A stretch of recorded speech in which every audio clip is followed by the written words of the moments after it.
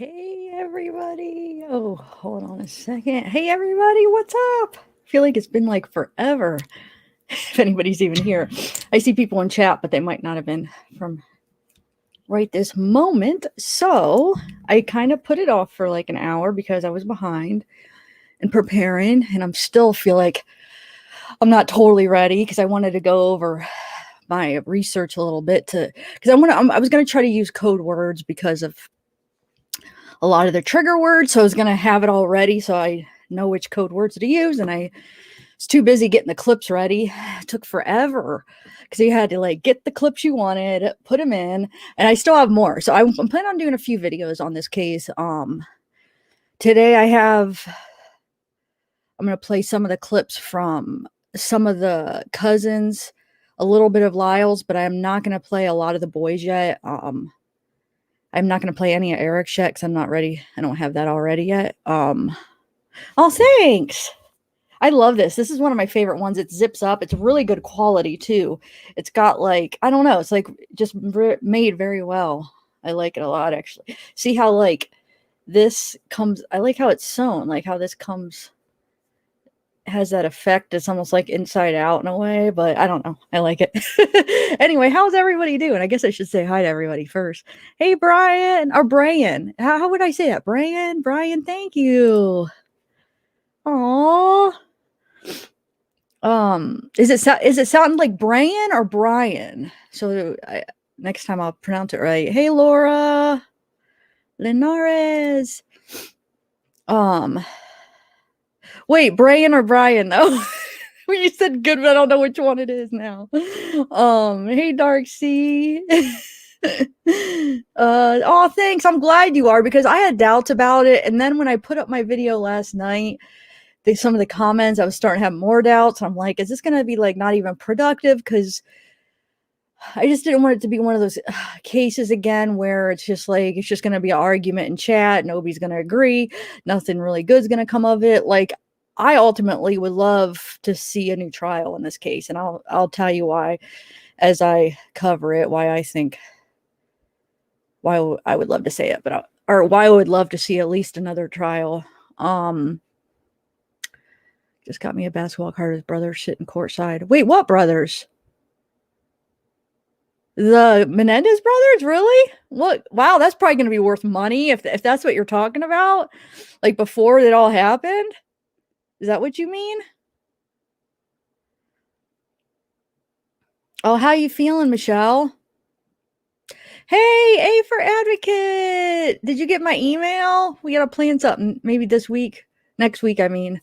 Or it'll be this week, yeah, right? Because today's Friday, so this coming week. Hey, Criminal Imagination, what is up? Okay, so do you remember me? No, I don't remember you. Wait, should I? Let me see what you said about saying your name. Is that girl another Brian? Okay. Oh, it is. Wait. Hold on. Do you remember me? Hold on. I was reading the wrong one. Hey, Alicia. I want to see how to pronounce your name. Is it Brian or Brian? If it's Brian, it's a very unique way to spell it. I like it. Either way, it's a unique name. Teresa, what's up? Get your hoodie. DK pink one, love it. Got your hood. Oh, nice. Awesome. I'm glad. That's awesome. I know I'm horrible too at checking it. Wait, where does that go? I'm horrible too at checking it. Sometimes it takes me a minute, but I've actually kind of been on top of it lately. I've been responding pretty quick to a lot of them. Okay, so what I'm going to do real quick though. Okay, so I was going to play, I don't know, I won't play all of it, that video I did last night, because I just kind of want to play it, get kind of in the mood, and I'm going to go get Zeke while I do that, get my cup of coffee, but I was going to play it anyway, just at least a part of it, because it's pretty cool, and a lot of you guys might not have seen it. It's a part of the Crime Door. Remember I was telling you that Crime Door app? It's the Menendez Brothers Crime Scene Crime Door, and then I just added some stuff on either side of it. And I just added music. So like I said, we don't have to play it all if I get back up here and it's still playing. It's not that long. It's just like it's 8 minutes, but I just want to get my coffee, get Zeke. Zeke wants to say hi. And yeah, so those of you that didn't see it, you guys could watch it. It's the crime door thing, like I said. But like I said, I added music, I added a couple scenes on both sides. I have other scenes for the crime door, but it's so that app makes me so mad because it's kind of an expensive app. I think it's like $7 a month, which I know that's not that expensive, but for an app that's kind of expensive. And half the time it doesn't work. Like you can't get the crime door to open. Now I'm averaging like once a week I get to see a scene, and I'm trying to get like a bunch of scenes together to do like a compilation of all the scenes. I only have 5 scenes because that's every time I go on, it's hit or miss. You know, it'll say like complete, nothing shows up. So I'm kind of disappointed in that aspect of it. So no, I've never been to CrimeCon, Laura. Maybe someday. Maybe someday. I feel a little nervous right now. Maybe. I don't know. It could be fun. I'm not quite ready, but are they even having it with the whole pandemic thing? I wonder. Oh, I'm sorry, Teresa. That is crazy that you asked, Brian, because I have 2 brothers and I have a sister that actually passed away about 5 years ago, and her birthday is today. And I was going to tell you guys, I almost just forgot, but you reminded me. Yeah, her birthday would have been, she would have been 41 today because she was like a year and a half older than me. So she would have been turning 41, and then in October I'd be turning 40. So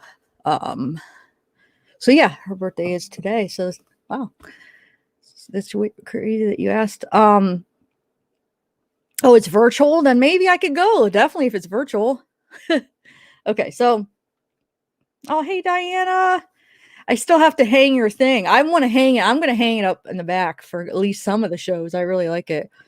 Okay, so let me play this, and I'm going to go get Zeke. I'm going to go get my coffee, and we're going to get started. Hold on 1 second.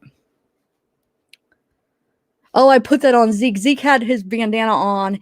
First, he had the dark one on, but then you couldn't see it as much. I have a couple videos for you, Diana. She made me this awesome quilt, guys. I'm going to hang it in the background for some of them and turn them. Both sides are amazing. What am I saying here? Oh yeah, so he had this. She made him some bandanas, and he had one on last night, and then he went to bed with it. But then it was kind of like he was itching, so I took it off for right now. But oh, I should put it back on to bring him up here. He's oh thanks. I am the prize. He's a what is he?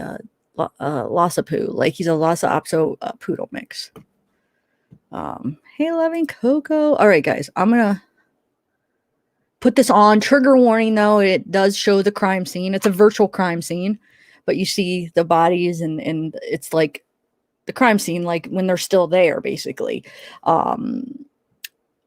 So I don't know. Trigger warning, I guess. I mean, it's virtual, but it still might bother some of y'all.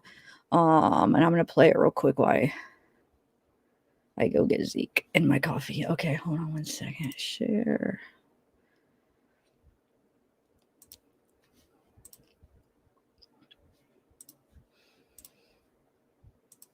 Okay.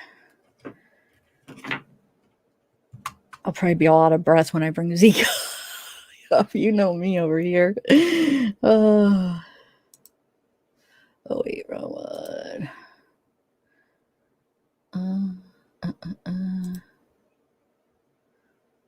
Oh, that one's still downloading. I forgot I was still downloading my I mean, we're good. I'm still downloading the clips, but it'll be done. It's like 94% done. Okay, so I had to like redo them because I have to crop them because, just so it kind of makes them my own. Not on the crime door. I'm talking about 2 different things. Sorry. Okay, hold on, guys. Let me get the crime door one up for you. Okay, I'll just play it from. I'll just skip the intro. The intro is just telling you about the live today. Oh, I guess it does do the little trigger warning, so maybe I will keep it, at least that part. All right, guys, I am going to share my screen, and I will be back in a minute.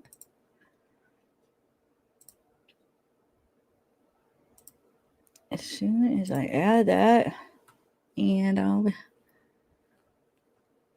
push play and mute myself.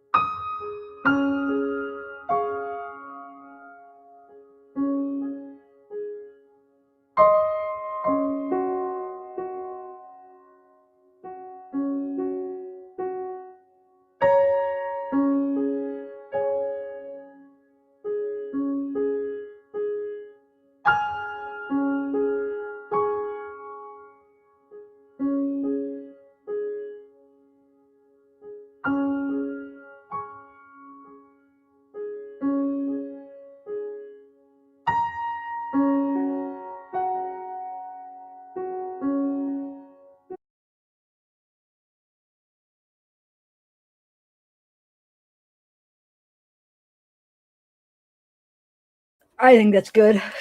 You guys saw a lot. Whoa, stopped on a weird spot on my screen. Here's Zeekster. I was holding him. He was getting antsy. I was trying to let it finish, but I'm like, he's too antsy. So if you guys want to watch the rest of it, I have it uploaded from last night. But here's the Zeekster. He got his rabies shot the other day, and all of his shots actually. He's actually, let me bring this up so I can see what you guys are. He was zonked out. The day he got his shots, he was so out. His tail was tucked real close in between his legs. I mean, he doesn't have look, he just got a short little tail. Do you see that? It's just a short little tail, but it was tucked so tight under his, up and under his butt. I don't know if that's a normal thing when after they get their shots and they're not feeling good, it just tucks real tight. So yeah. Oh yeah, here, buddy. Say hi to everybody. You're in the pocket again. Okay, there we go. No, the treats aren't there because I tried to give you some. You didn't want any. I'll give you some on the way down. Look up there, buddy. Zeke. Look up there so they can see your cute face. Yeah. So how's everybody? Oh, the babies. Yeah. Man, I wish Zeke would be up after we're done discussing this, because we'll all need it after discussing this case. A little cheer me up, but he'll be in a la la land by the time we're done talking about it. So Zeke, look up there. Look. I want them to see how cute you are. You probably hear him sniffing. Here, sniff this. Zeke. Can you guys hear him at all?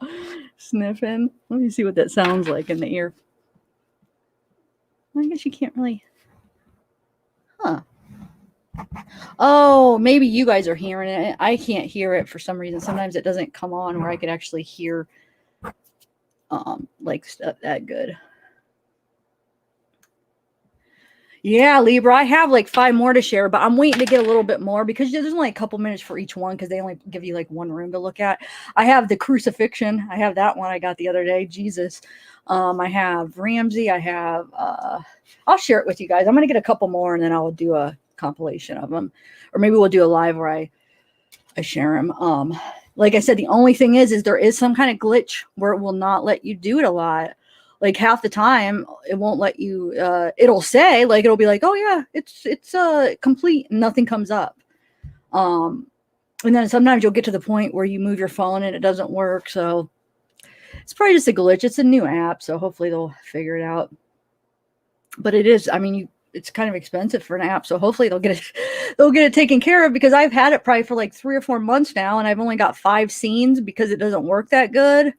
Where I could have probably had everything I needed in a couple months, or I would have kept it maybe, but half the time it's not even working and I'm paying for it. But I know their intentions are well. It's a cool idea once they get it down a little better.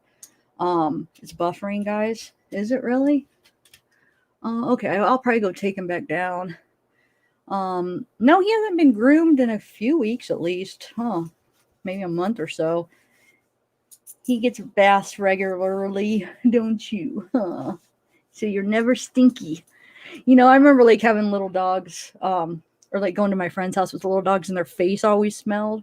His face never smells. He's always so clean. Even it never even gets to the point where it smells though. But he does get a bath. We keep him clean, but it never, I don't know. He's just a clean little boy. He smells so good. All right, guys. I think I'm going to take him down so we could start discussing. He's so cute because I can't concentrate with him. I don't know about you guys, but I just want to keep kissing him and hugging. He's so cuddly. Oh, Zeke. He's so sweet. He was so excited to come up. This time I just let him run up and he jumped on my bed and he was he rolled over and I pet his tummy and then I grabbed him and took him over here and he's probably oh, not this. I want to lay on the bed with you. Oh. No, he's just confused. He doesn't know what to do when he's over here. Huh. Okay, Bubba. We're going to go. You're going to go downstairs with Grandma.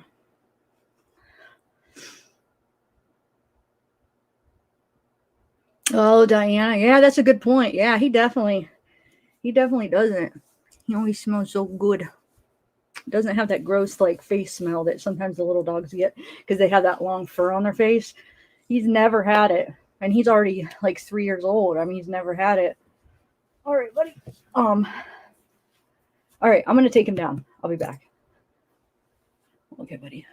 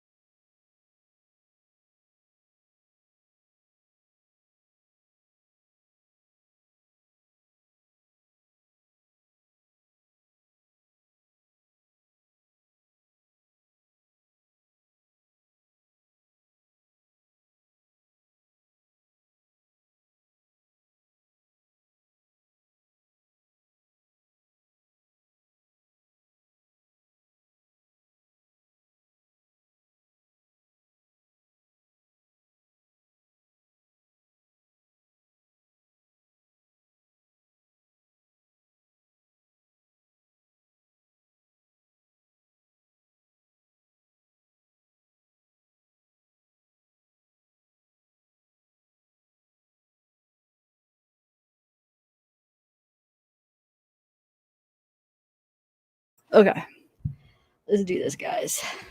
Woo. All right. Okay, so what do you guys think here? I'm debating what to. I'm going to read a little bit of research about SA. If you guys are probably aware what the code, some of the words we have to say, but I'm tempted to just try not just forget about. Who cares if my thing gets unsuitable? I don't know if it's just going to be more difficult trying to read this research and be careful of the words I say and then say it in a way where I think you're going to understand what I'm saying. I don't know. Is it, maybe it's not even worth it. No, how am I saying it? It's not even worth worrying about if it gets unsuitable. I'll just take whatever it does. I'll just have to, just accept it already and just say the words I want to say, or should I try to say the like code words? What do you guys think? Yeah, Brian, what's up? I don't know. I've been going back and forth all day. It's like, should I? But then if I try to do it, it's going to take away. There's so many words, and I didn't get around to actually being able to marking everything. Hold on, let me close this real quick. Marking everything down as far as like as I'm reading it, what to say or whatever. So, and then it might be like, you might be like, what are you trying to say? So, okay, let's try it this way.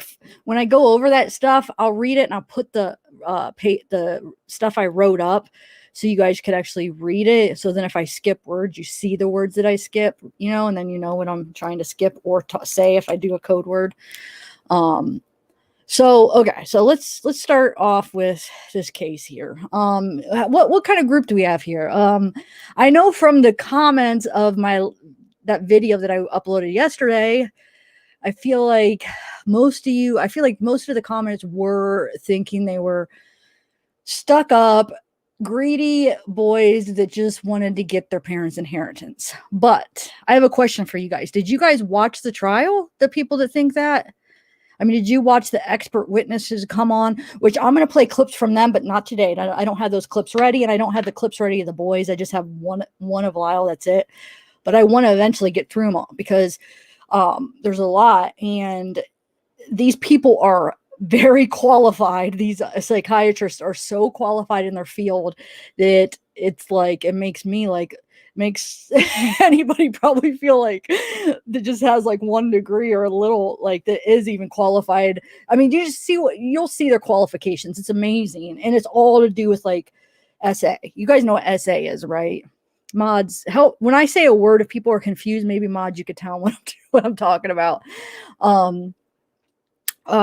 So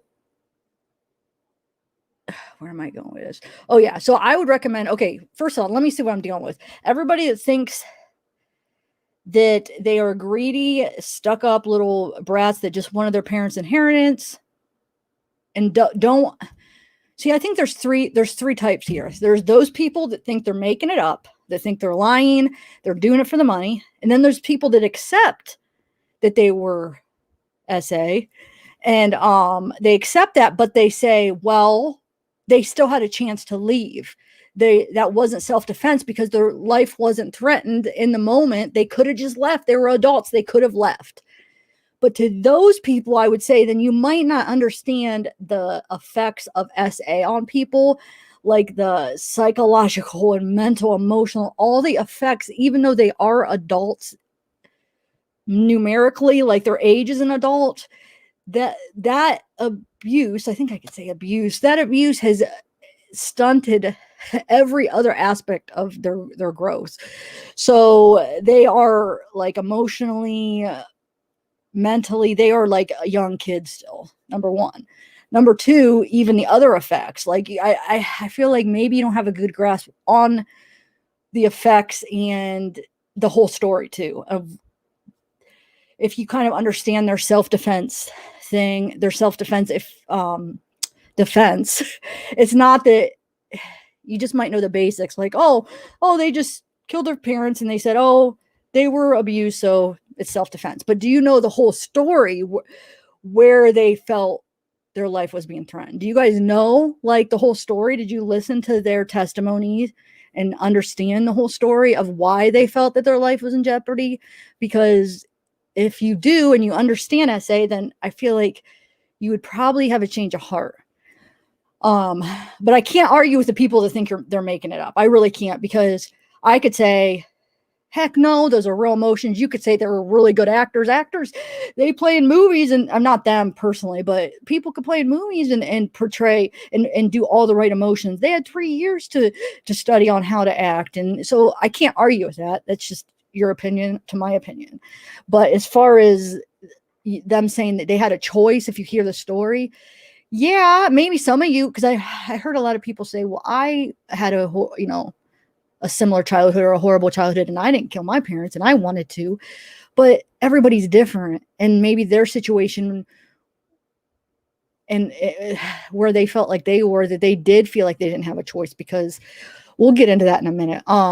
I want to see what you guys think real quick. Okay, so up, if you think they're spoiled little rich brats that just wanted their inheritance and they're lying. Okay, they're totally lying. Is there a thumb that goes like to this way, right? This, if you think that they really were abused, but they had a choice and they should have just left. And down, if you think that you understand why they did what they did.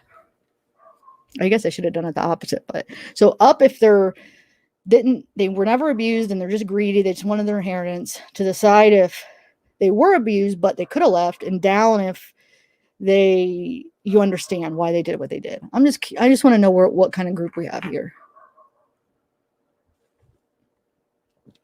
And if you're feeling where you just don't know, then yeah, just put I'm in between. And Michelle, I got that. I saw you. Okay.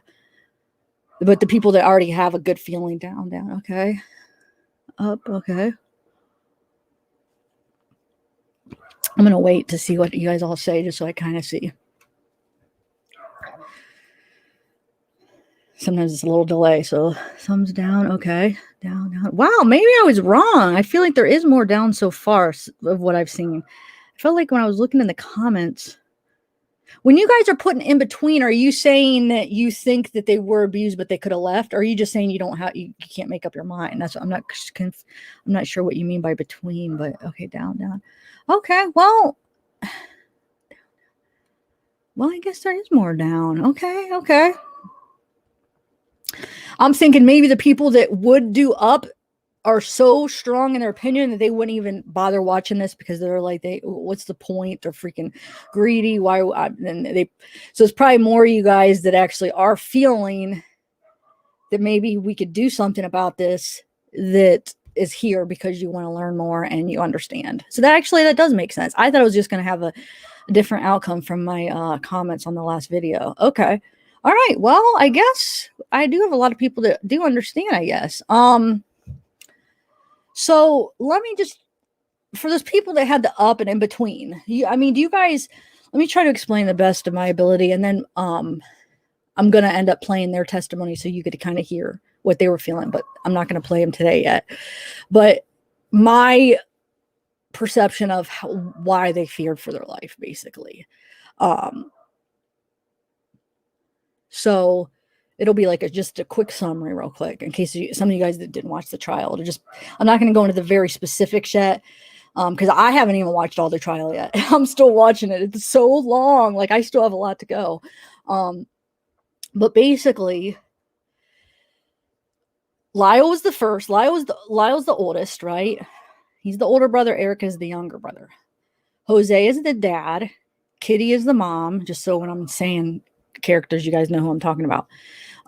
He was he was in music, big music, in the music industry, and then he moved on to movies. So he's a big movie executive, loaded rich, worth a lot of money. Moved to the Hollywood Hills, freaking had a lot of money, just rich guy. He was from Cuba. He came over here, I think, when he was, see, some of these details I don't know because I didn't watch it all. I think but I did hear, I think they said he was like 14 or 15 when he came over here. I forgot I did take notes too. I should bring up my notes. Hold on a second. Hold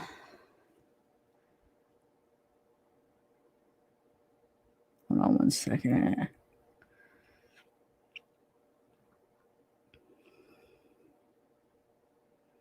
Okay, so I'll go over them. I just want to give a kind of a summary. So yeah, so they had a lot of money.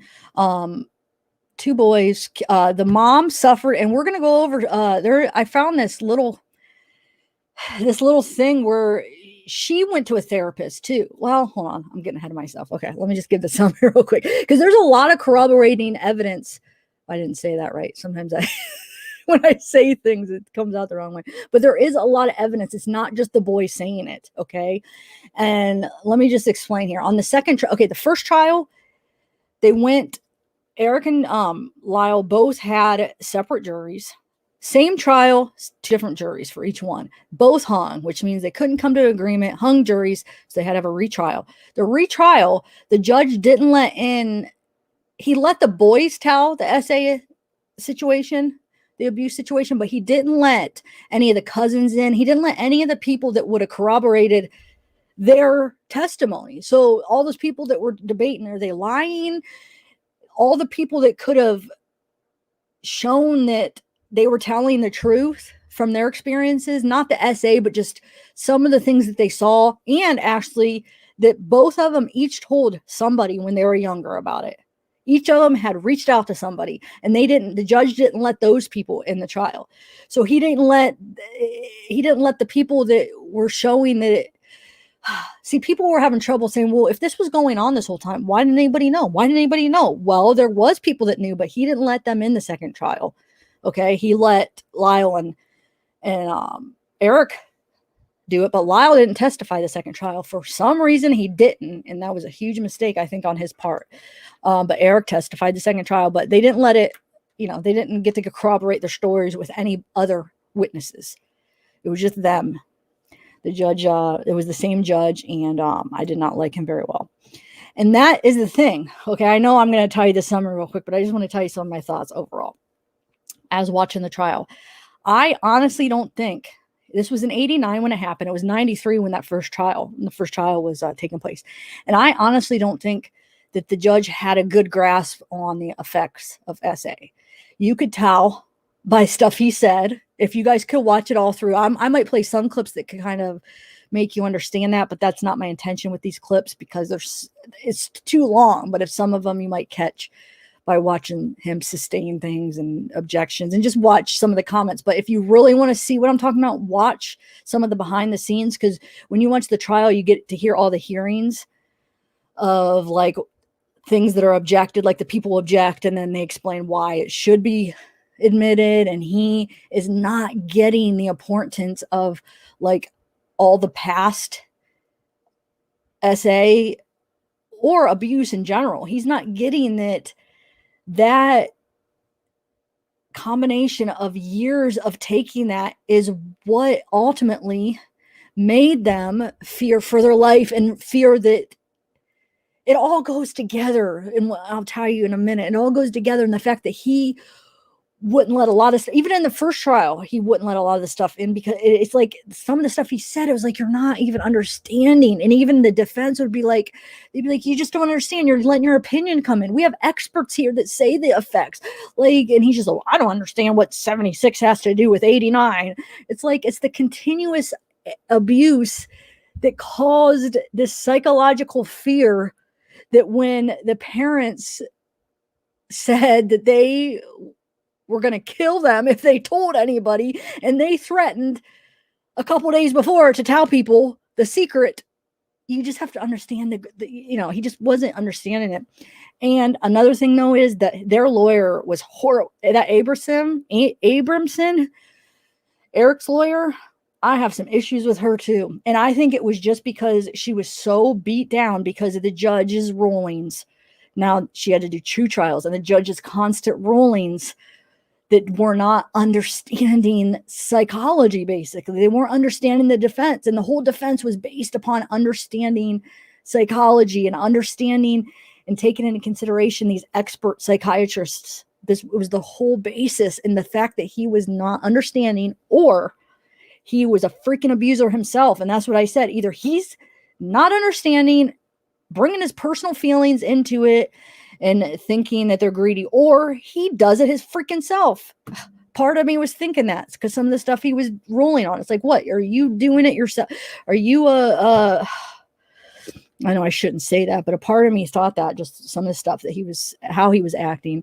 But I don't know. So I don't know if Abramson, she's the curly blonde that was Erik's lawyer. I don't know if she was just so beat down by the time, like the middle of the first trial, like she was just so beat down that's why. But if you watch her up on the stand with Erik, I think she ruined him. I think she ruined that testimony because I don't know. You just have to watch it. I don't think she did a very good job. I think she hurt him. And in the second trial, they actually afterwards, they filed an appeal against the effects because of what they felt that. How did they word it? We're going to read that, some of the articles where they filed against her and I totally see it. The whole time I was just like, gosh, I wanted to punch her, even not punch her, but like she understood everything, but she was so mean, and she was making people, like all the defense witnesses, she was making them feel so uncomfortable. Even the experts, she didn't approach it right. And it could be because she was frustrated because the judge's rulings. Maybe that's what it is. I don't know, but I think she hurt him. Okay. So anyway, here's the basic story here. When Lyle was 6 is when the essay started with him, with his dad. It ended when he was 8. And that's when it started with Erik. And that's when Erik was 6. And that's when his dad started essay with him. And it didn't stop with Erik until he was 18. Basically, I don't even want to say it stopped. It was current till the day the murders happened. He was still essay. And when I mean that, I mean, gosh, I don't even know what words to say, but I mean the most serious, help me out, mods, or help me out, guys. How do you say it? Like the most serious way you could do it, he was doing it.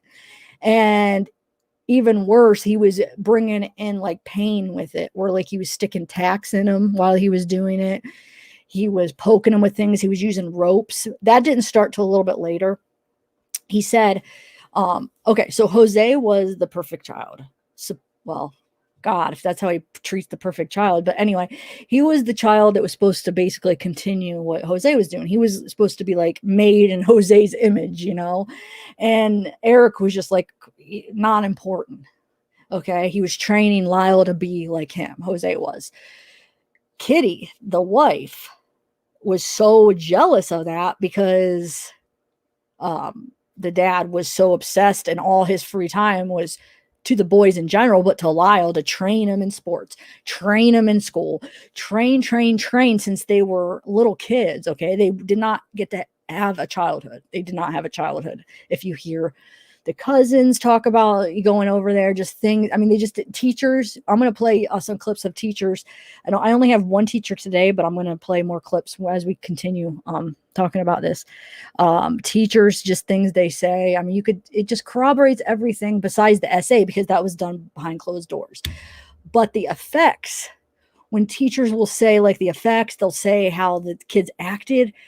It's classic effects of SA or any kind of abuse, really. But some of the SA has some, all of them kind of have, well, I'll just say abuse in general. Okay. It's hard to limit it to only one kind, because it's still a learning process. But so it started with, it stopped with Lyle at 8 and started with Erik at 6. Erik, because Lyle always got what he thought was love and the attention from his dad, and Erik was like a nobody from his dad. When Jose started taking him and doing that with him, it started with like massages and rubbing each other and stuff. Erik actually liked it at first, and that is so common for SA victims. They like it, they enjoy it. The parent, it's usually the love, they feel like it's love that they're not getting from their parents, so they will take that. That's love, that's affection affection that they're not getting from the parent otherwise. So they're liking it, they're feeling important. And when it first started, it wasn't like a painful thing. It felt good to him. It was like my dad's spending time with me, because usually it's all about Lyle. This is our special time together. And of course, his dad is brainwashing him, saying, this is love. This is what men do. They bond. He brought it back to like the Romans, and they did it before wars. And it was like a bonding thing. It made them closer. It was love. All the things that an abuser says. They groom them. It's just all the process of when you hear them tell the stories. I'm sorry, back in 89, 93, I don't care if they had 3 years to prepare for that trial. There's no way that they would have all the classic symptoms and know exactly how to act, exactly what the symptoms are, exactly that the teachers back in the day would say, oh yeah, this is how they were. How would they even know to plan? I'm sure not all these, I know some people say, oh, they're just lying. Maybe. Do you think all these witnesses are lying? All these experts, all these teachers, all these people that worked with them, all these cousins are lying? No, the chances are they're probably telling the truth. And back then they didn't know what it was. And now that we know some of the effects of it, you hear this stuff and you're like, whoa, it all makes sense. Yeah, they were. Definitely. I think 100% that they were. So yeah, it started off nice, and then it started getting, I'll just put some of the code words that he used, how he labeled some of the sex. Knees, you can imagine what knees is. So that was one of them. And then he would make him like swallow, and Erik would puke, and he would be in the bathroom throwing up. His mom would see him throwing up. He didn't know if his mom knew what was going on, but we'll later tell you that she did, which I'll explain that in a minute. She knew the whole time, which it was most of the time they do know. They just ignore it. But she was an abuser too. Then it turned into, there was nice sex, which was Libra, what can I say for a code word for you gotta help me out. Sex, like real sex between men, how they do it. That was nice sex for him. When it was to a point where it wasn't rough, he called that nice sex. He called dark sex was when they would put the needles and stuff in him, and then rough sex was when he was real mad and it hurt and he was just real rough with them. And then what else? So he's doing all this stuff up until the day that he died. 18 years old, he was still doing it. So it got to the point where, well, not to the point, Lyle did it to his brother. Lyle ended it when they were younger. Lyle took his brother out to the woods and did the same stuff that Jose would do to Lyle. He did it to his brother, Erik. and which that's the testimony I'm going to play today, which most of you guys probably seen that one. So that's why I was play that today. For most of you guys have seen it, but like the next ones, I want to play some of the ones that maybe you guys haven't seen that aren't all over the YouTube. But I have that one already ready, so we'll play that today. Now, come on, if you're going to make up something, why even add that part? Because how humiliating is that? Like, if the fact is that they got off and, you know, they were out of jail and they got to live a regular life, the fact that his brother Lyle admitted to doing that, do you think he would just make that up when that you wouldn't even need to make that part up? You could say all the other stuff and it could be just as true, or you could keep that out, you know, like why go that far to make that up and humiliate yourself like that? No, I mean, that's not the only reason I think it's true, but like it just adds to it. Like, and the emotions that both brothers feel off each other as they're talking, you know, because it's a thing they experience together. So, and then when Lyle turned 14, his mom started doing it to him. She would go in, he would start his bath, and then she would go in and wash his hair. And she started, I think even in bed. I haven't quite got to all of that part yet, but all the specifics on that. But I know some stuff happened in bed and then in the bathtub with his mom. When he was 14, she started doing it to him. And if you notice, it's the child that the parent, the least favorite child of the parent that they continue with. Now, yeah, Jose did it to Lyle from 6 to 8, but then he continued it with Erik, because Erik was the one that he didn't really care less about, you know. So he it's almost like it could be done on purpose. Like you make them want that love because you're ignoring them any other way. So they don't care. I mean, they want any type of affection and love, and they almost feel like it to a degree. Lyle's mom hated Lyle. Lyle was her non-favorite kid. Like she hated Lyle because of Jose always paying attention to Lyle. She hated him. She would rip his hair out. He was bald when he was 14 years old. He had to wear a toupee. Now, they never really necessarily said it was from her ripping his hair out, but come on, 14 years old, she would pull him by his hair and rip his hair out. Like, yeah, I think that's why he went bald when he was 14, and the stress probably. She would tell him repetitively, like year after year, that he is, what did she get? Like that she hates him. She wishes she never had him. He ruined her life because she could have been something. She could have been successful. She had all these plans and he ruined her life. You know, she just hated him. She would even tell her friends, other witnesses, her friends that say, yeah, she would say she did not like Lyle. She didn't like Lyle. But who did she choose to SA? It was Lyle. And who did Jose choose to? It was Erik. It was the people that were lacking that affection from that parent, that they were desperate for anything. And that is common with this type of situation. So even Lyle said that he didn't mind it that much because his mom was actually nice to him at that time. And that was her affection. That was the only affection she ever gave to him. And she actually was nice in those moments. So yeah, he liked it, actually. He admitted it. Now, that's common that these kids will like him and they still love their parents. It's like a common thing, guys. Like so many things that they said is just so typical of a victim.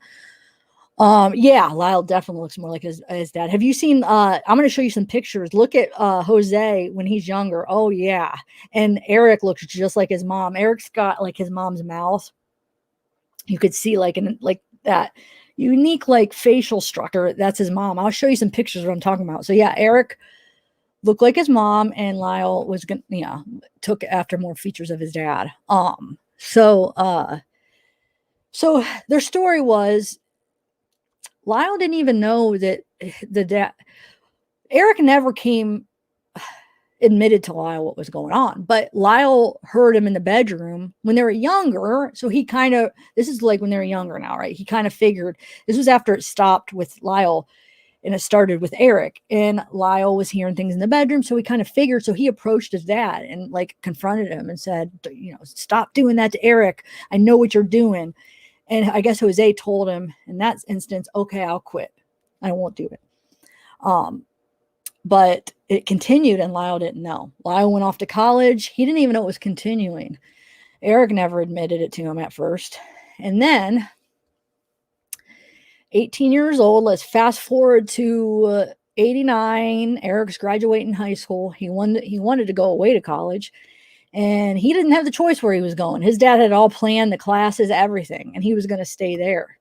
Dad was going to have complete control over him in that house so he could continue SA. He continued doing that to him, abusing him. And anyway, Erik ended up opening up to Lyle when Lyle came home, because Lyle was in Princeton, went to school. He was at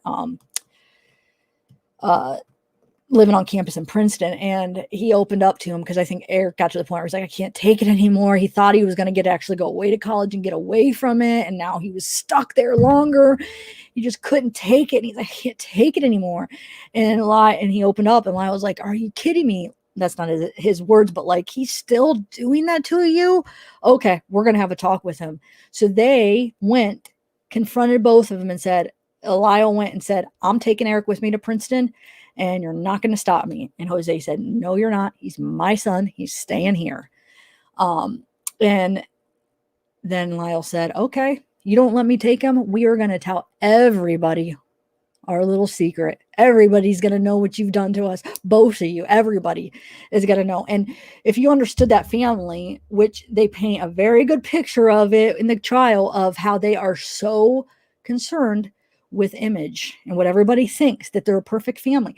They weren't even allowed, when cousins and friends weren't even over there, when cousins would stay there and family, they were not allowed to tell anybody if Erik or Lyle did bad in class, if they did bad in sports and they lost, because it was always a lie. It was always their number one. They won all the time. They got straight A's, even if they didn't, because Erik struggled. He had some learning disabilities, but it was always, they lied that they were the number one and they were the best. So the fact, but you got to understand the years of Jose training him. There was an instance, these training exercises, I think they called a mirror time or whatever, where the dad would walk around Erik in the mirror and like question him, like he's not allowed to tell anybody what happened, and basically threaten both of them, if you ever tell anybody, we'll kill you. Like, and he would train them when they were younger, like, you tell anybody, you die. So this is years of not only abuse, but saying, if you tell anybody what I do, you're going to die. So the fact, I know some of you be like, oh, like he was really going to kill him. Yeah, they thought that he would really kill him. Look what he's been doing to them. Look what both of them has been doing. They had no one to turn to. Both parents, they felt helpless in their own home. Like they had no one to turn to. They weren't allowed to say anything because he's going to kill them. The mom's not even helping him. The dad's not. I mean, the mom was crazy in herself too. And we're getting into some situations with her abuse, even with Erik too, but in a minute. Sorry, there's so much. It's crazy. So he was years of telling him that he was going to kill him if they told the secret. And plus knowing how image is so important, that if they ever let that secret out. So basically when Lyle and Erik threatened, we're going to tell everybody if you don't let us take Erik. And I don't know why Jose wouldn't just let him take Erik, but I think he was afraid because Erik was he was ready to break at any minute because of all the abuse.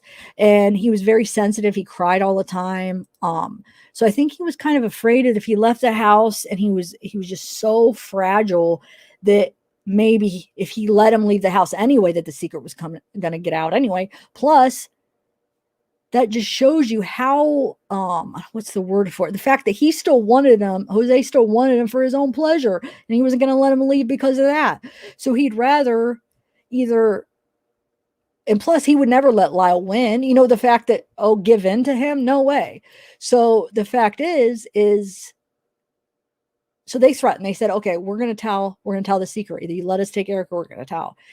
And there's certain situations which, I'm not going to get into the specifics because I want to play like some of their testimony with some of the reasons why they thought that his mom and him were planning on actually killing them because they didn't want the secret out.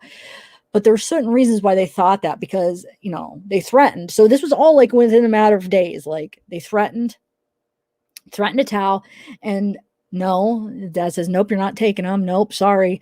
And then he said there was this look, him and his mom were talking. Jose and his mom was talking, and she had this look of like, Erik described it as where he thought that it was like Jose had just told him, okay, we're going to have to kill him. And that she had this resolution look, almost like where she was like kind of accepting the fact that was going to happen. That was in Erik's head. Whether that was really going to happen, that's not what's argued here, is whether if they were really going to kill him, which I think there's still good possibility that they really were, but it's the fact if the boys thought they were. So you have to remember that. Not that they were, but if they really thought that they were, which I believe they really thought that they were going to kill him, because they weren't going to let him take Erik, and they were not going to let that secret come out. And I don't think they were willing to risk, even in the future, that now the boys are threatening the secret was going to come out sometime anyway, especially with how Erik was just ready to break. I mean, he was disassociating at times, where it's a coping mechanism, so that, you know, for instance, when his dad's hurting him, you go somewhere else in your brain and you don't feel it. It's like it's a coping mechanism. So you don't have, it's like you're not there in the moment. And a lot of victims do that. And it's actually a very, even the expert said it's a very useful coping mechanisms for people going through like pain like that, where they could just go somewhere else in their head. And really they're disassociating is what they're doing. But anyway, he was getting to a point where he was like, with reality, I mean, he was just so sensitive and just so fragile. So I do believe that they thought that the parents were going to get rid of him, because then there was a situation where they ended up like talking in the den, the parents, and it was like they were planning something. And then they thought they were waiting for one day they were waiting for Erik to get home. And that's when they thought they were going to, when Erik got home, like his dad was waiting, and then that's when he was going to kill him and stuff. There's just certain specifics, but I'm going to go into more of the specifics when I have them more, in my head, as far as exactly what it is. Cause I still have some testimony that I have to listen to. And that part, I remember listening to that part like at the very beginning, but I want to re-listen to it now that I know more than I did when I first started listening to it. So I'm just going to stop there on some of the specifics, but there are reasons why they thought that. So yeah, they thought it was either them or them or them, you know? And yeah, did they spend a lot of money when they killed him? Yeah. Did one of the jurors made a remark, and I'm going to read you there's this interview with one of the jurors. Actually, I could read you this now. Actually, that could be interesting. It's one of the jurors on the second trial. Let's just read it real quick. But there's a part where she makes this remark where when she hears, and I talked about this in the last live, but it was a part of the live. It was one of the lives I had to actually delete because for some reason. So I'm going to say it again. Because I think it is important. If you guys watch this trial or you listen to the 911 call, you'll hear Lyle. Well, let me tell you here, I didn't even get to the point where what they do, in case some of you guys aren't aware, but I think most of you guys are. But you know, they go they get shotguns. And the reason they got shotguns is because handguns would have taken 2 weeks. It was on a waiting list. So it wasn't like they got shotguns because they wanted to do that much damage and they just wanted to just destroy them. You know, they wanted to get handguns, but they didn't want to wait 2 weeks because they didn't think that they'd be alive in 2 weeks. So isn't that something though? A shotgun, you could get that like right away. So they were able to get that the same day. They used a fake ID. We'll get to some of those specifics, but so they were able to get those right away. And that's why they used those. So they ended up basically coming in. Their parents were watching TV. They shot their parents, and then they changed their clothes, went and got a movie ticket, but it's unclear because in the trial they say that they never did actually were able to buy the movie ticket. But anyway, they end up calling the friend to meet him somewhere, and then they didn't. They ended up not meeting him, and they go home, and then Lyle calls 911 basically, right? He calls 911. You hear the 911 tape. Actually, we could probably play that. Have you guys heard the 911 tape? Maybe I should play it. But I just want to make a remark though, because And I was afraid of this. I'm like, I bet you people are thinking this, and the jury said it, the one jury member. So I guess people do think this, that really aren't understanding. Maybe they hear his emotion, they hear him crying on the 911 tape, and it sounds like the same emotion and crying in the trial. So then they say, well, we know he was lying on the 911 because he says that, he found them and it wasn't them when, before they admitted it, and he's pretending. So so they're thinking, oh, so he's lying. He's able to cry right then when he's lying. So they're automatically assuming, because he's not telling the truth when he's crying, that that's not real emotion, which I disagree. But most people are thinking, okay, he's crying, sounds the same way he's crying in trial. He's faking it. He knows how to just turn on the tears like that. Look, he could do it like that on the 911 call. He could do it in trial. But my argument is it was real emotion on the 911 call. Just because he was telling a false story does not mean that he was fake crying. I strongly disagree that that was fake crying. I think it was real crying in the 911 call, and it was real crying in the trial. And I know there's rumors going around where people say, oh, he said he could turn on tears like that. But do you understand you understand what the media portrayed these kids, what they said? Half of it's lies. You know that you can't depend on all this as being true. So I know there's going to be people arguing it. Well, I read an article where somebody said they heard that he told somebody in prison, or told somebody, word of mouth, that he could fake cry like that. I don't buy it unless if I have a reliable source. But so I don't know if I don't believe it. I think it could be a lot of gossip going around. So anyway, they ended up. Oh yeah. So my argument is, yeah, that was real emotion in the 911 call, and it's real emotion at the trial. Just because he's telling a lie on what happened does not mean that he's not actually feeling real emotions as he's lying. And he's feeling real emotions, not about the lie, but about what's going on. You know what I'm saying? Not because he's, maybe he's crying while he's saying somebody came in and killed him, but it doesn't mean because it's a lie that's why he's crying. Does that make sense? I think you guys understand what I'm saying. He still loved his parents. He just got in killing them. He got years of abuse. Of course, that was real. You don't think that would be normal to really have emotions after that? Okay, so do you guys want to hear the 911? Have you guys heard the 911 call? That's a good idea, Laura. Take a lie detector. Yeah, I wonder if they ever did. I don't know if they ever did. I'm surprised they didn't let him. Or it didn't happen. I didn't even think about that for them, because there wasn't I don't know. I feel like there wasn't a doubt in my mind, but you're right, because there are a lot of people that doubt it. Would clear a lot of things up, I'm sure. And the sucky thing is the prosecution.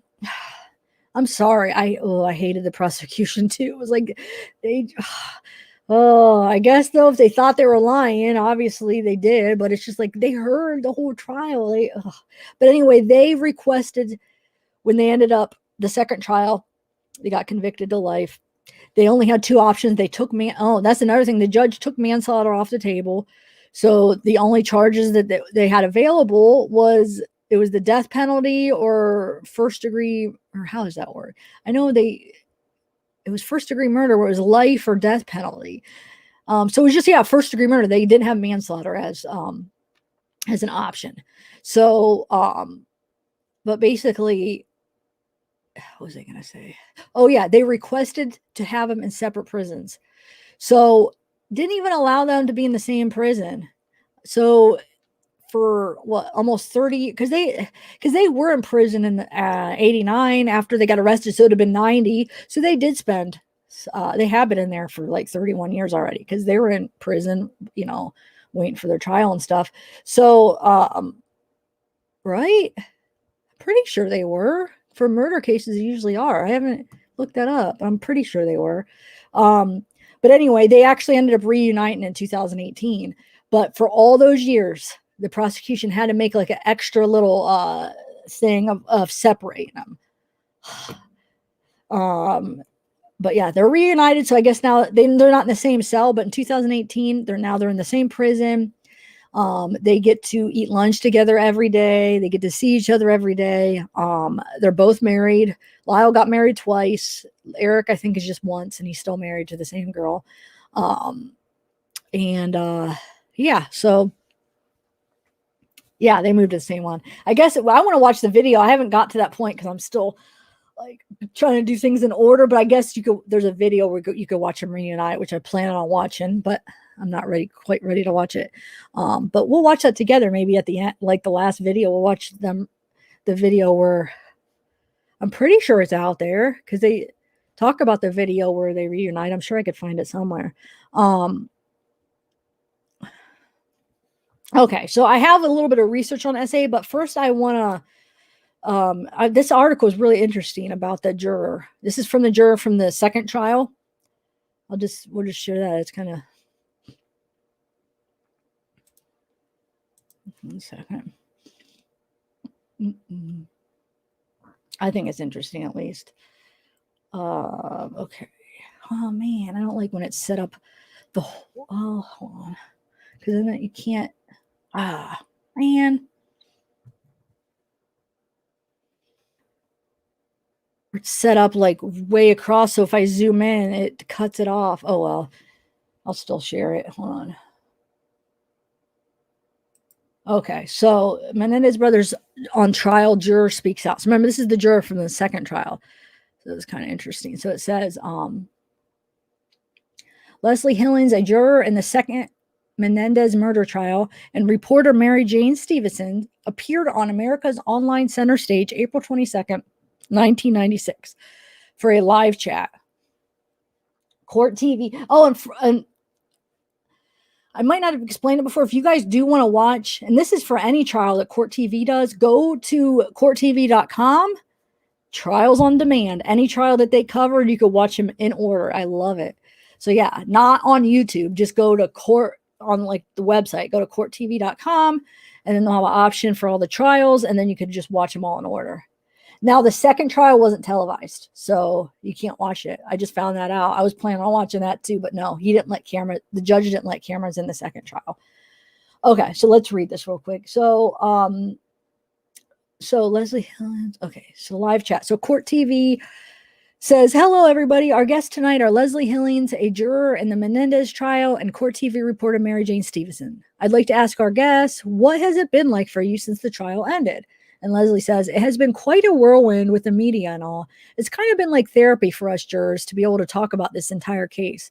I think a way for us to relieve the tensions or stress of the trial is to talk about it now. You know what? I mean, do you guys want to hear this? Now I'm thinking, I don't know.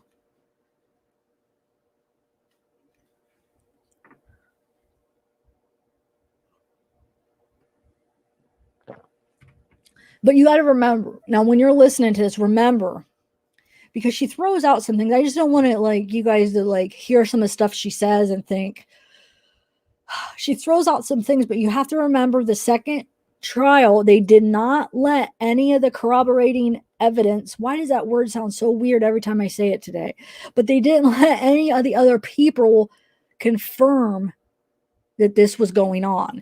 So her opinion is where you'll see, she thinks that she doesn't quite believe, well, no, she does say she believes the abuse, but I'll just read it. You guys interested or no? You want to do the 911 call? Okay, hold on. We'll do the 911 call. It is an interesting article, though. What do you, well, let me just read this and we'll do the 911 call because this is kind of interesting. It gives us a little bit of look into that second trial since we can't see it. But just remember, like I said, the judge kept out a lot of stuff, so they didn't get to hear a lot. So I don't know why I always doubt myself, and I'm like, should I do this? And then it makes it worse because I take all this time debating. It's just I need to just stick to my thing. I might skip a little parts in here and there just to get it going quicker, and then we'll play another long call. So it's been quite a whirlwind with the media and all. It's been kind of like therapy for us jurors to be able to talk about this entire case. I think a way for us to relieve the tensions or stress of the trial is to talk about it now. And then Mary Jane says, at first, it felt like the story wasn't over because I was chasing down jurors, but now it seems finally to be past, and hopefully I can go on vacation. Question: what did you folks think of David Kahn's demeanor in court? Leslie says, I thought he was an excellent lawyer and presented his case in a very well organized manner. See, the prosecution was different in the second trial than the first. I'm pretty sure, because David Kahn wasn't the one at least he wasn't the one ever asking any questions. I'll have to look into that, but I think it was different. Anyway, sometimes he would go overboard on a point or really badger the witness with repeated questions on the exact same point. Then Mary Jane says, I thought he showed a lot of class when he discovered the incident between Dr. Vicari and Leslie Abram. This is another thing I want to look into.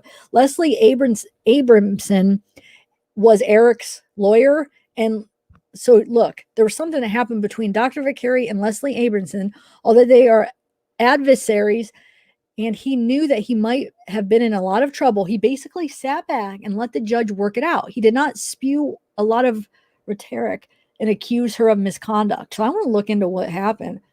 And then, question, can you please tell us the reasons why the jurors did not believe the essay? And Leslie says, because there were inconsistencies in Erik's story. It left doubt in jurors' minds.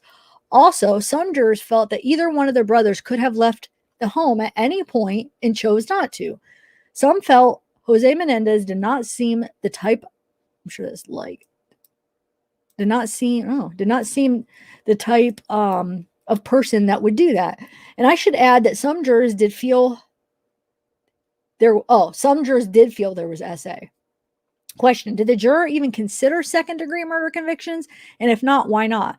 The jury never discussed degrees of murder. We just went over all the elements individually and found each of them to be true. When we had finished, we all had the elements of first-degree murder, and therefore we never discussed the degrees individually. Based on what evidence did the jury conclude that Lyle and Erik purchased the guns with the intent to kill rather than for self-protection? Leslie says, because the tape that was made by their psychologist, Dr. Oziel, which, that guy is something else, guys. There was evidence of premeditation on that tape. Also, we did not believe that they actually feared for their lives at any time. We did feel they feared their parents, but not for their lives. How does that make sense? I mean, I get what they're saying, but they just back in the 90s, though, people weren't as aware of the effects, and there wasn't as much literature. There just wasn't as much stuff on SA that there is now. I just think if there was a trial now, that it would be viewed a lot different. Anyway, question: do you think the jury as a whole connected with Carol Nahara? Was she overbearing at times as assistant prosecutor? Leslie says, no, Miss Nahara was not overbearing. She actually was very soft-spoken, and her role was much less that of David Kahn, who did most of the witness examination. Question: are you aware, and are the others aware, that the judge gutted the defense on the very last day of testimony in the penalty phase just before closing arguments? By this, I mean that the judge ruled that the defense couldn't argue its imperfect self-defense theory. Leslie says, no, the jury was not aware at that time because we were not allowed to read or watch any media coverage of the trial or to discuss it with anyone. However, I do feel we considered self-defense during our deliberation and felt that neither defendant was acting in self-defense at the time they committed the killings. And Mary says, it sounds to me as if the imperfect self-defense instruction would not have been made a difference in deliberation. However, let me pose this question to Leslie. Would it have made any difference if you were allowed to consider that the brothers believed they were in danger even though they truly weren't? That because of their background, they mistakenly believed that there was a danger there that wasn't. That is the difference between the imperfect self-defense and regular self-defense. And Leslie says, we did discuss whether they felt they were in danger and their state of mind while the crime was being committed. But we did not believe they were in fear at the time and they were not acting in self-defense. I don't know, you guys. I feel like you guys are bored. I feel like I'm just losing people with this. Maybe we'll get on to something else. I thought it was interesting to me. You guys see the article. If you want to read it, watch it. But sometimes I look at the numbers and I could tell when people aren't feeling it when I start dropping. And I just, I want you guys to be interested. So it's CNN, Menendez Brothers on trial, jury speaks out. So that's interesting. Check it out, guys, if you want. If you're interested in what kind of went on in the second trial. Okay, so now let me find the 911 call for us to listen to. All right, let me get the 911 call real quick. And when I was reading that, there was something else. Oh, yeah. I wanted to bring up that too. Okay, hold on.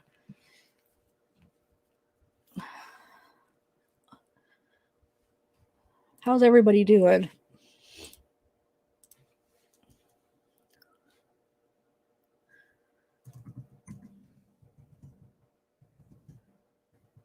Should have listened to you the first time. Went the 911. I should have did that first. I know.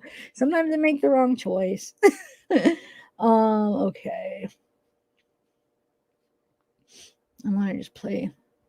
Make sure all right.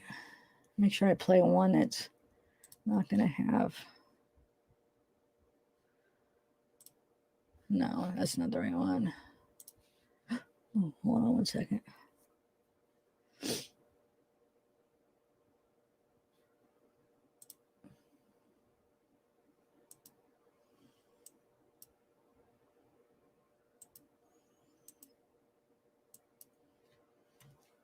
All right, you ready?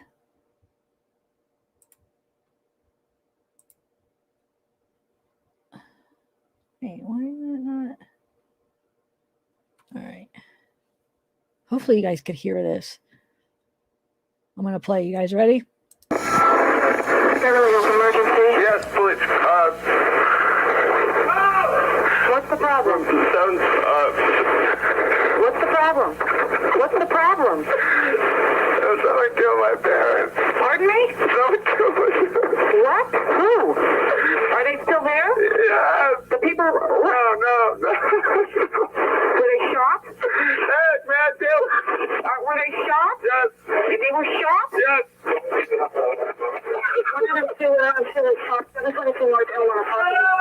What happened? I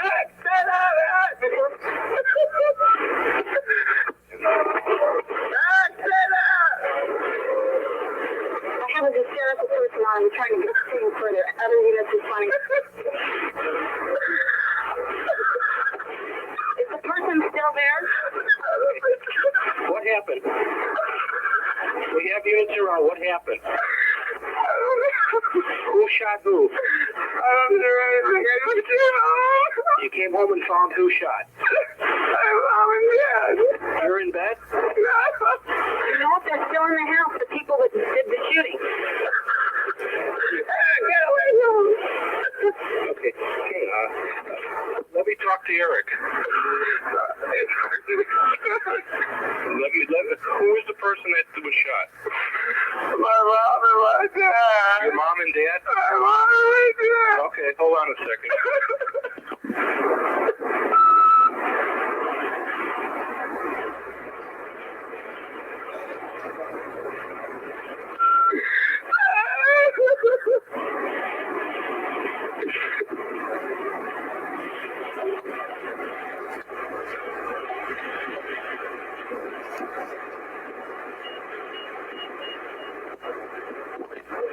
Okay, we're on our way over there with an ambulance. Okay, I gotta go. Okay.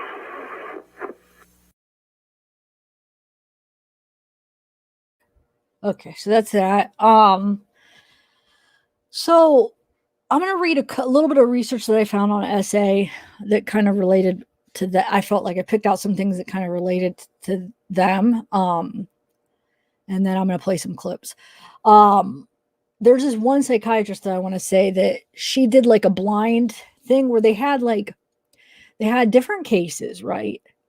And they looked at them blindly and they had to determine. So she didn't even know what case was what. She didn't know if this was this case. There was no names. And basically they had to determine which ones actually were abuse in the family, what was going through, like what fit all of the factors of abuse. And that was one of them. And without her even knowing what it was, that was. And this is, she's so qualified. But this was somebody, I'm going to play some clips at another time. But yeah, she said that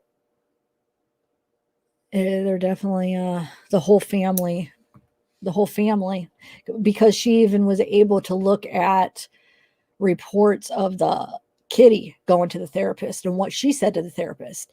So actually, before I read some of this other research, I just want to show you one more interesting thing real quick. Hold on. Do this. There's so much thing. I've been watching the trial every night. I watch like a few hours. They're so long that every night I'm still not even halfway through. All right, let me. Oh no, I have. All right, I just want to read you something. I'll show you. It is right here. All right. There's this website I'm going to go over too. This is where I got this from, but I'll do that in a minute. But I just want to show you something here.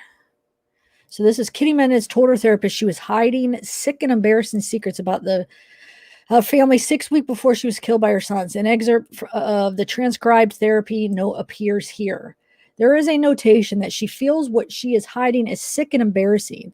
He said it was possibly referred to her early life, but that it is more likely it refers to her adult life. His reasoning was that what happens to you as a child, by the time you become an adult, no longer seems sick and embarrassing. As an adult, you have a sense that you were not responsible for what happened to you as a child. However, if the secrets came from adulthood, then it would be sick and embarrassing since you would be the one responsible for it. So that was just one of the notes I wanted to share. Okay, so let me bring up my some of the notes I took from a little bit of research I did here. Okay, let me go up here.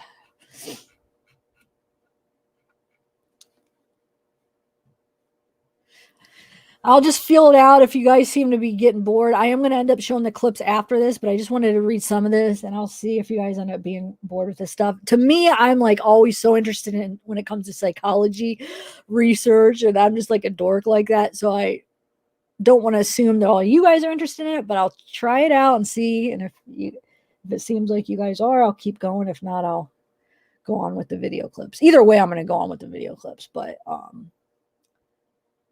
all right, so this is just some notes I took from like essay Menendez Brothers. So anger is a behavioral effect generally manifests differently with males and females.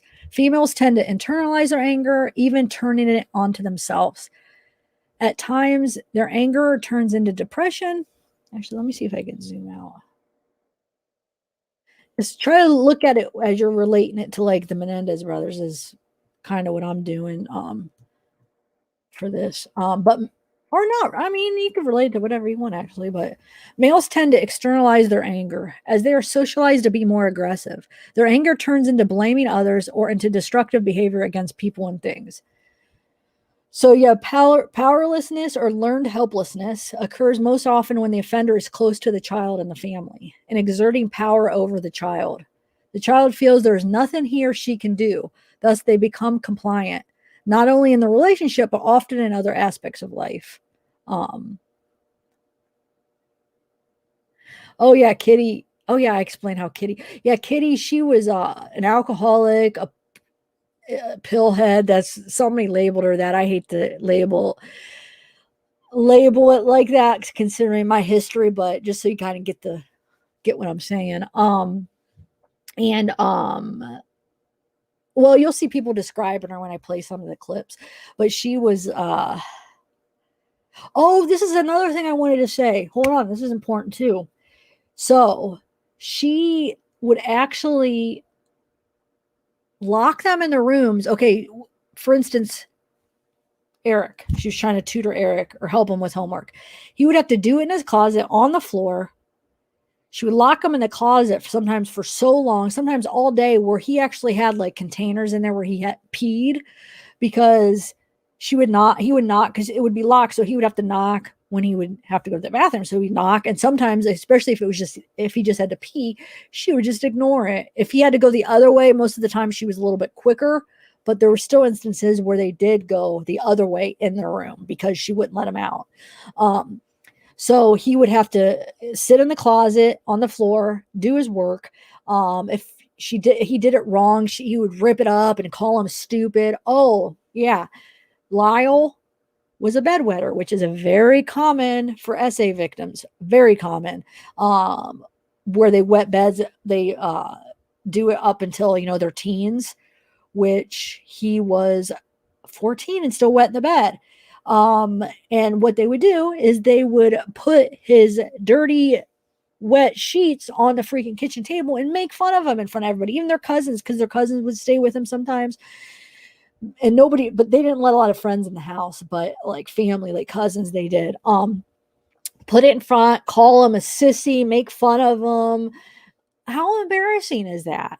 And then, so as far as Erik, back to Erik and his mom, she would call him stupid, idiot. He had trouble. It was later found out that he was having trouble hearing, which could have been in turn why he might have been struggling with some schoolwork. And she would just call him stupid and rip up his thing if she doesn't do it right. She was very, not patient, and she would make him wash her glasses over and over. There'd be a time where she would throw all the glasses and break them all in the sink. There'd be a time where they said she would stare off and like disassociate almost, they thought, where it didn't look like she was even there. And then she would get so mad. And I have these clips where all of them describe her. She goes like this and grits her teeth and shakes, and people are afraid of her. So has her issues too. I mean, she's no better than him. No better. And I know you could say, well, she was being abused by Jose, so she couldn't take it. But I'm sorry, that's no excuse. You're the mother. At least give them somewhere to turn to. They had nowhere to turn to. They didn't have a childhood. They weren't allowed outside playing with their neighbors or friends. Once in a while they play a little bit, but they weren't allowed inside any of their friends. They were constantly training, sports training, swimming. He would duck them under. Jose would duck their heads underwater for so long because he wanted them to be able to hold their breath for so long. And he thought it would help train their lungs. They were like 4, 5, 6 years old. And he's doing this to them underwater. He'd stick them under, would not let them up, or they'd be fighting for air. Lyle said he'd pinch him and try to get up. He'd be fighting for air, and he'd make him stay down so long. Do lap after lap after lap. Everybody's in the pool having fun, and they're doing lap after lap until then it was never like, okay, you're good job. It was like, okay, well, you could do this better. Okay, it's time to learn this. It was just at dinner, they had to answer questions. It was like what is the word for it? Where they would just drills. That's what they called them. They drill them with questions. And sometimes, if they answered it wrong, they didn't get to eat. Not all the time they didn't get to eat, but they would drill. And then if they answered it wrong, for sure that they'd be called stupid, humiliated in front of everybody at the dinner table. And as far as the cousins, they never seen the essay because it was done privately, but there's things that they said. Let me just tell you. So Lyle told one of his older cousins when he was between 6 or 8, he told one of, she was staying for the summer at the time down the basement. He came down and said, "Can I sleep with you?" And she's like, "Why? What do you mean?" And he's like, "Because me and my dad touch each other." So basically it sounded like he probably didn't want it to happen that night. He wanted to stay down with his cousin, so it didn't happen that night. Well, she goes up and gets Kitty to tell her, "Listen to what Lyle just told me." And Kitty doesn't believe her, which now we know. The cousin just thought at the time that Kitty wasn't believing her, but we know after the fact that Kitty just didn't care. She knew what was going on, and she just let it happen. So Kitty grabbed Lyle and said, "Oh, he's lying." Basically act like she didn't believe him, and grabbed him by his arm and took him back upstairs. Erik had asked his best friend multiple times and his cousin. He asked him if it was normal if basically he said, "Do you and your dad touch each other? Do you guys do this? Do you do that?" To see if it was normal. So he's asking his friend, he's asking his cousin, "Is this normal? Do you and your dad do this?" When this was before the killing, so it's not like it was it was like, oh, he did it after to make it look legit. No, this is when he was younger. If that doesn't corroborate that there was SA going on. And then what else? I feel like I was going to say something else about some of the stuff Kitty did. Oh, yeah. So one of the cousins said the one time he was an older cousin. He would stay with him sometimes, and he would saying it would corroborate what Erik and Lyle are saying about going to the bathroom and Kitty not letting him out of their bedroom. So there's two things going on. Lyle would get locked into his mom's closet doing the homework where he couldn't get out. So he would have containers to go in there. And then in their bedrooms, the same thing would happen where there'd be times, and I don't know why, it makes no sense, but Kitty would lock the door. It was always locked, so they couldn't get out. They had to get permission to get out. And even the cousin would have to get permission. So he said at one time he knocked, Kitty didn't answer. So he actually peed out the window because he had to go. But he said the one time he was cleaning, he was trying to clean up the room a little bit, and he found a Tupperware of feces under the bed for the times where they asked their mom because they got to go to the bathroom. Mom doesn't let them. They have to go in these freaking containers. It's horrible. And there's probably more I'm forgetting and more I haven't even gotten to yet because there's so much more I have to listen to. And like I said, more than I'm even forgetting. But I mean, just that, what I just said so far, isn't that disgusting? I mean, isn't that horrible? Let me see if I forgot some notes and then I'll go over some more of this stuff. I just want to see something.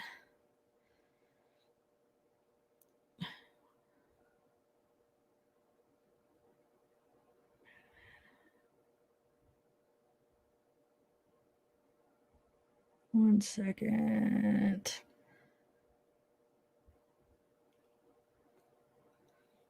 And the thing is the guilt, it was getting Erik too bad that he actually confessed. Yeah, they were they were kind of onto him, thinking law enforcement was thinking they were involved, but they didn't really have any evidence. They had one of Erik's supposed best friends wear a wire to see if he would say anything. They didn't really get anything. So they didn't really have enough. But Erik was so, for those of you who think he's a sociopath, he was feeling so guilty that he ended up telling his therapist. That's how it all came out. He told his therapist, and his therapist taped him. And his therapist was a crappy guy. This was just some guy that he had just started going to. He was just, oh, wait till you see some of the stuff his therapist did. So his therapist was almost like trying to bribe it, using it to his benefit, going to try to make money off of it. Was just going to try to get some kind of money off of having this information. But he had these tapes locked in his safe. Well, here it got out that his secretary, it's a long story, I'll explain that later when we watch some of the clips, but his secretary told law enforcement, and they got a warrant and they got the tapes. But that was ultimately where they had enough to charge him, because so Erik, yeah, he couldn't take it anymore. He just had to tell his therapist, and then his therapist called Lyle, and then Lyle came in and basically supposedly made a threat to him. And I don't know. Well, like I said, we'll go over that a little bit later, that whole ordeal, but that's why they ultimately got charged. So hold on a second.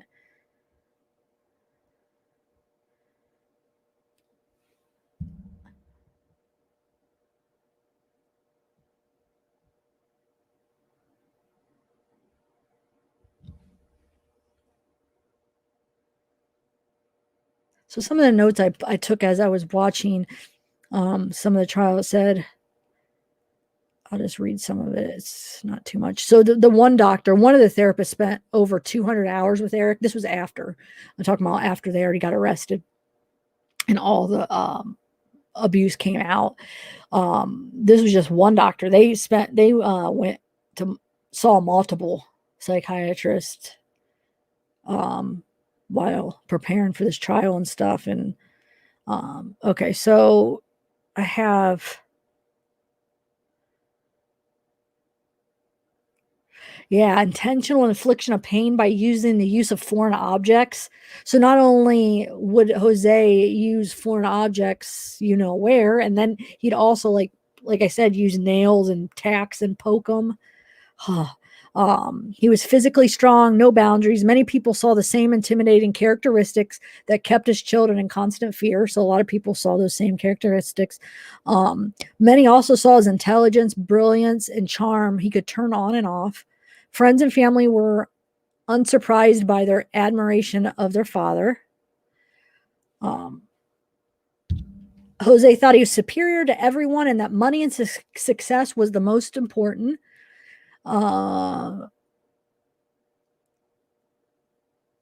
Even children who are SA and not violent, they still have the fear that parents may take their lives.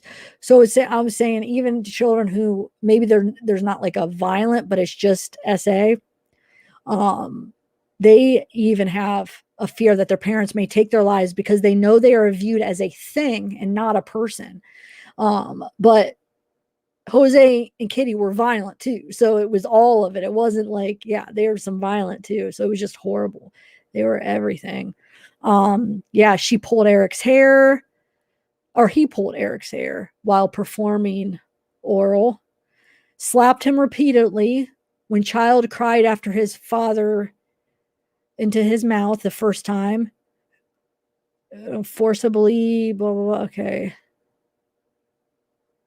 The first time he forced himself like that, he waited till no one was home because he knew it would cause excruciating pain and that he would scream, that Erik would scream the first time. Terrorizing him during training, drowning, working him till he passed out. Jose decided to inflict him with pain as he's performing these acts.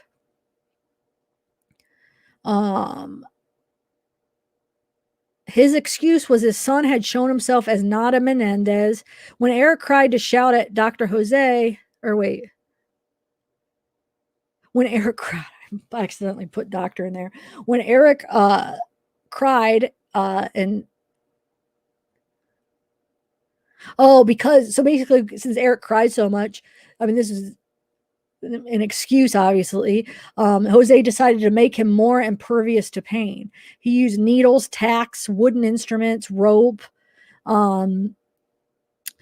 and experts would tell you these dark days would teach him things, how not to feel physical pain, how not to think of terrible things that are happening to you, how to hate yourself, how to never trust an adult. So 3 days before Kitty died, she admitted that she knew all along, which it's not hard for us to believe, but they were surprised. It's hard for Erik to believe because even though his mom wasn't the greatest mom, that's the only mom he ever knew, the fact that she knew and didn't do anything. So basically he came down the one day. It was a couple days, so it's 3 days before. He comes down and she's just watching TV. I think this is kind of how it went. He comes down and he's all upset, and his mom asks, like, what's going on? Why, I think he was crying or something. What's going on? And Erik said, oh, you wouldn't understand. And she said, yeah, I would understand. I know exactly what's wrong. I know what's going on. I've known the whole time. That's what she tells Erik. And he was like shocked, like, what? You knew Dad was doing this to me the whole time and you never helped me? Hold on, I'll read. I'm gonna finish reading my notes and then I'll read this research in a minute, but let me. Okay. Well, you know what I'm going to do? This is what I'll do. Because some of you guys might not want to read the research. I am going to finish reading my notes real quick, and then I'm going to play the clips, and then I'll read the research after you guys hear some of it. Okay, so he refused to know. He in the past, he refused to believe his mother knew. He needed to believe his mother had to love him. Jose told Erik that this is a special secret not to be shared with anyone. He was so unused to any affection treatment from father, who compared him to older brother.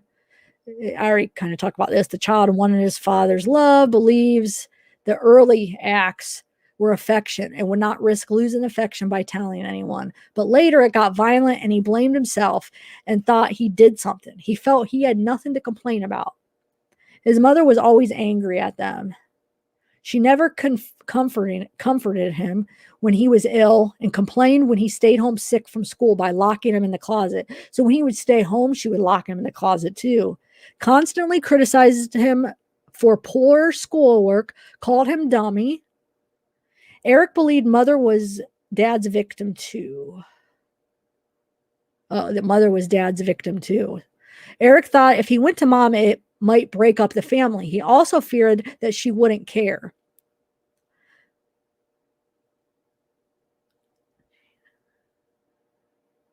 And then he's asking, why did she never enter the room when Jose was alone in the room with him? She never came in the room when Erik was throwing up because Jose would in his mouth.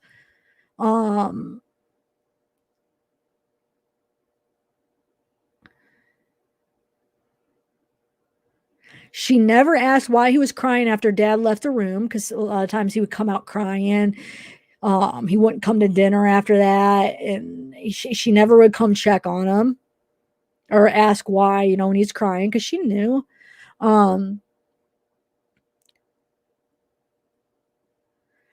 But she taught him to put water in his eyes to erase signs of his tears. Up until age 15, she would inspect his genitals, which she called checking you out. Kitty was extremely secretive and private. She was closest to her sister-in-law, but still lied to her. She concealed that Erik had learning disabilities. She knew this because schools told her, but she never gave him treatment. So school signed him up for a special after-school program for kids with learning disabilities, but she made sure Erik never went. Their children had to be perceived as perfect for her to be perceived as perfect. Mother made sure he trained and competed in sports, demanded he got high grades. Erik credo, cheat, steal, lie, but win. Yeah, the daddy even said, well, however you got to get there, however you got to win, do it. Even if you're cheating, even if you're stealing, even if you're lying. She did his work, his schoolwork.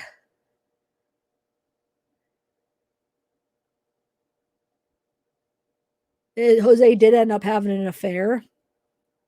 I think he had multiple affairs, but there was one specific one where they had it was a big one where it was like a long-term one where he was seeing this person for a long time. And Kitty found out. When Erik was 16, Kitty pressured Erik to get a girlfriend. She gave him 6 months and he had to get a girlfriend. So he found a girl, but he was nervous that she'd find out. He still blamed himself, thought maybe he was gay.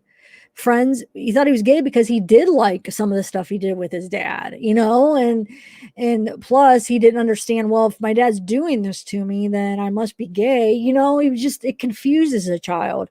Friends would say he would lie to parents about everything meaningless things. Therapists will explain when kids' life is structured around keeping secrets, that makes sense, that he would just lie about meaningless things. And he needed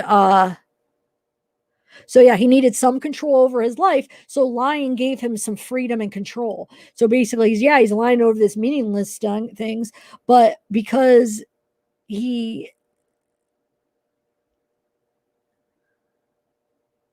wanted some kind of control. At least he could kind of control that. It gave him some kind of control by lying. Parents were tapping his phone. That's another thing. Erik thought his mom was like some how did he explain it? Like, how did she know some of the stuff she knew? She was tapping his phone, probably making sure he never was telling anybody about what's happening, because that's, ooh, she doesn't want that secret come out. So yeah, he thought she had superpowers because she knew things, and here she was tapping his phone. Okay, so you guys ready to watch some? Hold on a sec, some clips.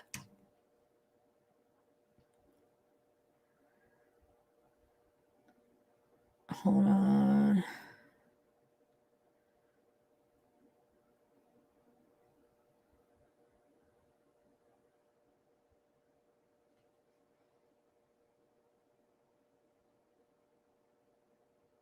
Yeah, Kitty told. So this is about a little bit about Lyle real quick, and then we'll do it. So Kitty told Lyle all of his life that he ruined her life, and that she could have had a great career in broadcasting. She was an alcoholic, pillhead. Her house was filthy. Parrot went to the bathroom all over the house. She never cleaned it up. Nobody cleaned it up. They lived off at one point. They lived off of boxes of carnation bars. Lyle would be put under the bed sometimes by Kitty. He would be put under her bed sometimes, and it was like real small, and like, I don't know, it was like a punishment where he'd have to, I think he said sometimes he even it was there all night where he slept and he could barely move. Lyle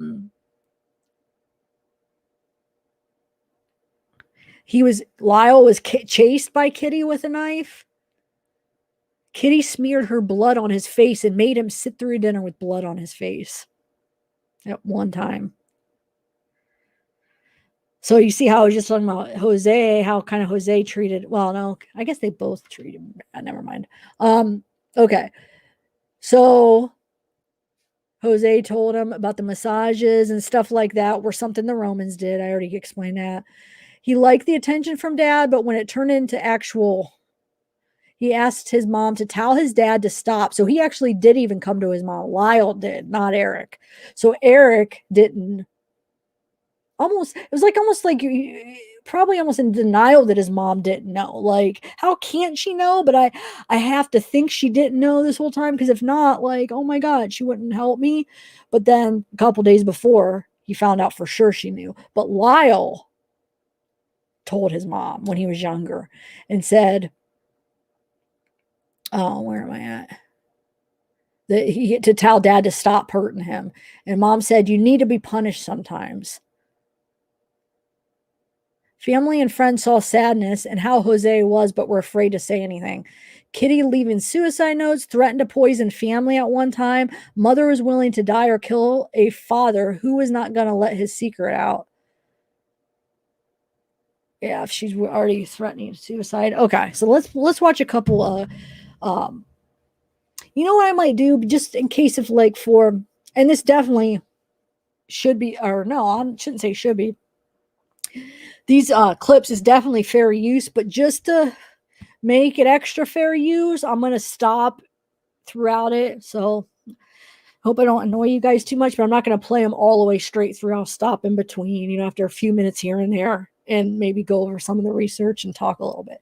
You know what? No, I'll use that time to chat with you guys in the chat, because I haven't even been in chat for a minute. Okay. So let me start these clips real quick. How's chat doing? Are you guys still following me? I hope. All right. I kind of intermixed them, the cousins, different clips. I went on and off, so it's not all the same cousin at one time. But like I said, I still want to I have to find the one cousin where Erik admitted to when he was younger, and the friend. Those are two other important people I want to play clips for, but I don't have those yet. So, but I still have enough to show for today. There's so much in the trial. I can only show a little bit at a time. Okay. Cousin Erik's. I just want to make sure Okay.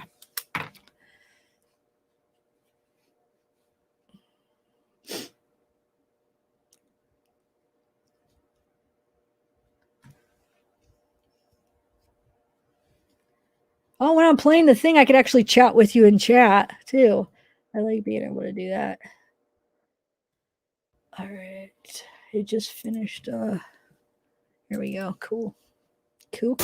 How long did you spend? Oh, and like I said, these aren't in any type of order. So I just kind of picked little parts that I thought, were interesting that you guys might find interesting to kind of go along with their claim. So you could kind of see, and kind of that I thought kind of explained how the family was pretty good. But this isn't all of them. It's not even close to all of them that I feel that are important. But what I'm saying is some of them are not in order. So you might see one clip of one, and then like I intermix them, and then maybe another clip of somebody else. And then the next one, it doesn't mean that first one came first, and even of the same person, they're not even in order. I just mixed them all up. So just so you know. All right, let me share this. Reshare. This is the cousin. There's two cousins. You'll see there's two sisters. This is the younger one of them, and then not younger than they're both older, and yeah, they're both older than Erik and Lyle, but this is the younger one.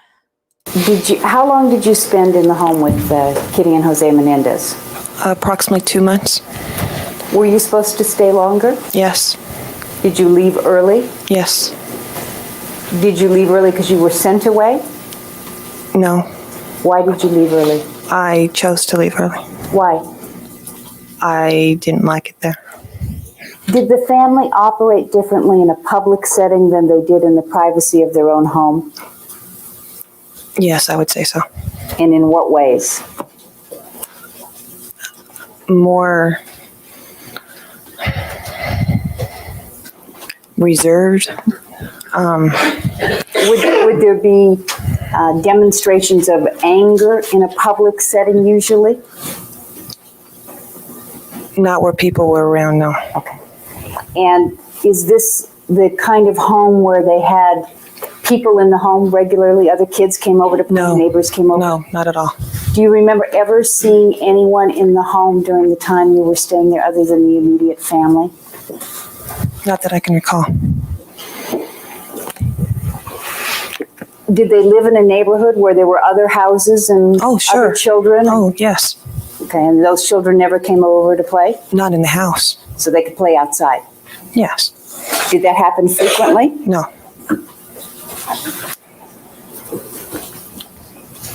Do you remember an incident, well, let me put it this way. Did you used to go to a public swimming pool with the boys?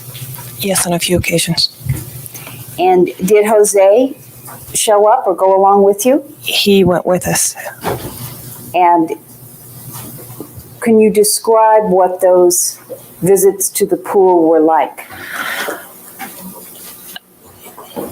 Strange in my mind because he would, while we were allowed, my sister and I, Diane, were allowed. Pardon me, there'd be motion to strike the opinion strange, Your Honor.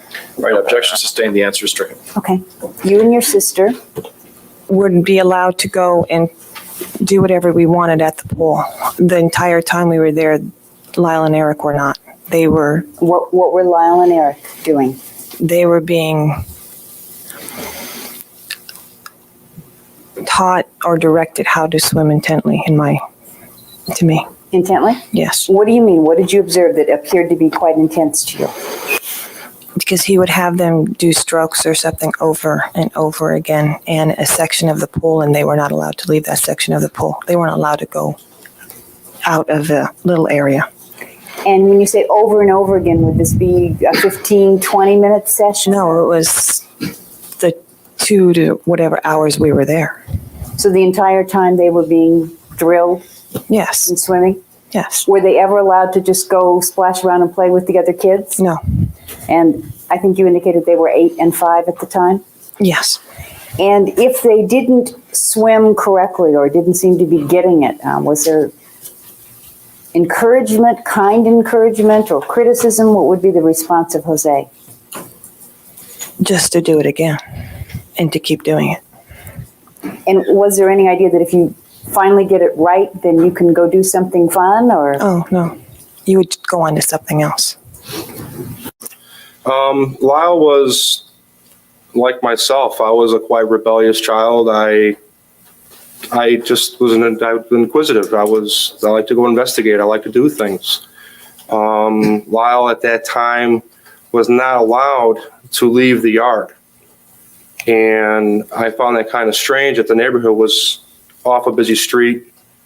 The neighbors were all kind, especially the one friend that I befriended while there. Okay. Okay, wait for another question. And with regard to Erik, now, did you see a change between 1975 and 1977? He became much quieter, became more introverted. During the times you lived in these various homes, and I'm going to direct your attention particularly to the Muncie, Princeton Junction times, which would be 75 and 77. Mm-hmm. Did you see or hear fights between Kitty and Jose? I heard, I never saw. Okay. Now, was this just once in a while? Or No. Oh, no, this was frequent. Most of the time it would be late at night or after we've gone to bed, where they would have woken me because of where my bedroom was and their bedroom was. Although the doors were closed, for the level of their voice, I could hear them. It would probably wake me up. Okay, when you talk about the level of the voice. Jose's voice was a lot louder than Kitty's. Kitty's would be in a defensive type tone to Jose's being more direct. Could you hear words or just loud noises? Kitty was, in some cases, I did hear, yes, conversations. Kitty was concerned as to... Well, wait, let's not do that. Sorry. You could hear words. Could you hear other things? Could you hear crying or throwing things or hitting people? At times, I did hear Kitty crying. And did you ever see bruises on her? Yes, I did. And are there any occasions which you can remember in which you could identify those bruises as having happened during one of those fights? Yes, I can, because the one morning after I heard that they woke me up, Kitty had a bruise on her bicep and also had a bruise up the upper collarbone at the base of her neck. Did she have it when you went to bed that night? Were there some unusual rules with regard to the food that you were served at dinner? Well, in which detail would you like me to go into with that? Well, what happened if you didn't finish the food on your plate? You got it for breakfast or lunch the next day. And did that happen to Erik and Lyle as well? Yes, it did. Would you describe for me, and again, we're focusing on the 75-77 period, if it's the same for both. Would you describe for me what the atmosphere was at the dinner table?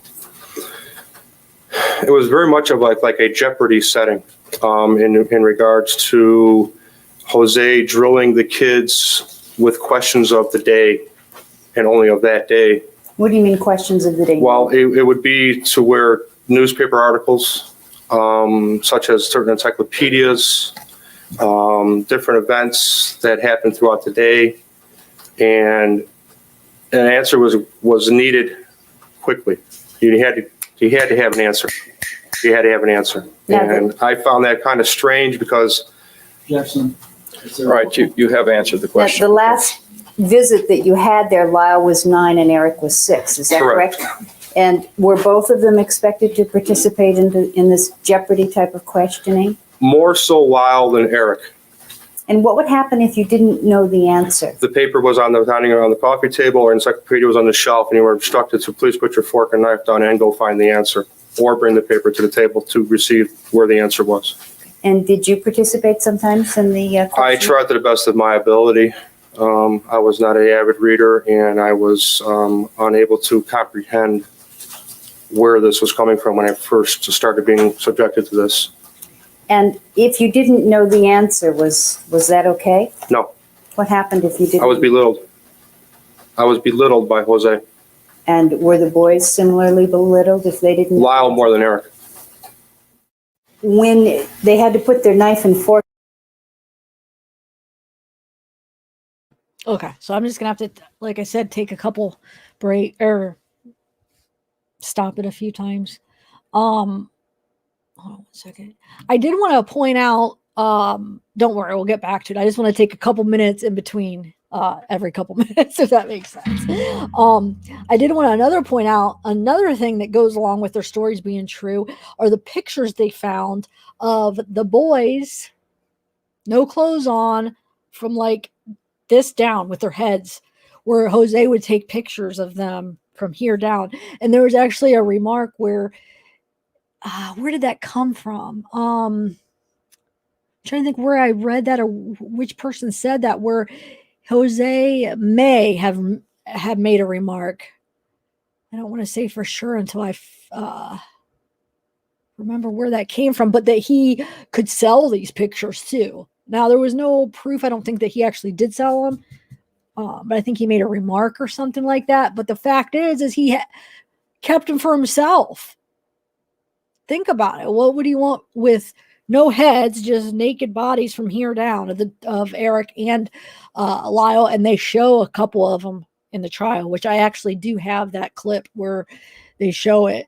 So, I mean, it's just I feel like the people that don't believe that this happened, whether you believe they're greedy and they love money and they're jerks, that's besides the point. Whether they are or not, I don't think they are, but even if I did think they were, it does not mean that they weren't abused, and it does not mean that maybe they didn't think that their parents were going to kill them. That one doesn't have anything to do with the other, in my opinion. I know I guess it does in a way, because the prosecution's theory is they did it just for the money. But I just think, even if you do think that they're just like jerks in that aspect, or that they like spending money, that doesn't necessarily mean that they didn't do it, or that it didn't happen to them, what they said happened to them. It would make sense that they would kind of turn out to be jerks. I mean, I don't want to word it like that. It wouldn't be that abnormal if they did turn out to be messed up because of it, or mean people. Either way, I mean, that could go either way. You could have subjected to SA and be a nice person and not be a nice person. I'm just saying that you're human, so it could turn out to be either way. But I mean, I don't know. I personally, a lot of people say that it didn't seem like they necessarily spent more money in the sense where they spent a lot of money. Their family spent a lot of money. They were rich. So the fact that their parents weren't there anymore, it looked like now they were the ones spending the money, when it was always getting spent, but now they had to spend it because they weren't there, if that makes any sense. But yeah, they did buy a lot of stuff. Sorry, I'm just using filler, not filler. I mean, it's all important, I guess. All right, let me continue playing this. There we go. So I don't know, this guy here, this is they're all cousins, at least the three people. And then there's one teacher that's at the very end. And then there's a little bit of Lyle's. That's what we're going to be watching today. So Down and go look it up. Would Jose make any comment about the time that it took for them to find the answers? That was extremely very strange to myself. Am I going into detail on that? Well, just tell me about what you saw happen. If they took more than what Jose knew it took for them to walk to the area, it was money to him. He made it seem like it was money lost to him. Now, how did he make it seem like it was? Objection, Your Honor. I would strike speculation. No, it was considered. Okay, you have to wait and just wait. Mr. Anderson? There's an objection there, and they're actually not talking to you when they do that. They're talking to me. I'm sorry, Your Honor. And also, again, if you could just have a pause after the question is asked, so that, number one, it gives the lawyer a chance to object if they want to object. And it also gives the reporter a break so that the reporter can distinguish between the question and the answer, because she's taking down every word. Yes, Your Honor. Right. Okay. All right. The objection is sustained. The answer is stricken. Did you hear him make comments with regard to the importance of the time that was wasted in looking these things up? He would directly look at the boys or myself and say, "You've lost $5 from me right now." Now, where did the money figure come from? Did he explain? It was because of the fact that he was trying to groom the boys of the corporate level, and money was time. Time was money. And is that what he explained to the boys? Yes. Now, in addition to, was dinner a fun time in the house? No, it was very tense. I did not enjoy digesting my food at the dinner table. Were there, Excuse me. I didn't. I did not enjoy digesting my food at the dinner table. were there other times when you observed Jose having conversations individually with one or the other of the brothers? They would have a one-on-one session. Okay, now what do you mean by, first, they? Who would have a one-on-one session? It would be Jose with independently each one of the boys. And can you describe to me what these one-on-one sessions were like? Well, like after dinner, if answers weren't given properly, they would sit in chairs across from each other, and Jose would be leaning forward, staring correctly at the boys, and to receive their attention, it would be a look like this close. Indicating approximately 4 inches, Your Honor? 4 or 5 inches. Yes. I mean, it would keep them from being able to wander and look at other things, but Jose talking with them.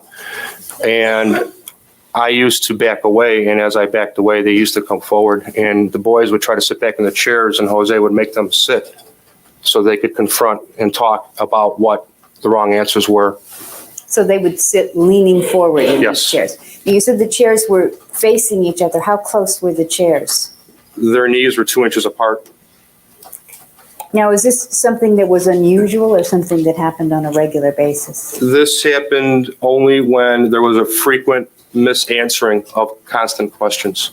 And would there be other times in which you would see one-on-one conversations between Jose and one of the brothers?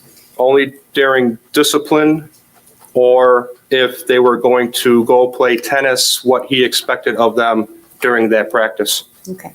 And would that take place in the same type of physical setting that you've described? Yes. And how long would these talks last? Anywhere from 5 minutes, as I've seen a few asked a half hour. Those are half hour long, half hour, sorry. And how did the boys look during these sessions? Extremely tense, unwilling to want to be where they're at. Were you, Objection, I would strike the answer on this speculation. All right, the first portion of the answer, extremely tense, would remain, and the balance of the answer is stricken as a conclusion. thank you. Were you disciplined by Kitty and Jose during the time that you lived there? Yes, I was. And what type of discipline did you receive? Verbal. And what do you mean by that? Either one of the two, Jose or Kitty, would raise their voice to a level of where I would be like, yes, yes, yes, yes, I won't do that, I won't do that. And then I would be sent to my room and the door would be locked Now, how long would you be left in your room? for hours at a time, and at times I'd be left in there overnight. Were you allowed to come out? When I had to go to the bathroom, I would knock at the door, and I would start off with a soft knock, and I got no response, so my knocks would get harder, and no one would respond.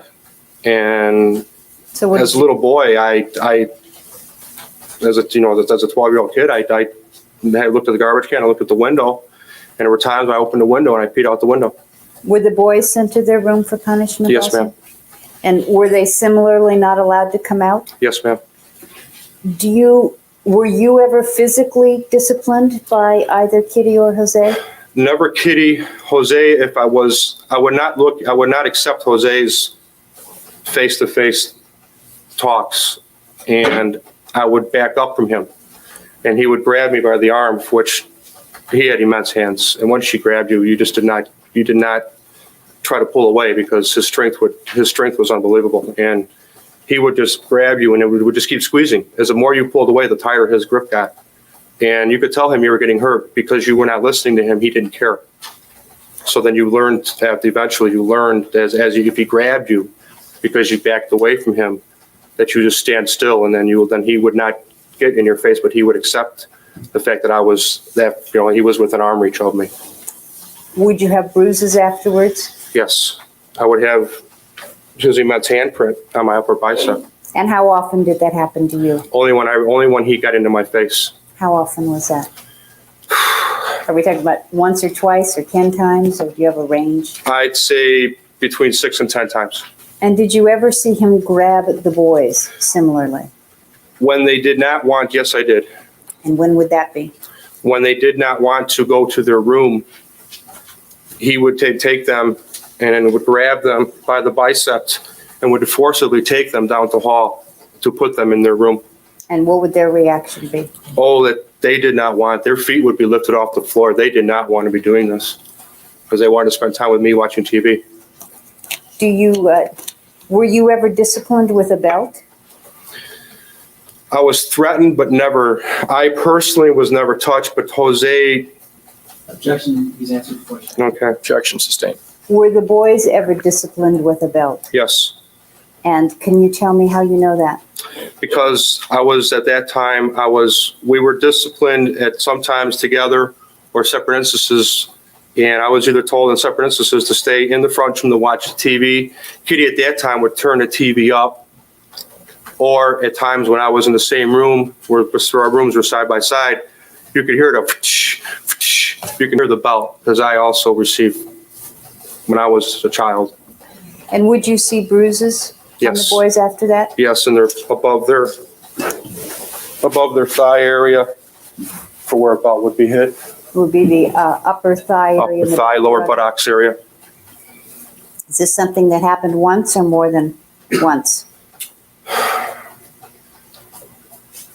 I would have to say 12 to 15 times. And would you hear anything from them, or did the TV block? I would that? hear cries, and then I would hear Jose's voice level raise, and then I would hear silence. What kind of sounds? Silence, the boys just stop, right?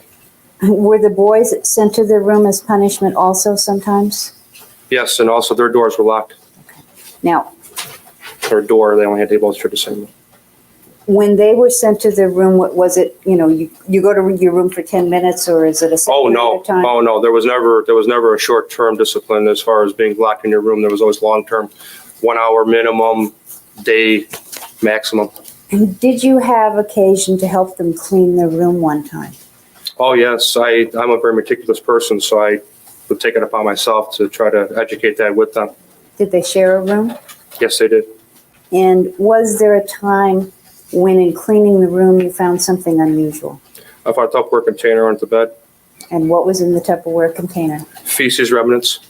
Would Jose do anything with his belt other than hitting people, which was intimidating? Well, yes. When he came home, he would sit in his chair and have his paper, and Kitty would then come in and fill him with the day's events, or prior to that would have called him on the phone to prepare him for when he got home. He would just take his belt off and lay it on the couch, or at times he would, when you take a belt and you snap it to get your attention, and would lay it on the coffee table. And did that have any particular significance or meaning to you? Someone was going to be disciplined. Would you know why? At that point, no, because I would then try to filter back into the day what happened that Kitty may have gotten upset about. When you would either get disciplined or see the boys disciplined, would it be for behavior that you knew was going to really make somebody mad? Well, no, I consider it normal childhood behavior, normal things that we would do. Do you have children yourself? Yes, ma'am. How many? 2 girls. Would Kitty try to intercede and protect the boys in situations like this? Not all the time. It all depends on Jose's reaction to the crime, I guess, if you want to say it. It all depended on how he was going to, towards Lyle. He was always more physical with Lyle than he was Erik. And Kitty would always be more for defense of Erik than he would, and she would always leave Lyle out in the wings to accept whatever would happen. And she would always be there for Erik. And what about Kitty? Did she have a temper? Oh, immensely. She, oh, I'm sorry. And did you have opportunities to observe her get mad? Oh, yes. She had this, Wait a second. How often did that happen? Would it be once a day, once a week, once a month, once a year? once a week for sure. Okay. Now, was there anything unusual about her behavior when she got mad? If I may, I could show you her parents that let me know she was about to fly off the handle. Is that she would Can you stand up and demonstrate? she would be standing in an area, spacing on an area, and thinking about what, and all of a sudden she would just turn her fist up, and So you'd then clench she it? would squint. Her teeth, her lips would go straight. She had perfect teeth, so you can see her teeth would just come out. The veins in her neck would pop, and her fists would be and then clenched, where her knuckles would be white from clenching her fists. And at first, I didn't know what to accept of that, and then as I lived there, I realized what that was, what that appearance of her was about to happen with. What was about to happen What was about to happen? on numerous occasions, and this happened every week in the Muncie home. She would, in the kitchen, would open a cupboard and start taking coffee cups, coffee saucers, breakfast bowls, these are glass items, and repeatedly throwing them in the sink and breaking glass in the sink. And at the end of that, then I would walk in, because I'd be in the other room around the corner watching TV or in the general area. It would get my attention immediately. I would run in the kitchen and go, "Kitty," which would snap her out of whatever she was into. There were times that also she would not snap out of it. She would just repeatedly keep doing this until either she was satisfied or that row of wherever she was emptied. And when this happened, how did it make you feel? Was it a frightening It experience? was very frightening. Also, it made me very concerned. I just didn't know what to make of it. I tried to ask her what was the problem. She would not talk to me. She would just right away direct my attention to getting the broom and the dustpan and the vacuum cleaner, so the mess was cleaned up before Jose got home. And what was the reaction of the boys to this behavior? Normal. What do This you seemed mean? very normal, which they didn't get extremely excited, like I did, which I found to be very strange in my own way.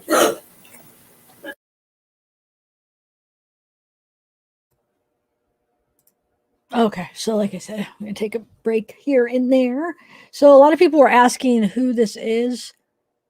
This is their cousin, which is basically Jose and Kitty's nephew. His dad is Kitty's brother. So it's their first cousin. Lyle and Erik's first cousin. So Jose and Kitty would be his aunt and uncle. So let me do that. Okay. You know what?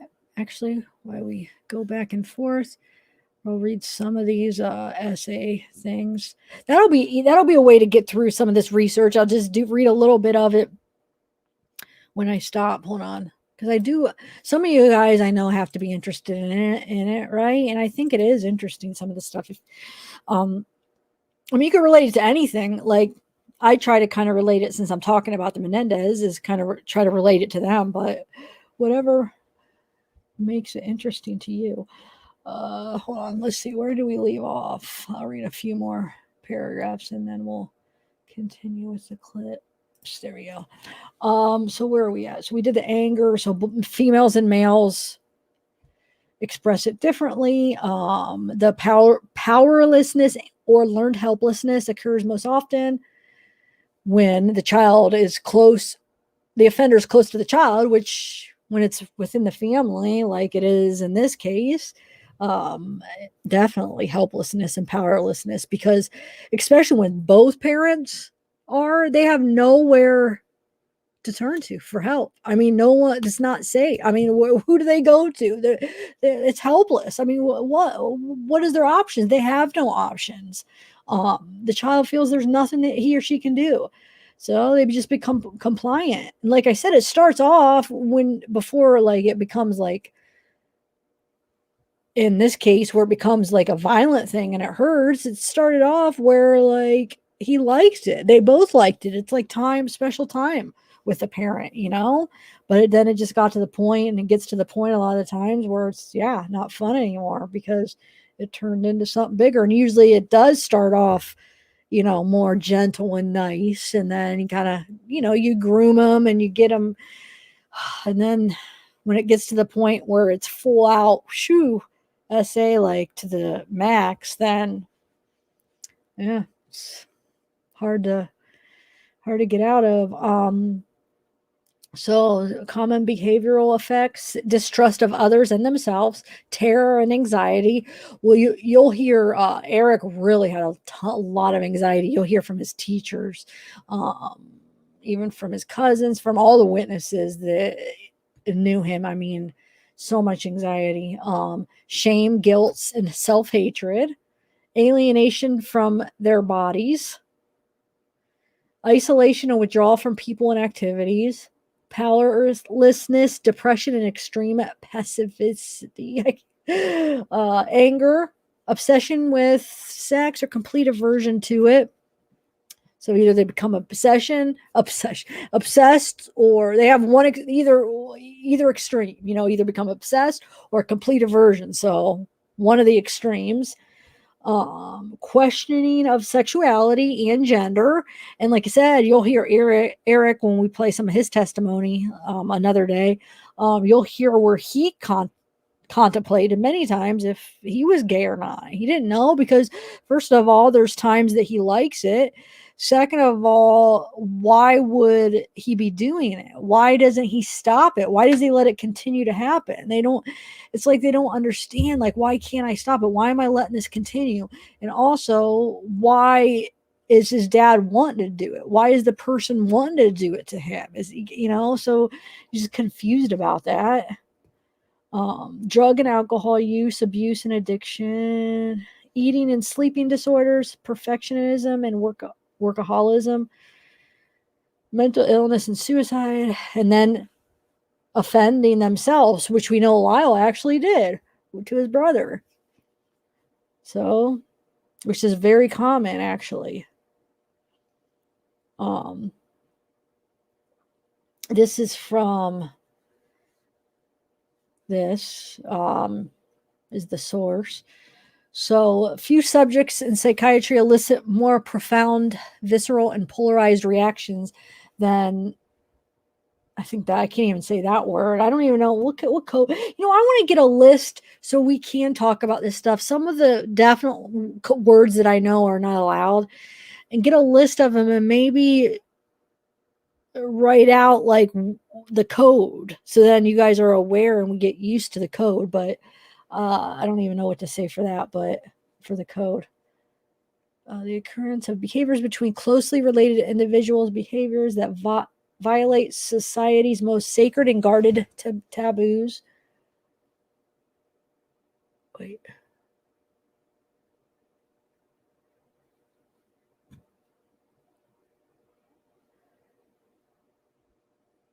Okay, so yeah, you guys can read it. I might skip around a little bit. Let's see. Is it considered abusive when the individuals involved are discrepant in age, power, and experience? The argument that a younger person may have desired, sought, or given consent is irrelevant.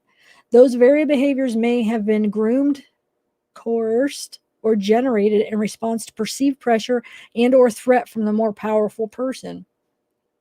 The close relationship between perpetrator and victim complicates the trauma of the act or acts with both relational trauma and betrayal trauma.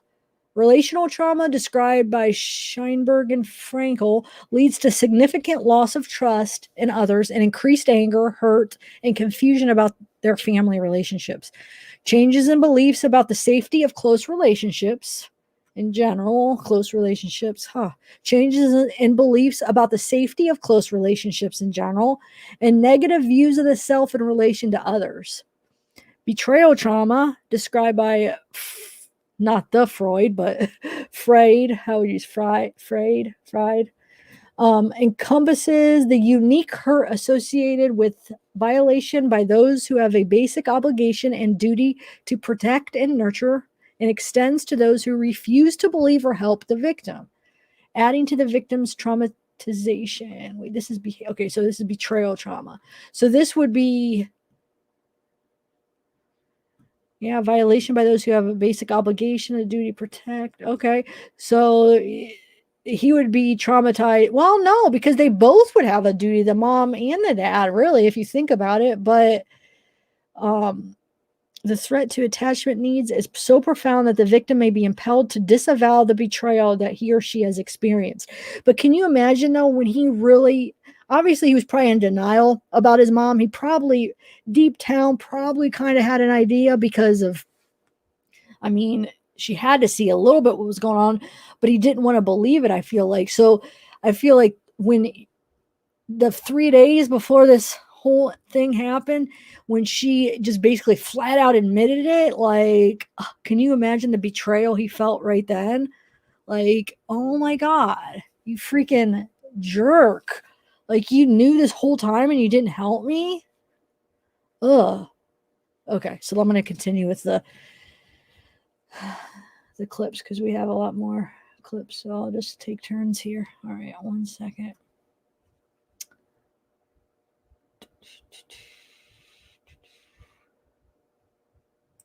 One second, y'all. Let me bring it up. Here we go.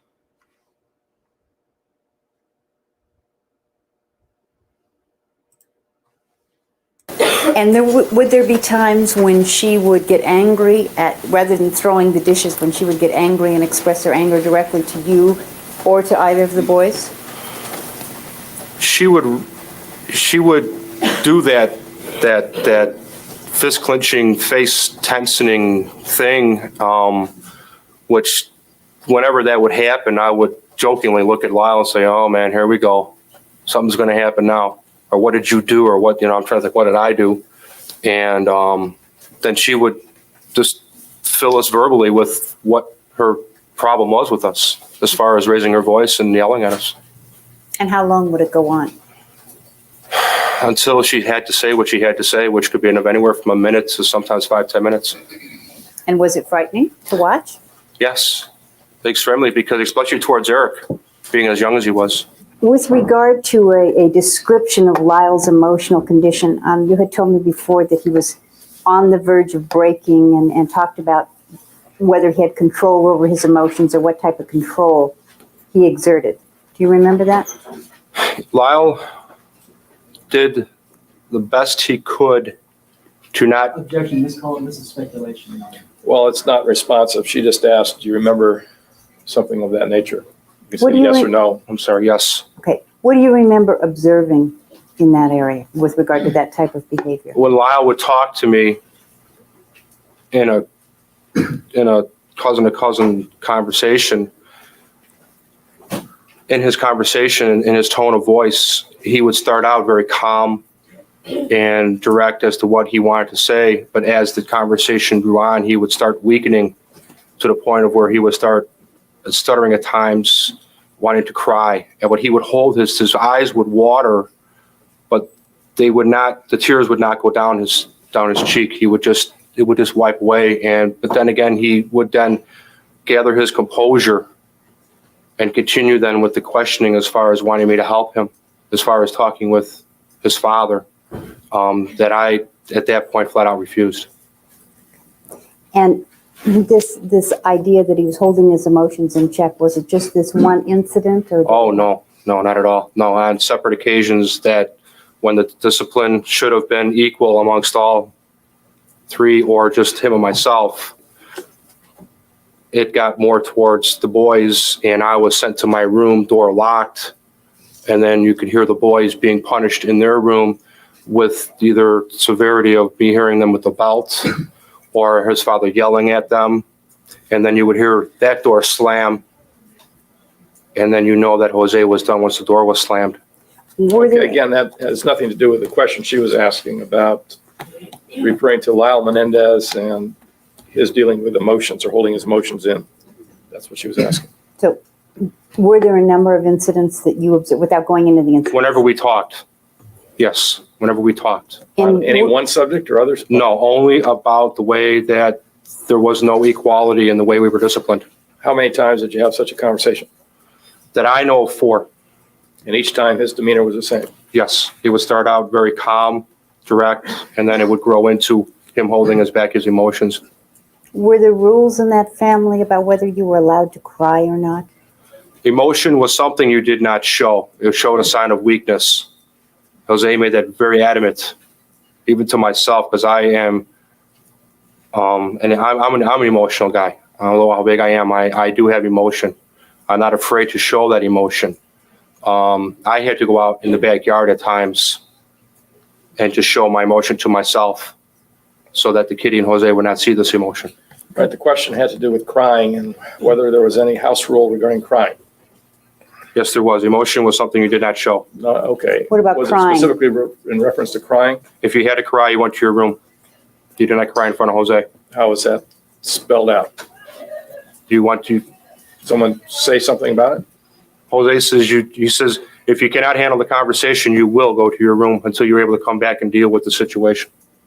Would you say that the majority of the time that you were in the home, they were there also? Oh, yes. And was there a difference in Kitty's behavior when it was just the 3 of you or the 4 of you with your sister at home versus when Jose would arrive? Yes. And what was that difference? What would it be before he was there? What would it be after? It would be more tense when he was there, but it would be more tense. So it was tense when he wasn't there and more tense when he was? To me, yes. And was there any little ritual that you used to engage in when Jose would come home? Depending on the mood Kitty was in. Can you explain what you mean by depending on the mood she was in? If she felt something happened during the day, and she wanted to get him and Jose into a good mood, we would kind of be around the front of the landing for when he came home. To greet him? Yes. Now, she would do that every time that the boys were going to get in trouble? Not every time, just when she felt worried. Would she do it if she felt that she was going to get in trouble? There's been Yeah. lots of speculation here. Sustained. And on one instant, did Kitty catch you? Yes. And what happened? I was severely reprimanded for smoking in their house. What did she look like when she was doing this? Was there anything unusual about her appearance? She did several things. Do you want to stand? If you could stand up and demonstrate for us, please. I can do it sitting if she... It's hard to see. She gritted her teeth and she clenched her fist and yelled and made a face. And then she paraded around with her hands on her hips. Once a week for sure. Okay. Now, was there anything unusual about her behavior when she got mad? If I may, I could show you her parents that let me know she was about to fly off the handle. Is that she would Can you stand up and demonstrate? she would be standing in an area, spacing on an area, and thinking about what, and all of a sudden she would just turn her fist up and So you'd and clench she it? would squint. Her teeth, her lips would go straight. She had perfect teeth, so you can see her teeth would just come out. The veins in her neck would pop, and her fists would be and then clenched, where her knuckles would be white from clenching her fists. And at first, I didn't know what to accept of that. And Her arms would be out to here, of course, Fists upraised, Your Honor, for the record. and her teeth would be like this, and she would be coming at you like that. She would be coming at you. How close would she get? She would approach me. Raise the question. Was there something unusual about her face when she would get mad? It would squint up. It would get tight Was it frightening? to me. Did she ever hit you? No, she never hit me. Did you ever have any fears that something bad was going to happen during these sessions when she'd yell at you? Objection.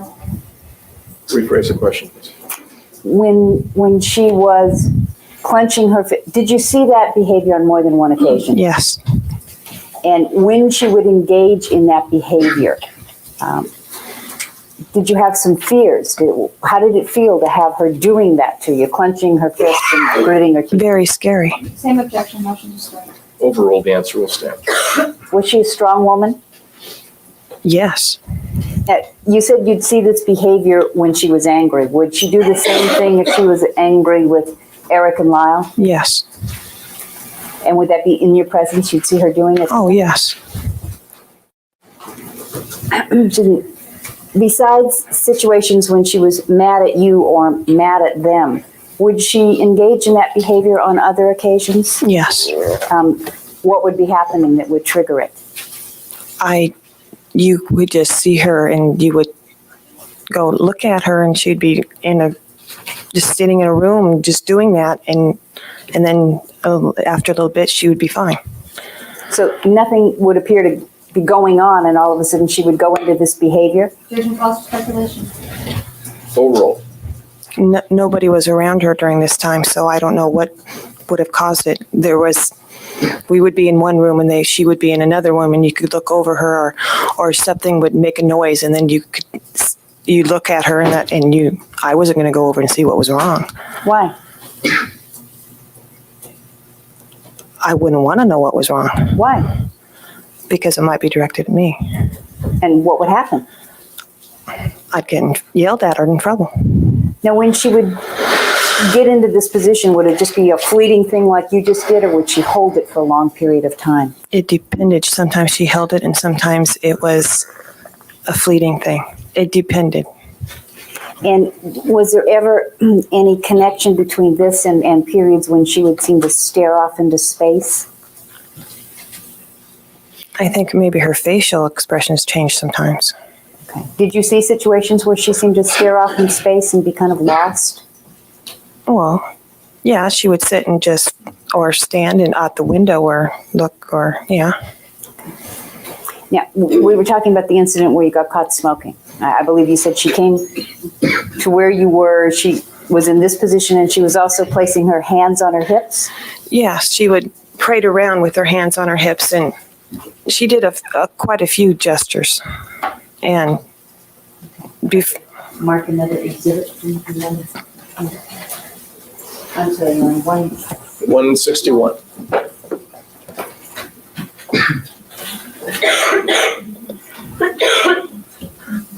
showing you what was marked as 161. Do you recognize your aunt in that picture?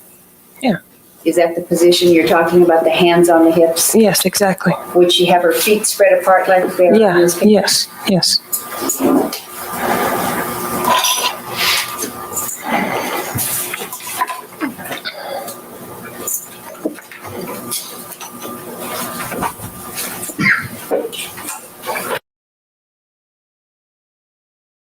I'll pause it here. Good place to stop it. There she is right there. There's her hands on the hips. I'm gonna show you a couple pictures. Wonder if that would work if I did this. No, it doesn't. Oh, I'm on the wrong thing. Hold on one second. Ooh. I want to see if that works with this if I zoom in.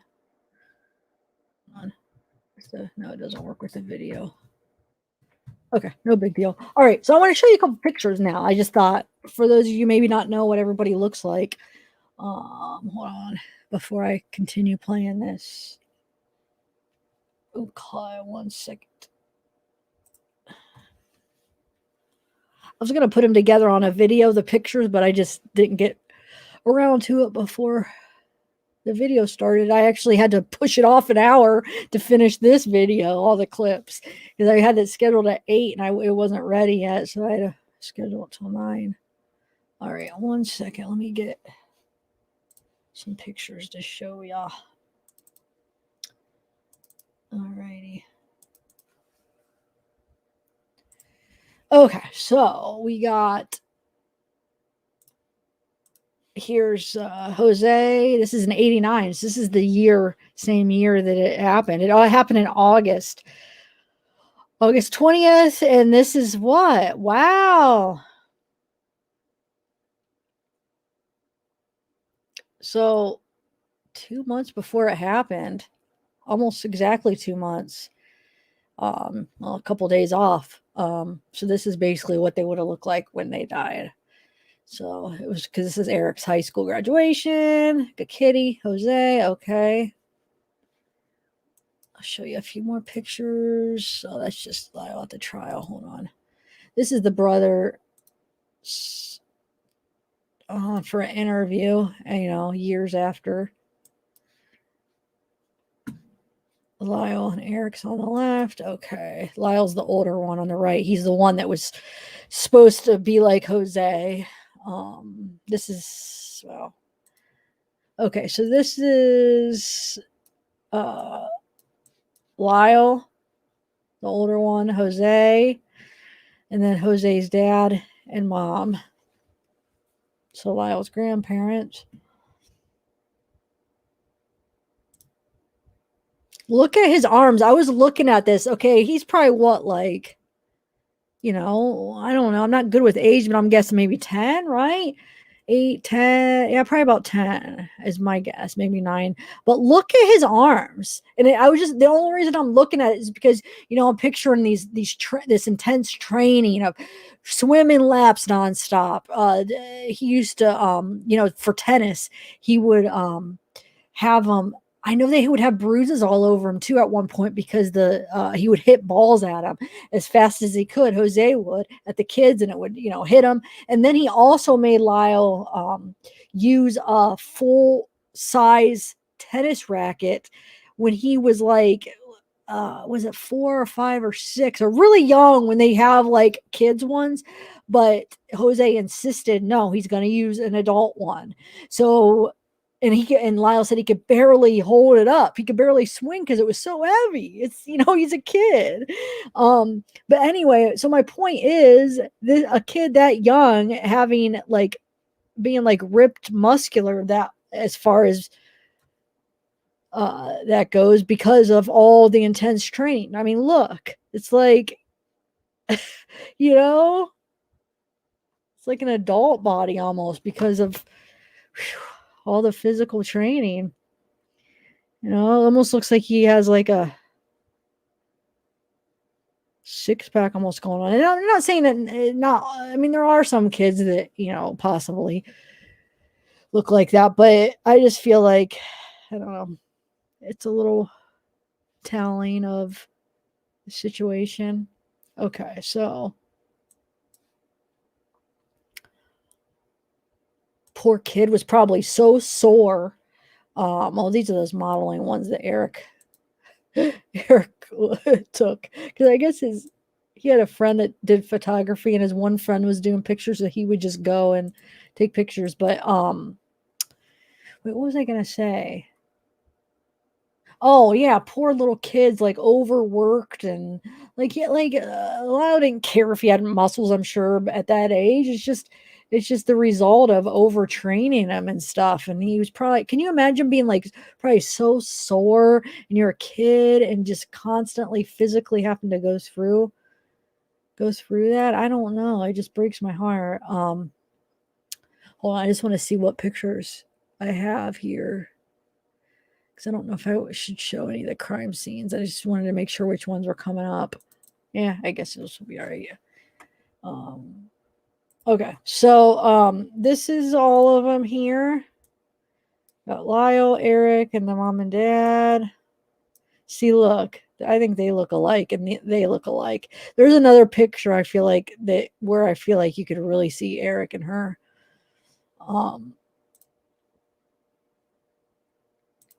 But of course, in pictures, they're going to look happy because it's all a facade. It's all how they're perceived.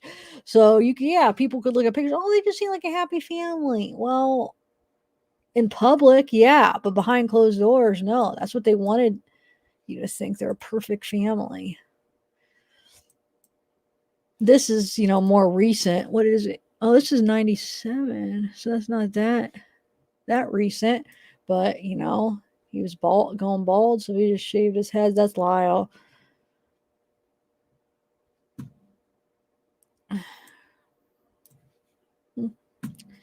My mouse isn't working very good. Okay, there we go.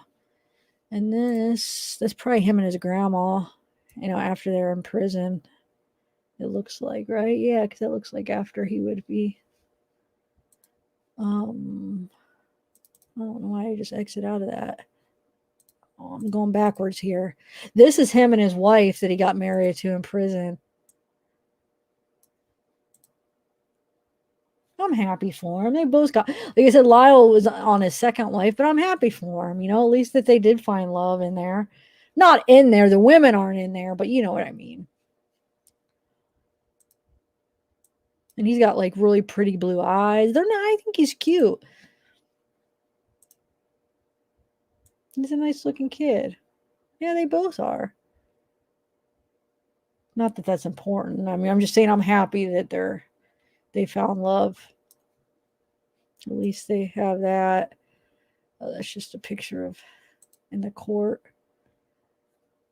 I was trying to think, like, when was that taken? Doesn't that look like it would have been after it happened? So when he was a little older. So I just wonder what it makes me wonder where some of these pictures were from, because it would have been after he was in prison. And now this is before. Got Erik and Lyle right here.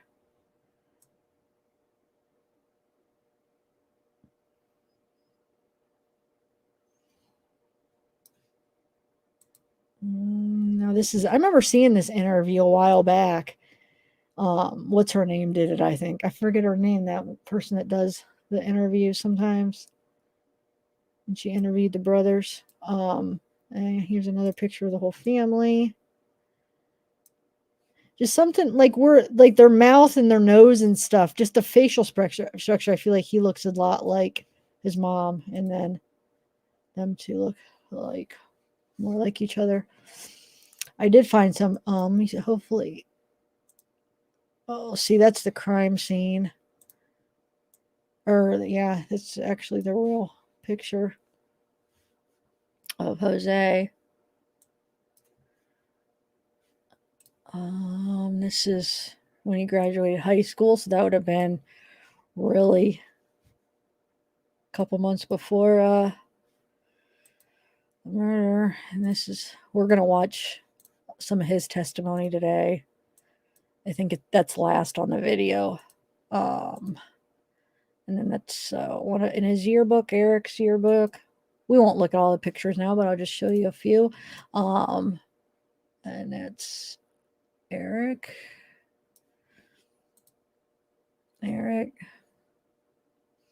That had to be, oh wait, let me go back. That had to be the second trial, because the first trial they didn't wear like their prison uniforms. That would be what that is, it looks like. And then here's a picture of all of them, Lyle, Erik. What I don't understand is why do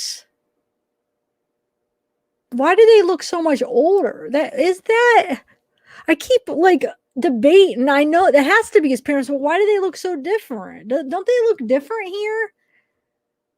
Like, it looks like fast forward like 15 years, and you could tell this would have been not 89. You saw what Erik looked more like when he graduated. This had to have been like probably a couple years before that. What don't they look like 10 or 15 years older than what they look like on his graduation picture? I'm confused. I'm really confused by this picture. It's them, right? You guys help me out on this. It's gotta be them. I don't know. Maybe it's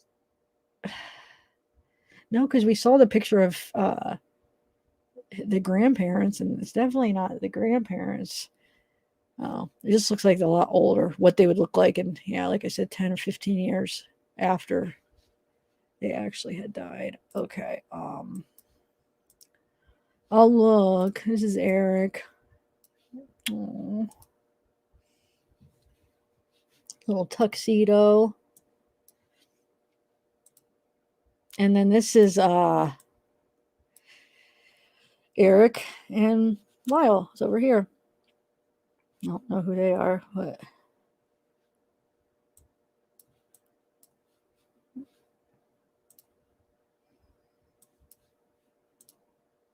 And this is Lyle. See, this is the grandpa. This is Jose's dad. Jose and Lyle.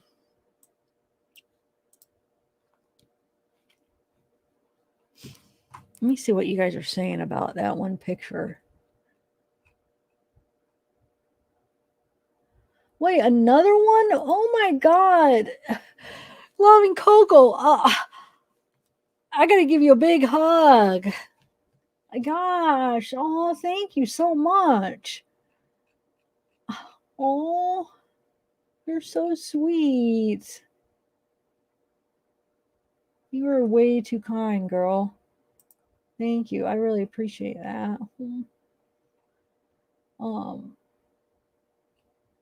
Well, of course they're going to look happy because these are public pictures. You know, they want everybody to think they're this perfect family and happy. So of course they have to portray that.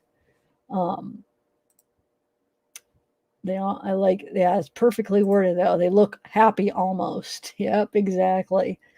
Oh, see how sorry, Ocean's 11. Wow. All right, guys. I'll show you more pictures in between the next one. I'll play a little bit more of the clips, and we'll take another break here in a couple minutes. Oh, here's Lyle. This would be, after in prison. And that's I think her name's Marta. That's it'd be Lyle. It would be Lyle's aunt.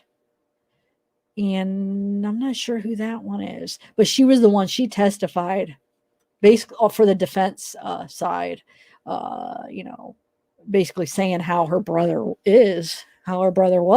Not that she knew that the essay was taking place, but just how he was, his character, how he treated, how his family had to be perfect and how strict they were and all this stuff. So, and just how he was so controlling and just, basically just how he was, where it makes it easier to believe that it even went to the essay. But even if it wasn't essay, it still was abuse in other forms. You know what I'm saying? Just how he was for these kids. It was still definitely abuse, in my opinion. Well, in experts' opinions too.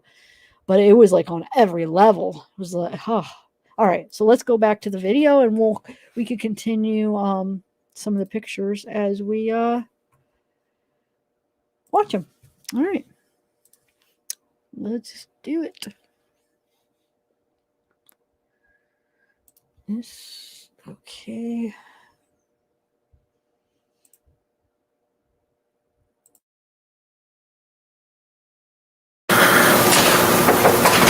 After she found you back there smoking, how long did she yell at you out there?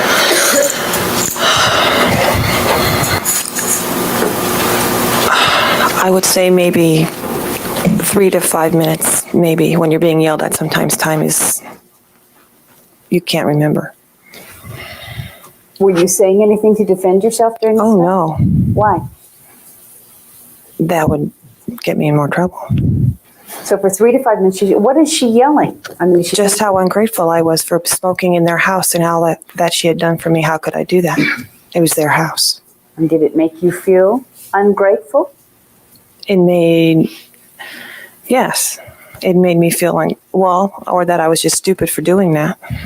Did she suggest that you were stupid?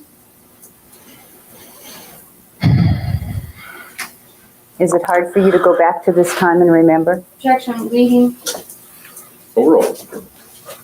Yeah, I don't like to think of the times when she yelled at me. She yelled at me for several occasions that upset me when I think about them. Do they still upset you today? Yes. Why? How old are you today? 32. You married? Yes. You have children? Yes. 2 boys. This happened in 1976. Yes. Why does it upset you today? Because she could be her intensity on her anger or her rage could be very scary. After she yelled at you outside by the garage, were you crying at that time? I don't remember. What happened next? She grabbed me by my arm. She didn't to tell me I was coming upstairs with her. She didn't continue to grab it. She grabbed it, pulled me a bit, and told me I was coming upstairs. Then she let go, and I followed her upstairs to the landing, to the top landing of the upstairs, and where Jose by this time was standing. And what happened up there? She told Jose why I stood there, and she told Jose what had happened downstairs. Did you just say, gee, I caught Kathy smoking, or? No, she was yelling, I caught Kathy smoking in the house. How could she? What are you going to do? Over the period of time that you were there, you've said Jose became more intense and Kitty changed dramatically. Can you tell me what kinds of changes you saw in Kitty?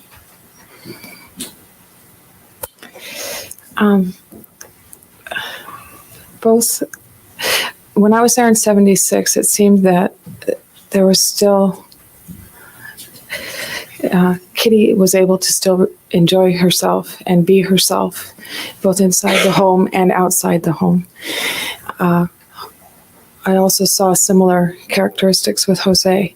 By 1982 and 83 visit, there was a complete change in who they were inside the home when no one was around, and who they would be to others outside the home. Who would they be inside the home? Objection irrelevant. Sustained.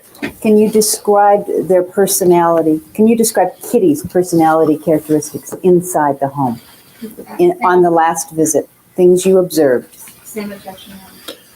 All right, you're asking her to describe the demeanor of Mrs. Menendez in the presence of the defendants? Yes, Your Honor, I am. All right, do you understand the question? Yes. Could you describe it? Kitty was quite frustrated and seemed to be immensely trying to keep up with what she considered to be her job, which was organizing the boys' schedules and keeping up with what was given to her from Jose to do each day. And there wasn't, in 76, there were moments when we could talk and relax, and there wasn't any of that by 82, 83. Just always frustrated and unhappy. Were the rages more frequently in 82 and 83 than they were in 76? Oh, immensely, yeah. Was Kitty affectionate with the boys? More so with Erik than with Lyle. Okay, and what would you see her do with Erik?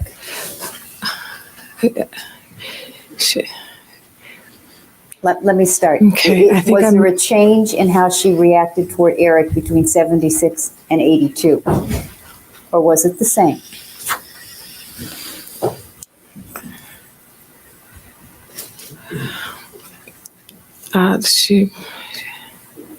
Was there a change? She became more of his tutor. Was she affectionate with him to the same degree? No. What did you see with regard to her affection toward Erik in the earlier visits? For example, there was one time when I tried to hug Erik one time, and she told me that I wasn't supposed to hug him, that he needed to grow up, that he was being too much of a baby. Which visit was this? 82. So he would have been 11 years old? Yes. Did you see her hug the kids? Not that time, not in 82, 83 visit. Did she hug them? Did she hug Erik earlier? Mm-hmm. Yes, she did, when putting them to bed. And what about Lyle? Did you see her hug Lyle? Not during the 82, 83 visit. There was more animosity between the two. Would you see her hug him on the earlier visits? Just when putting him to bed occasionally. And did she speak to them gently using pet names or? No, there weren't no pet names. Was she caring of them in terms of if they got injured? No, they were supposed to be tough. Were they allowed to cry? crying was considered a weakness. Was that, And- was that even for you? Or were you? I'd say in general, showing emotion in that household was considered a great weakness that you didn't want to display. And what would happen if the boys would cry? Gosh. They'd either be sent to their room or left alone. Was there a difference between what the family did in private, and I'm talking particularly about the later visits, a difference between the way they would behave in private and the way they would behave in public? Are you referring to Kitty and Jose? Yes. There was a terrific difference between private and public. Do you remember anything about Lyle wetting his bed when you were there? Yes, He was 8 years old, is that right? yes, yes. And how do you know about him wetting his bed? We were in the kitchen one morning and Lyle started getting yelled at by Jose and Kitty, saying he was a sissy and a baby because he had wet his bed. And he started being called, they were calling him names and getting mad at him. That's all I know. I left. Why'd you leave? Why stay? I went downstairs to my room. What did Lyle look like? Scared. When you say why stay, was this boring or something? Or I didn't want to see him being yelled at for wetting his bed. I didn't need to stay there, and I didn't want to watch. I didn't care to watch him being yelled at. why didn't you step up and say, this isn't fair? He's a Because then kid." I would be yelled at. Objection sustained. The answer is stricken. Do you remember anything about Erik having a speech problem? He stuttered. And what would happen? What would Kitty's reaction be to stuttering? Or Jose's, if you They would remember. make fun of, Excuse me, objection irrelevant unless in the presence of the adult. Sustained. Were you present to see yes, Erik corrected by one or both of his parents who were Yes. stuttering? yes. Who Yes. would do the correcting? Kitty or Jose. It did vary. And did they do it in the same way, or did they each have their own style? I think they each had their own style. And what would Kitty do if Erik was stuttering? I think she would just make fun of him, if I remember correctly. And Jose? I don't remember. Did they try to help him, to work with him for it? Not in my opinion. And how often did you see them making fun of him? Only, stuttering. only a couple times. Was there competition between the boys? Yes, a lot. And was that just sort of a spontaneous experience, or did it seem to be suggested by somebody? I think it seemed to be suggested by Jose. I think it was suggested by Jose. Why do you think it was suggested? What would you see happen? He would just stay, the first to do this, or, to brush your teeth, to get in bed, to do anything. It was a race? Yes, it was a race. And what happened to the loser? It was usually Erik. And he was told, like, how come you can't be more like Lyle and do this, or just made to feel dumb. Objection, I move to strike his conclusion on call witness. All right, the latter portion of the answer, made to feel dumb, is stricken as a conclusion. Rest will remain. Would you hear any words directed, and you said made to feel dumb? What made you think that he was made to feel dumb? Because he, Okay, objection sustained. The answer is stricken. That answer had been stricken, No. so then you'll have to ask a different question. I'm asking her what the words were that she heard. All right, well, you'll have to ask it in some other way. What were the words that you heard when Erik would lose in these competitions to brush your teeth, get in bed, get your pajamas on? just like I said, why can't you be more like your brother and try harder, or things like that. Any personal comments? I can't remember right now. You had a certain impression of this family before you went to visit them, is that correct? Yes, very much so. And what was your impression of this family? That they, Irrelevant. Your Honor, this was unobjected to by Which the paragraph? second paragraph, page 7. All right. I move to withdraw my objection. All right, Did you have an impression of this family? yes, they were, I was told that they were like I'm not sure if there was those words. That's what I remember, that they were the perfect family, you know, And where did this impression come from? my family. And did they describe it as a happy home, a successful home, A successful, yes, happy home. and Well-to-do home. Well-to-do home. and did that seem to be important? The well-to-do, the success? To, Objection irrelevant. Objection sustained. It's ambiguous who you're referring to. Important to who? To the family members, you're saying that you have got this information about the family. What family members are you referring to? a lot from my grandmother. What about Kitty? Did she stay the same or did she change? She changed very much. And how did she change?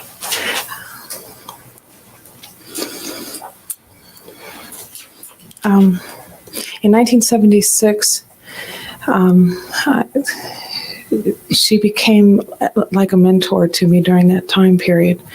I felt special with her during that time. By 1982-83 visit, I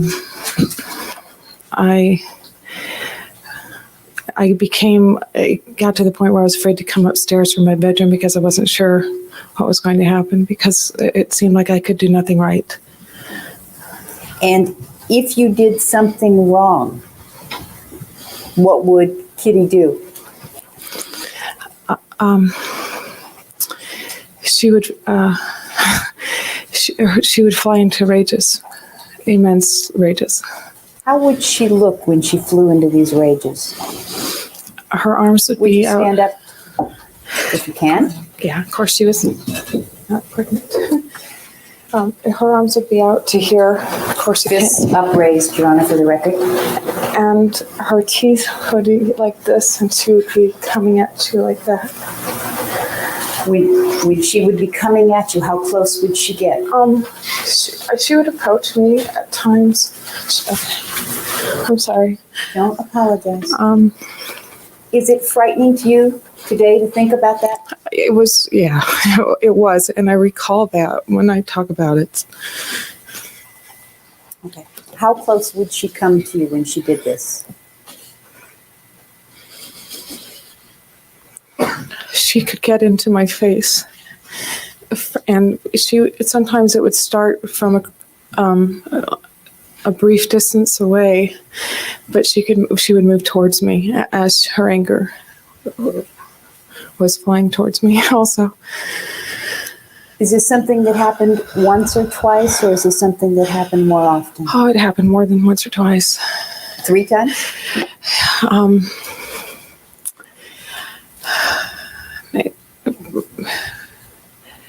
It was quite regular. And what's quite regular to you? Is that once a month? Once a week? Maybe a couple of times a week. And what types of things would trigger these rages?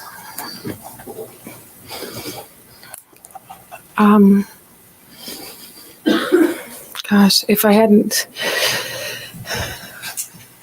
performed up to her expectations, or if I'd come home late. And when you say performed up to her expectations, what do you mean? Objection irrelevant. Sustained. When she would get angry at you, would she just talk about what it is that you did wrong, or would she talk about you as a person? Objection irrelevant. Sustained. What kinds of, would these fits or rages be in front of the boys? Sometimes. And what types of things would she say to you? She would attack me as a person, and let me know in no uncertain terms that she was very capable of marching me downstairs and tossing my belongings out on the street, and not caring that I was related to her. And would she make you feel anything about yourself in terms of your own personal characteristics? Oh yeah, myself. Objection irrelevant. Sustained. Would she say anything about your personal characteristics? Same objection irrelevant. You have to lay a better foundation. Would she, in these rages, which took place in front of the boys, would she say anything about you personally?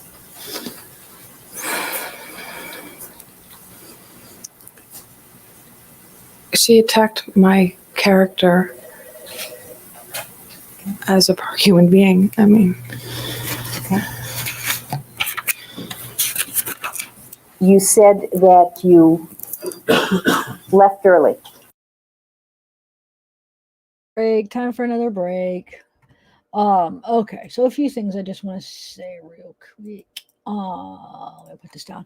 Another thing I remembered is Erik talks about how Erik's the younger son. A couple people were asking which is which. Wait, is my mouth not? Oh wait, is this the?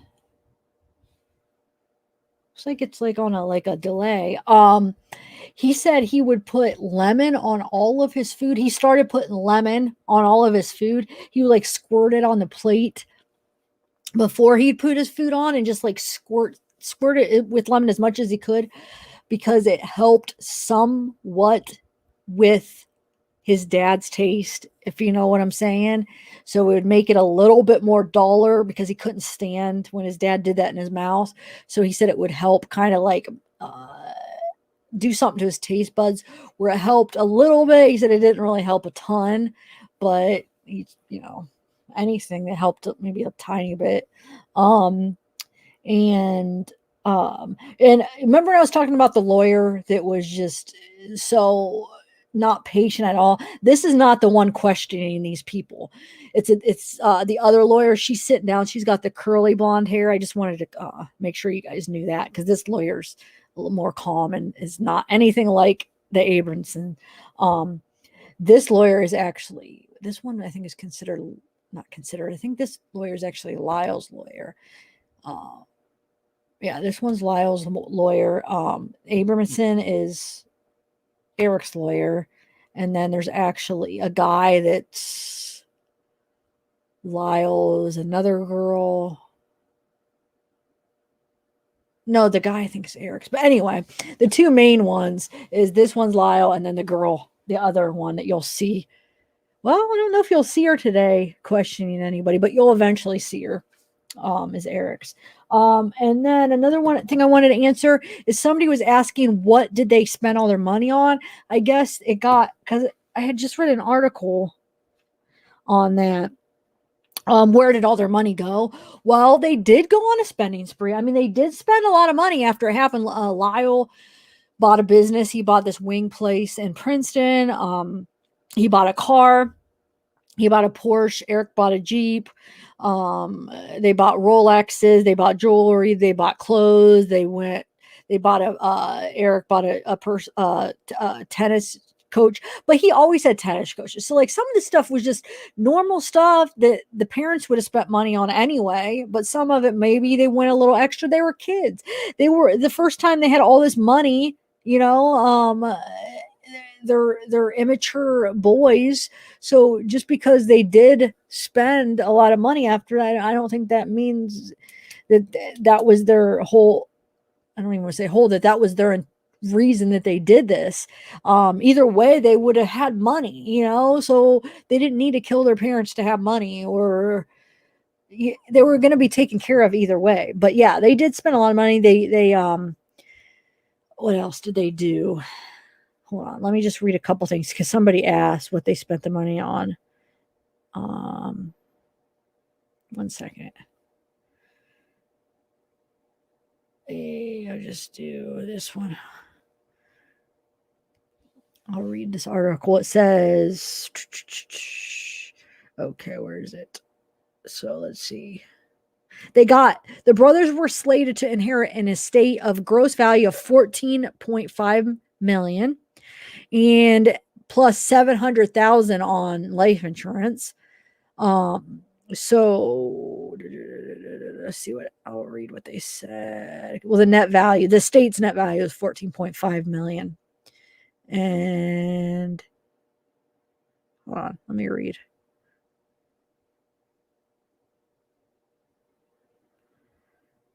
Okay, so insurance payout was $700,000. So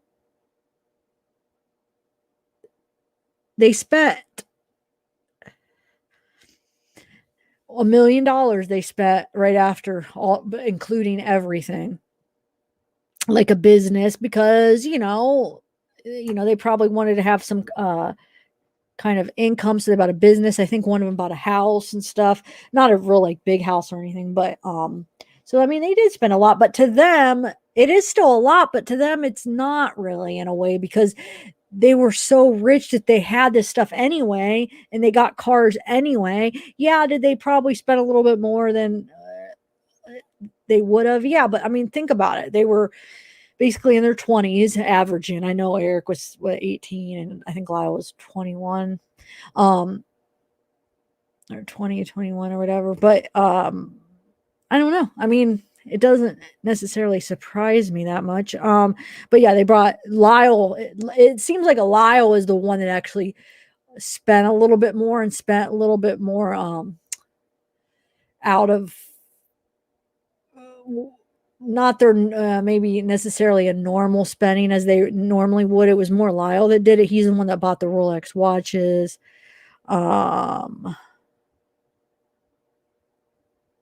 He spent $3,000 on clothing and sports apparel. Erik bought a Jeep and then Lyle bought a Porsche. Erik got a tennis coach, but that was normal as far as a tennis coach. Let's see, they went on vacations, but I mean, they were only, so basically it happened on August 20th and they were arrested in, I counted, now I forget the date exactly, but when I was counting how long it was from the murder to when they were arrested, it was about average of 6 months before they actually arrested them. So let's see, hold on a second. I want to see where the rest of it went. I named some of it. Okay, so he also went back to college, Lyle, for a period, I guess. Okay, so he bought a cafe, a wing place. Well, it's called Chuck Spring Street Cafe. And that in itself was $500,000. So that took most of the big chunk of it. He was probably looking at it as an investment for, the future. It was a place that he liked in Princeton that he thought was a really cool concept. Okay, so let me just, where is the part where it shows where it all went after? Here it is. So $4 million went to estate taxes. 1.49 million, so about $1.5 million to settle the brothers' legal woes. Mortgage payments was 4.1 million. Also reduced the money, and nearly 10.8 million was spent on other expenses. I mean, this is after their charge, so that it's not that the boys spent it. The boys spent about $1 million is what they spent, but this was just after everything. After, so no, like none of the other family members. It looks like it all got wasted away.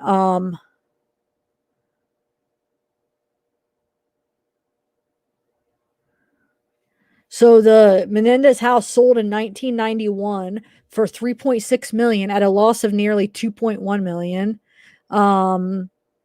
They sold the Calabasas house for 2.65 million and the value of it was 1.94 million. So it doesn't look like there was much for anybody. I mean, it looks like it all just, I don't know. Did you know that Michael Jackson and Elton John lived in their house at one point? That last house they were in. There was an Olympic-sized pool, tennis courts in it. But yeah, Michael Jackson and Elton John, I read, were past owners of the house before the Menendez, lived there. Okay, so yeah, that's where all the money went. Okay, so let's, I guess we could continue. Actually, let me find that picture of, I'll try to find that picture of, what's his name? Jose when he was younger. Because I think he looked really, oh, why did I exit out of that? Oh, I put the wrong one. No big deal. No big deal. I got it back. I was talking to myself here. Okay, so let me find one real quick I could show you.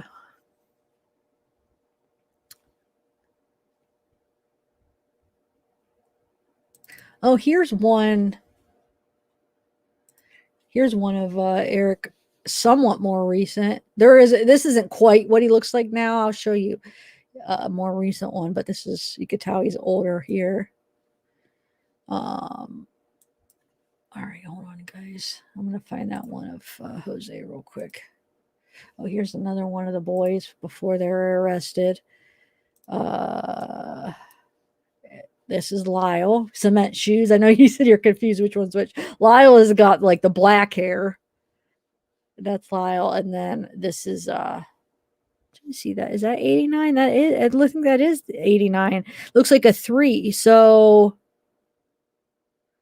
that might have been in March in 89. So Erik, Lyle, and then I don't know who's back there. Okay. Let's see. One second.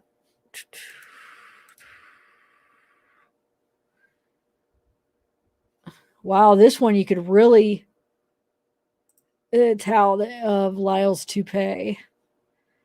Right here, you could really tell that it is. Huh. And that's Erik. I know I keep repeating it. Some of you guys already know who's who, but there are a couple people in chat that said they're getting them confused. So, and then anybody new. So I might repeat stuff a couple times, but that's for all the new people.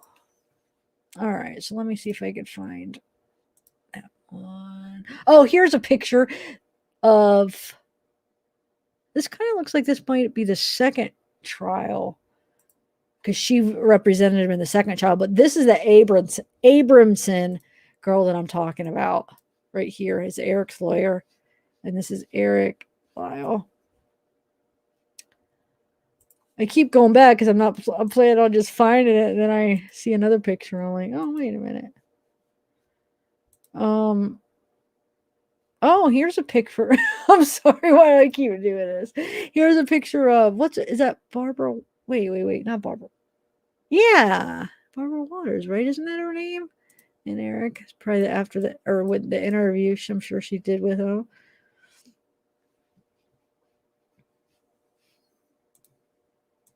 Well, I'll just keep it on because it's like right here. I was looking at this picture the other day and I'm like, that definitely looks like after he must have already been in prison, right? Right? Or could this have been, because I'm keep trying to picture, I see the picture when he's graduating high school, and that was 2 months before the murder. And for some reason, he looks a lot younger in that than he does this. But this looks like they're in the same room as the room that the parents died. This looks like the white couch and then the bookshelf back here. So I guess maybe this was before. Sometimes he looks older though, because there's no way. How could he be in the house after? So, anyway, let's see. There's a video out there. Maybe I'll try to get it in a clip or ask the person that has it.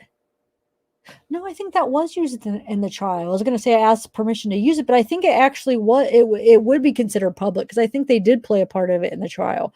There's a video of Kitty's brother is flying this plane.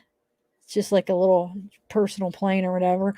And you see, it's real quick. You see Kitty, Jose, and Erik, and then Kitty's brother's flying it. And it's a clip of all of them kind of flying up in it. So maybe I'll play that next time. That's in the second trial, I could tell. That's Erik. But wait, I thought no cameras. Oh, there would have been pictures, right? I know there was no video cameras, but does that mean no photographs too? Because if that's the case, then it can't be the second trial. But no, I think, because that lawyer, what's his name, comes after. It has to be. So they must have been having photographs because this has to be the second trial. Okay. There's gotta wait. I know there's more pictures. Why is that not going? Oh, this is outside that cafe that Lyle bought after his parents died. This is the cafe he bought. And I think it's just his friend. I forget what his name is that's standing there with him. But look how weird this is. Look right here. Like, what happens to that picture? It's like it disappears right here. His hand, and then isn't that kind of weird? Do you guys see what I'm talking about? I was looking at that earlier. It's like you could see a couple of his fingers, and then it's like blurred. Must just be some glitch.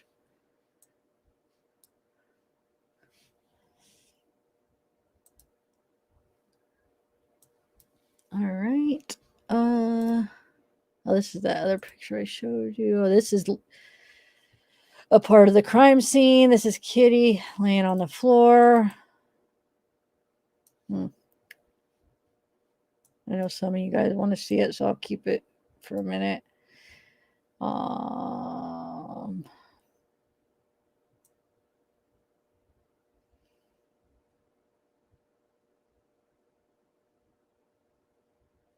right. And that's that lawyer I was talking about again. And Erik. It's Lyle. That looks like a more too, you could tell. It's a wig too. This is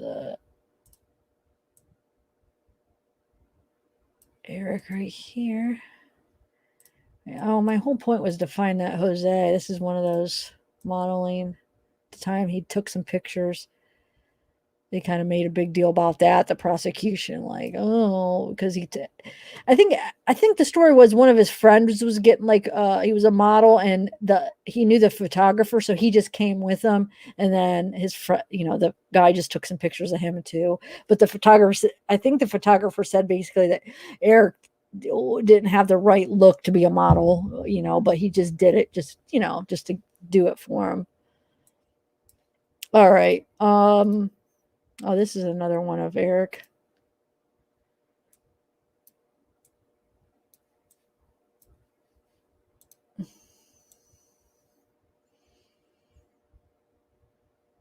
All right. Okay, so I know my point was to find a picture of Jose, so hold on. That's what I'm going to do real quick.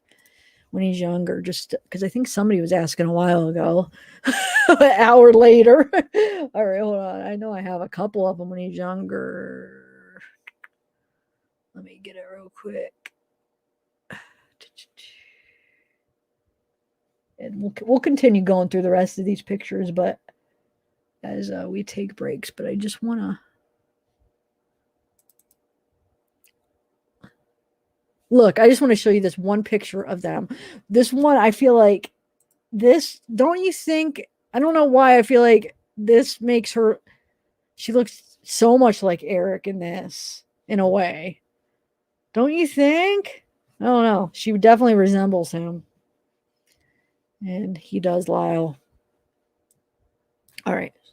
Once again, I didn't find the picture. I'm getting there. One more minute. This time we're going to end up looking through those anyway, so I'll just wait. Well, right now, shoot. I'll show you the one where he's like 18, but I had found other ones where he was actually even younger than that. But you know what? I think they're on my phone, the ones that I wasn't able to transfer yet. So I might have that on my next video, but I do have one where he's 18. And I have somewhere a couple where he looks like maybe like he's 10 or 12. Jose, I'm talking about. But here, I'll show you the one where he's 18. I think they said he was 18 in this because it was on a website. That's him right here. Jose when he was younger. I think they said 18 or 6. Said he was either 16 or 18 in this. And this is that Marta. Remember that I showed you that picture in prison with Erik? I said it was his aunt, Jose's sister, the one that testified on the defense side. That's her when she's younger. And that's his older sister. So basically it's his two sisters. And then that's her. I forget which baby. It's one of these twos. He's the godparents. He's the godfather, and one of these two is the godmother, and then the other one's the mother. I don't know which one's which. So this isn't Erik or Lyle or anything. This is just his. Basically, it'd be his nephew or niece, and then. So all right, and then like I said, I'll find the other ones where he's a little bit younger. Next time I have him somewhere. But yeah, let me continue the videos, and then I have more pictures. Maybe I'll intermix it with some more of the research. Got to keep it educational, you know, and all righty. Let's continue here because we still haven't saw the clip, the part where the cousin says where Lyle told her about her dad a little bit, and then like I said, the other one where the other cousin says that I don't have that clip yet, but like I said, for the next video, hopefully I'll have it by then. If not, I'll have it sometime in one of these discussions where the friend and the cousin testify on the defense side that say how Erik told him way back that oh wait, what's this? That what was happening? Because Erik actually asked his friend and his cousin, because it was two of them that he said something to, but he was asking, is it normal? Like, do you and your dad do this? Because he was wanting to know if it was normal, you know? All right. Let's do this. Is that correct? Yes. And was there any relationship between your leaving early and the experiences you had in the home? I mean, why I left early? Yes. I asked to leave because I was miserable there. I wanted to go home and have a normal summer, the rest of what I could have. When you got home, did you tell anybody about what happened? No. Why? Objection, irrelevant. Sustained.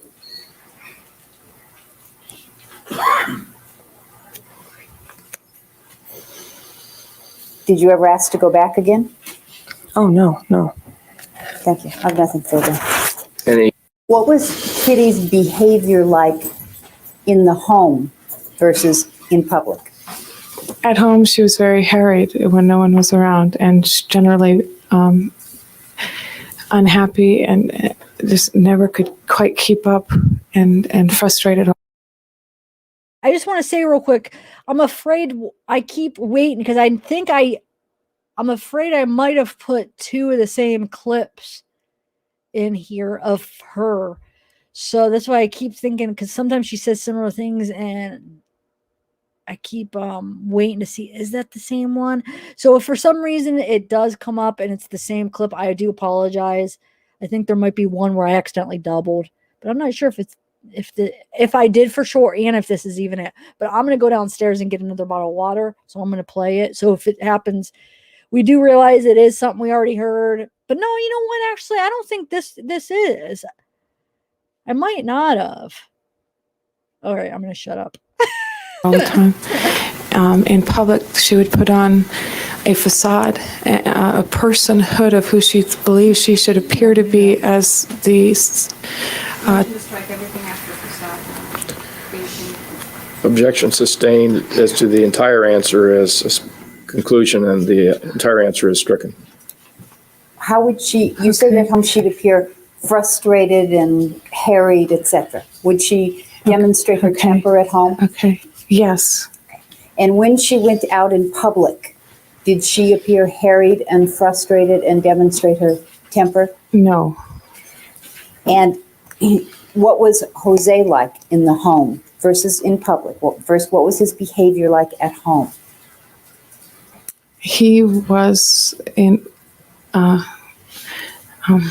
non-questionable control of the household, and he was he would laugh in a arrogantly teasing way, but he'd be humiliating and belittling to the point of being cruel at times.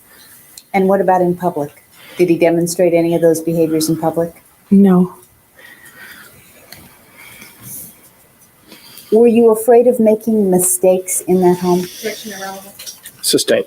What would be the consequences of making a mistake in that home? Objection, irrelevant. Sustained. If you made a mistake, how would Kitty treat you? Same objection. All right, you have to lay a better foundation as to the presence of the defendants and nature of the conduct. Were there times when you were living in the home, particularly directed at the later visits, where you would make a mistake and Kitty would react to that in front of the boys? Yes. And can you tell me what would happen? Objection Vegas time. Sustained. In the 1982-83 visit, did this ever happen? Oh, yes. Did it happen frequently? Yes. And what would Kitty do in front of the boys during the 1982-83 visit if you made a mistake? If it wasn't too bad, it would be throwing things around and as she was yelling at me, just slamming things down while talking to me, yelling at me about what it was and how could I do this and how stupid it was. And if it was something really bad? It would be the rage that I have already described to you, beyond control. How old were you in 1982? I was 23. Was that rage still frightening to you? Oh, yes, very. I lived in fear of it, to be honest with you. Would there be times during the last visit where Jose would go to Erik's room before dinner Yes, and meet with him privately? yes. And after those meetings, what would Erik be like when he came out? Jose would state that Erik was not feeling well and that he was not able to eat his dinner at that time and that he would eat later. And did you see times where Lyle and Jose would have talks? Yes. And where would these talks take place? Frequently downstairs. This is during 82, correct? Yeah. Frequently downstairs in the basement with Lyle on a stool and Jose standing over him. How close would Jose stand to him? He would be right here up against him. Indicating approximately a foot away? Generally, yes.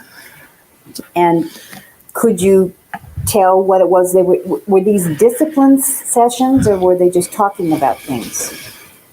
It was understood that when Jose was speaking to Lyle or either of the boys that they were to be left alone and you didn't intrude. How long would these talks in the basement go on? An hour or 2 hours. And is this something that happened just once while you were there? No, it was frequently. And what is frequent? And it was serious. It could be once a week. Okay. And that's in the 82-83 visit you're talking about? Yes. Did talks like this take place on earlier visits? Yes, but not for quite as long. And starting in, say, 1976, when Lyle's 8, are these similar types of talks taking place? Yes.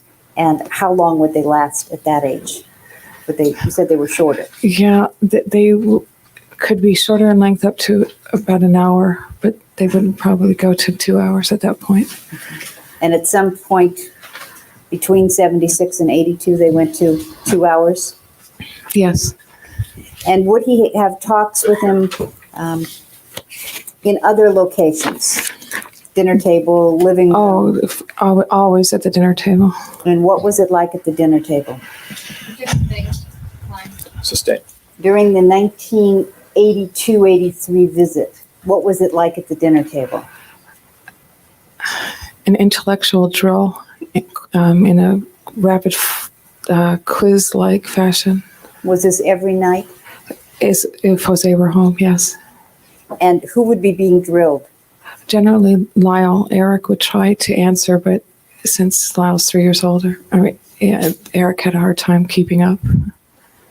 And what happened if you didn't know the answer? Your intelligence was attacked.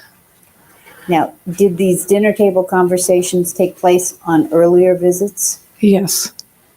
And you said you were there in 76, 78, and 80. Did they take place on all 3 of those visits? Yes. Was there a particular situation that you remember that had something to do with Kitty lying? Yes, Could you describe it for us? sure. I was in the garage and I was down there smoking a cigarette at a very young age. I started smoking. Lyle then came in through the door from the basement and was he looked sad. He was very puzzled.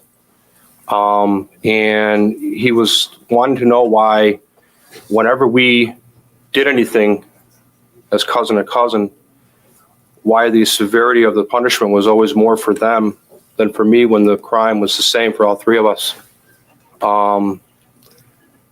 He was very confused. He wanted to know why. At that age myself, I couldn't give him an answer. I didn't know what made his father tick. I didn't know. Okay, and did he ask you to do something on his behalf? He asked me to please talk with his father. I told him at that time that I just couldn't. I couldn't. I said, we'll talk to Kitty.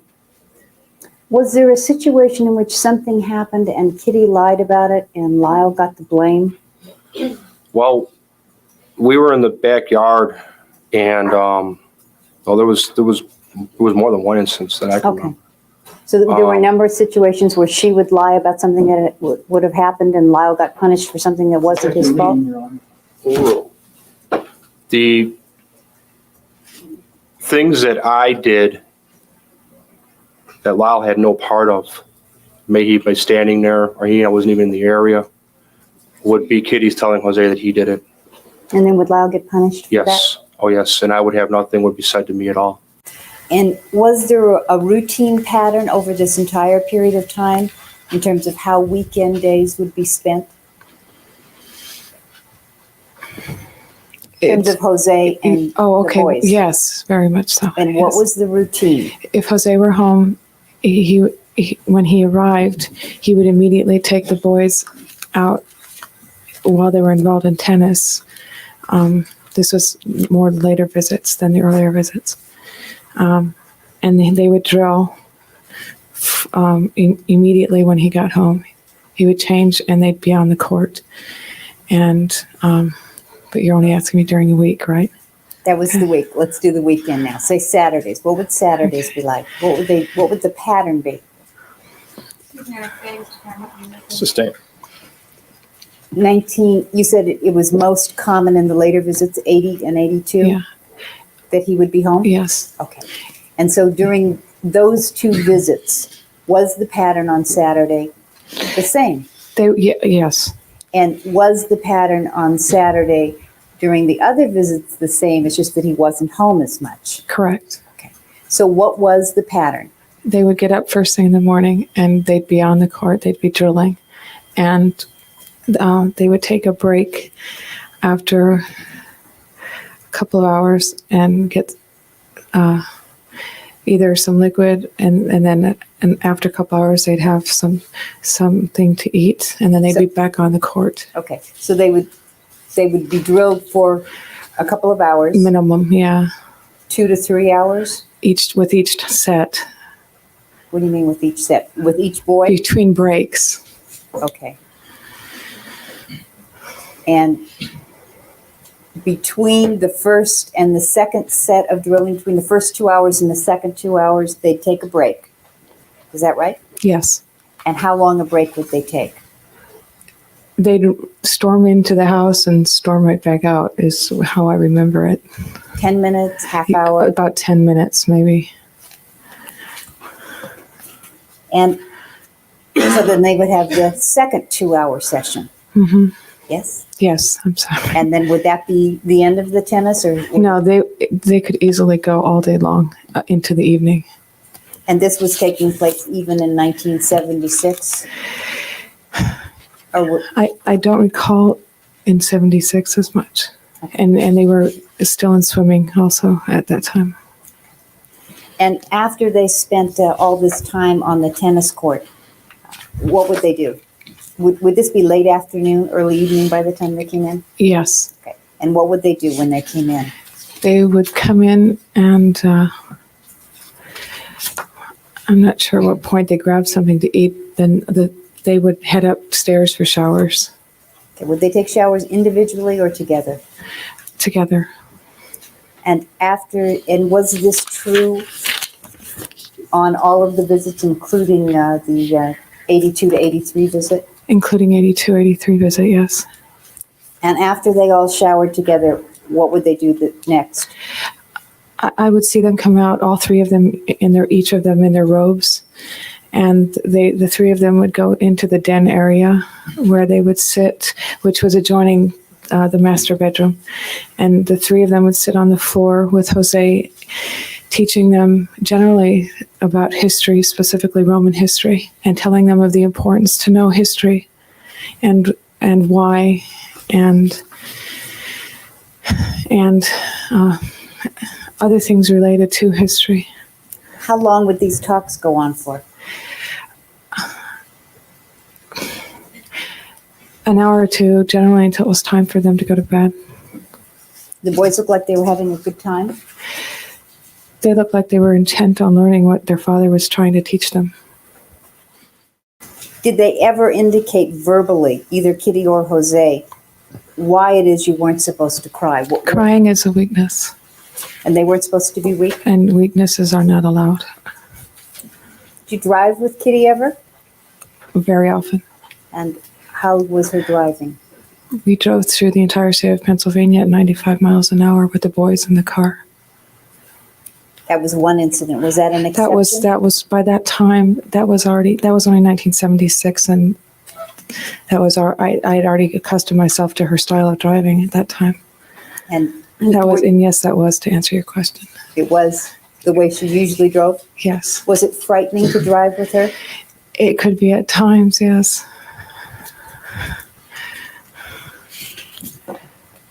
Did it appear that either of the boys cared what their dad thought about them? They both cared very, very much. And how could you tell that? They were always seeking his approval. And when Lyle would be having these talks with his dad, what would he look like physically? His shoulders he would be in this type of a position with his head down and being very serious and looking sad. Shoulders hunched forward? Is that what Yes, you did? And head down? Yes. Hands in lap? Yes.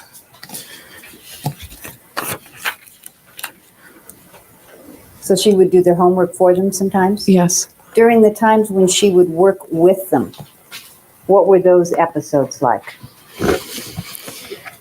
Sometimes she would get frustrated with them if they asked for help, and she'd end up taking over the homework herself. And would she ever say anything to them about? She would, she'd ask them how they could be such a dummy. Lyle and Erik use their intelligence. She would yell that at them quite frequently. And then if they still didn't get it, that's when she started calling them dummy. Did they have any friends come over and visit during any of the visits you were there? Were other neighborhood children in the house? I didn't see any neighborhood children, no. And was there a particular cousin who was close to Erik who would come visit? Yes, Andy. And other than Andy's visits, did you see any other friends or any other relatives stay in the house? No. Did Erik and Andy appear to be close? Yes. Was privacy something that was valued in this house? Objection irrelevant. Sustained as to the form of the question. Did you see any instances in which there was a disrespect for privacy shown? Yes. Same objection, Your Honor, with the striking answer. Objection sustained, the answer is stricken. Did you ever see a situation in which Kitty went into Lyle's room and read his letters? Yes, I did. And I was with her when she did that. During the 82-83 visit, did Lyle get a girlfriend? No. I asked about that one time, and Kitty said that there would be time for the boys for Lyle specifically, to be concerned about that some other time. All right, objection is sustained. The answer is stricken after the word no. Did Lyle have stuffed animals? Many, yes. When you say many, are you talking about 2 or 3? Or? No, he had at least a dozen or more. And does this include the 82-83 visit when he's 14 and 15? Yes, that's specifically what I'm remembering. Would you see him playing with his animals? Yes, he animated his animals, especially Cookie Monster. And what type of playing would go on? Was he having them sing and dance, or what was No, happening? they bombed each other in groups. Bombed each other, and Cookie Monster would threaten more towards Erik. Yeah. Was it? All right, we'll take a recess when the jurors wants a break. So we'll take a recess and. Now, Mrs. Stoltz, did Erik seem to you to be a happy child or a sad child? Erik struck me as a very sad kid. I never saw what I would call a sense of joy about him. All right. You mentioned earlier that he was he used to clown around. Mm-hmm. How do you reconcile your description of him as a sad kid with his clowning around behavior? I would conclude that the clowning around was to get attention, to show that he was one of the kids, when in fact he had, as far as I could see, no particular buddies in that classroom. Okay. Okay, so this is one of his teachers. I didn't realize that was on because it's a little bit delayed on my phone when I went downstairs. So yeah, this is one of his teachers. There's a few teachers that come on, like I said, but I only have one for tonight. So yeah, got to take my little break. Oh, Delana got my my mug. Man, I feel like guilty though for eating that Reese's. Oh, because sometimes like when I eat too much sugar, I get like a stomach ache, you know. But I only ate two, like like the candy bar. It comes with the two cups. But I just feel guilty because I've been trying to exercise every day. I would like to eventually lose some weight, you know. It's so hard for me to. So I don't know. I'm just trying to watch the sweets, but I'm so addicted to sugar. It's horrible. Mm-hmm. Okay, so let me I don't know if I should show, let me just read a little bit more about sexual.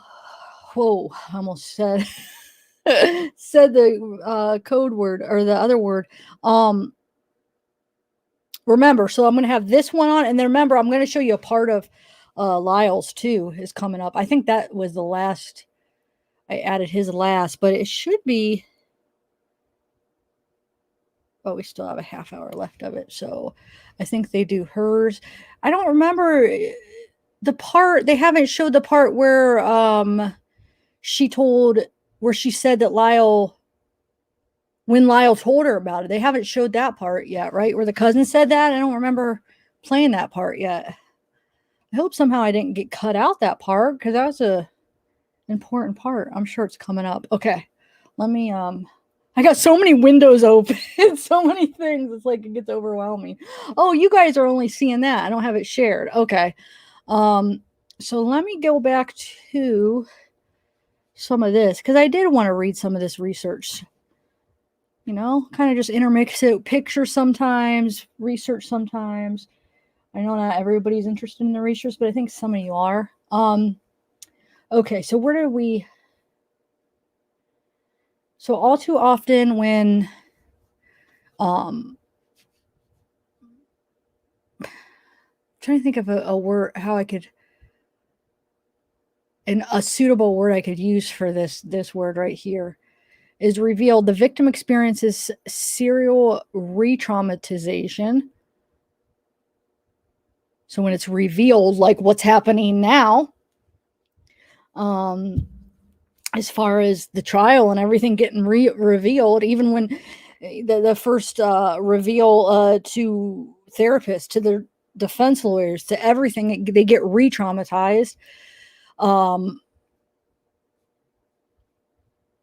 So as a result of being rejected by the family, which often rallies to the side of the accused because of the interventions of authorities who often treat the victim insensitively, as if she were a liar or a malefactor, and because of the often excruciating nature of the treatment necessary to address the effects of the crime on the victim or the act on the victim. So attempts have been made to describe motivational categories of this act. So affection-based provides closeness in a family, otherwise lacking in nurture and affection. And this goes definitely to this case. Remember, I was explaining that actually I probably said it multiple times, I'm sure. I think I repeated it a few times that, yeah, it took the place of, because otherwise it was lacking in nurture and affection. I think even though if you were to pick, Lyle was Jose's favorite, Erik was Kitty's, but they treated both of them bad, but they did have a favorite. But then the SA was more directed toward the one that was their least favorite. So it was like lacking that nurture and affection. So it provides a closeness. This act provides a closeness. There's an emphasis on the specialness of the relationship within which otherwise unavailable caring is given and received. Definitely is a part of what happened with the Menendez. So erotic based, the family atmosphere is one of the chaotic that's probably a word I shouldn't say, but so wait, say erotic based. The family atmosphere is one of chaotic. I'm trying to see what they're saying here. And it is not uncommon for many members to be involved. It seems like everybody was involved. Even Lyle did it to his brother. The mom was involved, the dad. So basically, the whole family was involved to a degree. But Erik was the only one that was never the perpetrator or whatever you call it. Let's see.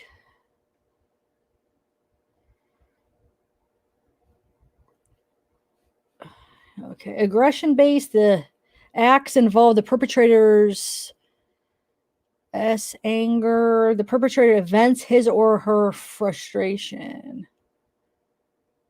Yeah, I mean, definitely that was a part of it with the Jose and Erik, the way he was with Erik. Rage-based, the perpetrator is hostile, maybe overtly sadistic. Definitely he was. Erik describes those times. There may be a greater danger to the victim. And then it's not unusual for mixtures of these components to be encountered. Many do not think these interactions without actual events should be called. When a parent uses a child to serve the parent's emotional needs and promotes a child to a special and close role, however, that child becomes a surrogate spouse, trapped in a world dominated by the needs of a parent. This type of relationship, which is often simultaneously seductive and critical, is often called emotional. Okay, so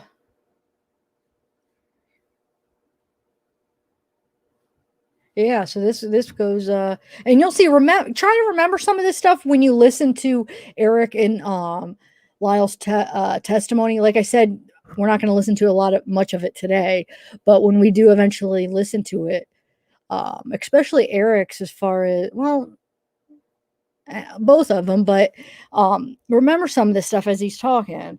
So in stage 1, engagement, the child is brought into a more intense relationship with the perpetrator. He or she becomes involved in more intense and gradually sexualized behaviors via special attention that engages the child's emotional needs en route to behaviors that may be normalized and introduced gradually as games or as activities that clearly bring the child desired attention. Some perpetrators use violence or threats to coerce sexual engagement. In stage 2, the interaction phase, the perpetrator builds on the preliminary grooming of the victim, and the initial involvements escalate, often progressing from exposure and touching to of one or more orifices.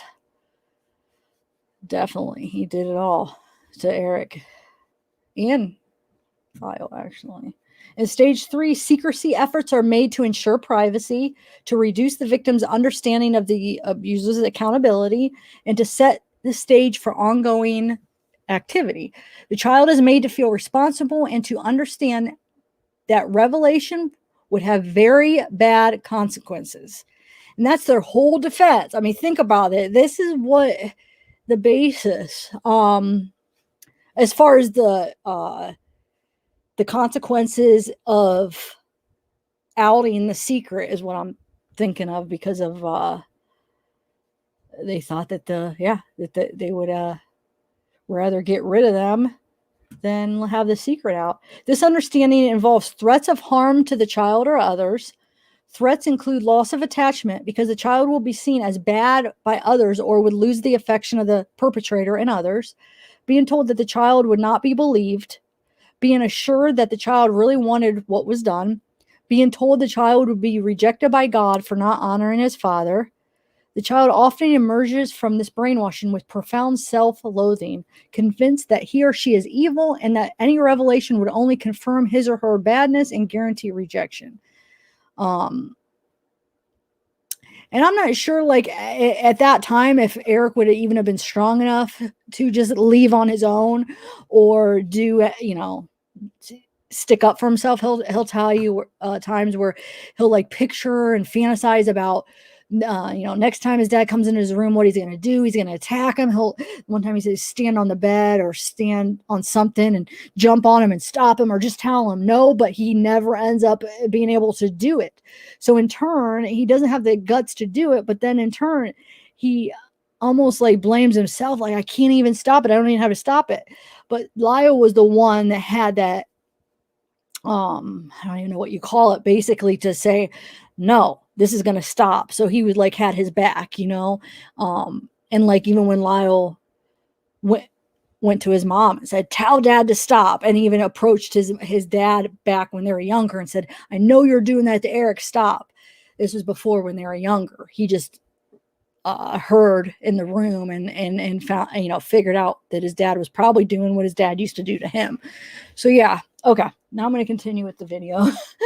I don't want to lose. I can only do so much of this at a time because I feel like I slowly lose people when I'm doing this part, the research part. I guess people really aren't interested, but I'm doing it for the people that are. So I'll just do a little bit of this part, a little bit of this at a time, so we don't lose too many of you. Okay. So yeah, we'll continue with that maybe every other time. I want to see, yeah, so we're on stage 4 in the middle of that. Okay. All right, let me continue with a thing real quick.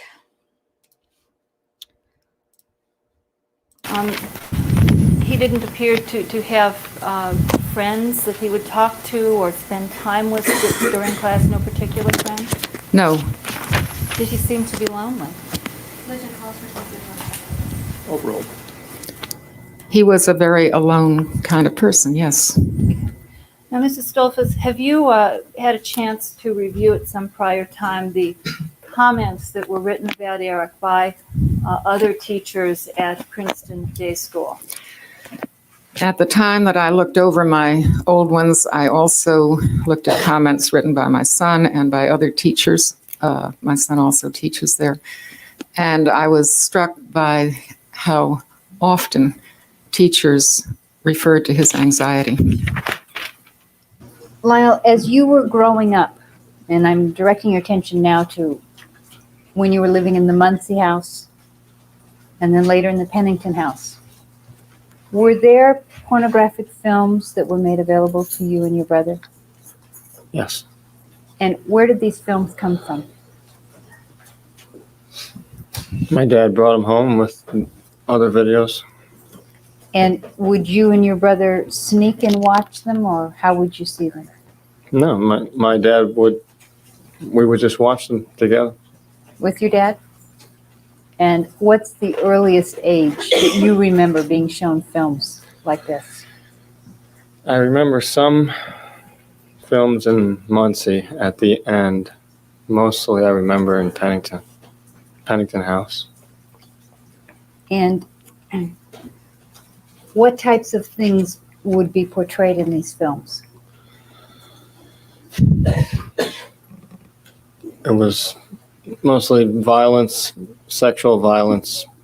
I remember a whole bunch of the films.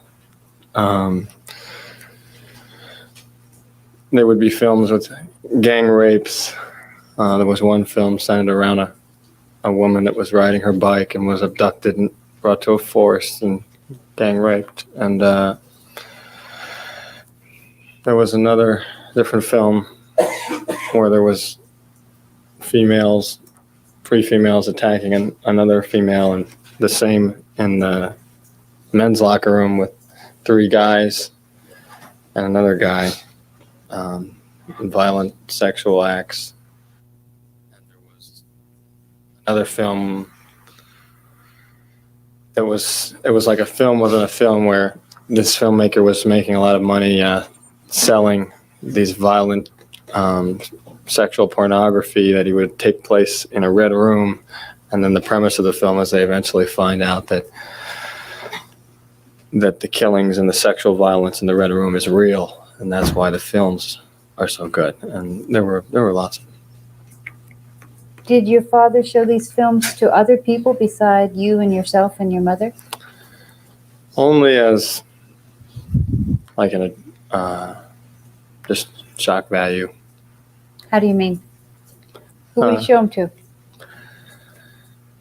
He showed them to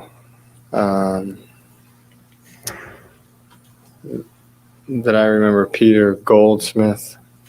He showed them to neighbors in the Pennington house when they would come over at times. It seemed like he would tell me in advance he was going to do this, and it was more. I forgot to share the screen, guys. Nobody told me. Am I not shared? Oh my God, I feel like an idiot. Yeah, it's a video. I'm over here chatting, but then I was kind of like into the video. I am so sorry. We're going to start this over though, because you got to watch this. Oh my God. Okay. I feel like an idiot. All right, hold on. I'm just going to start it over. I am so sorry. How long is that? I'll just start over the Lyle one. Oh, I'm so sorry, guys.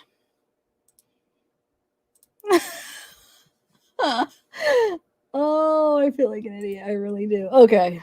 This is the end of hers, and then wow.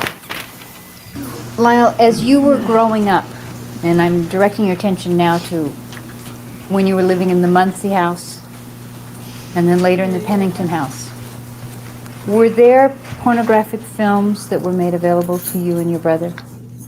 Yes. And where did these films come from?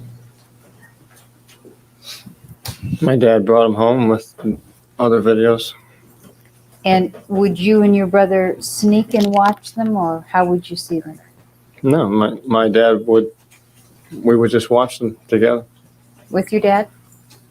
And what's the earliest age that you remember being shown films like this?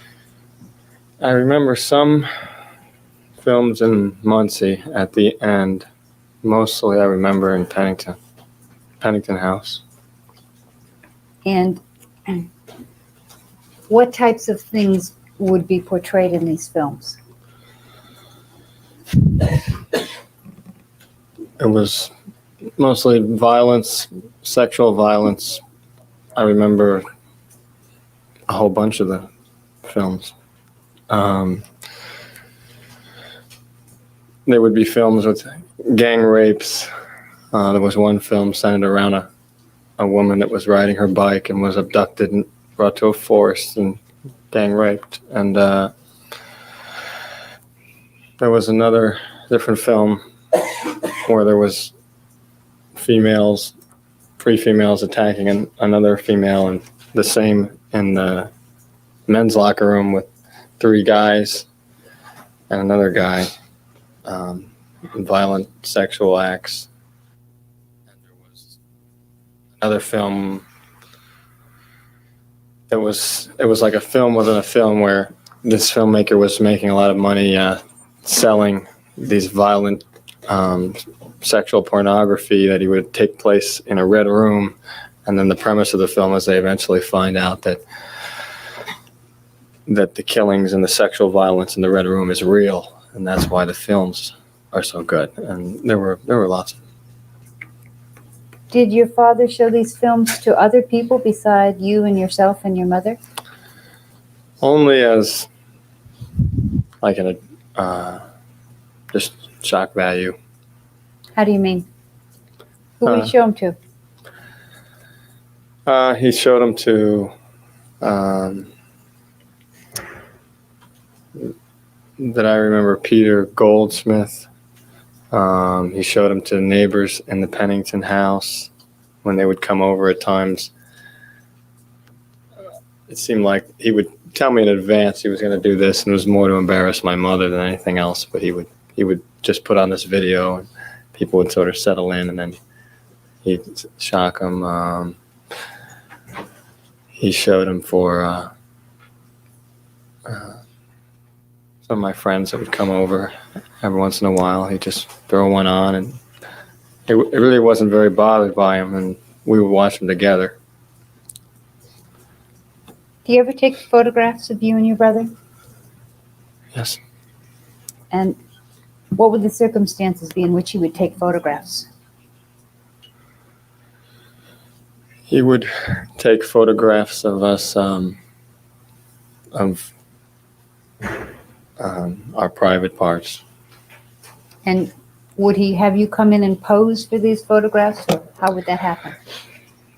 I would just, if we were in the showers or bathtub or changing, he would just use the same camera that my mother used, and then he would come in and take just a photograph or two, and he wouldn't say anything. And then he would leave. Do you ever show you those photos? No. Excuse me. Here, I have some photographs. I have shown you this attorney and King Martin, police commission. How many are there? And just for the record, what are the markings that you put on them? We have, may I do it from up here so I can show it to Yeah. you all at the same time? Okay, please refer to, I'm sorry, Mr. Menendez. all right. Mr. Menendez, I'm showing you a Kodak color prints envelope with the number 219 on it. Would you take a look at that?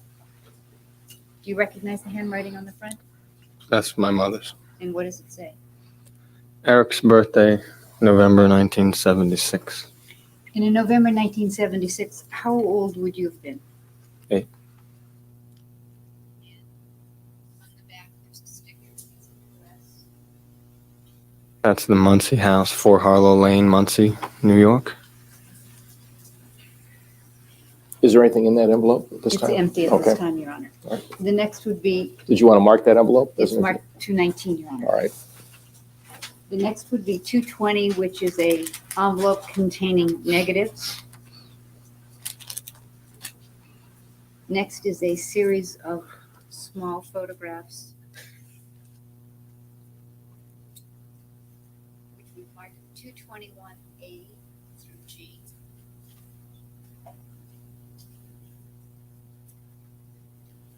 A through H. Sorry.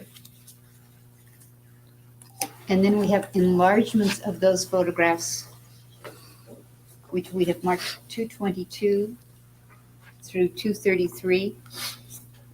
And we have a proof sheet of the negatives, which we've marked as 220, which is marked as 234. Mr. Menendez, have you been shown this proof sheet already? Yes.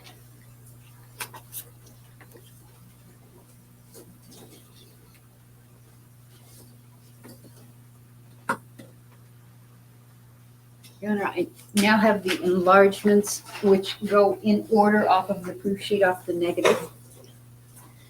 Mr. Menendez, do you recognize this photograph?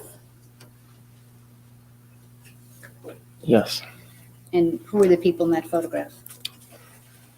Mom and Dad, myself, the Baralt family, children, and Aunt Terry and Uncle Carlos. Could you just identify that for the record so that we don't? 222, Your Honor. All right.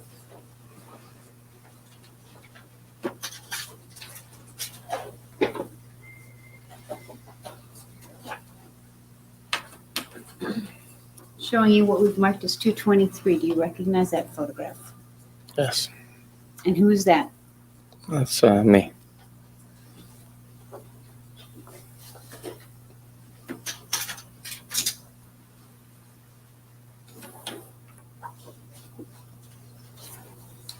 $224. That's Erik.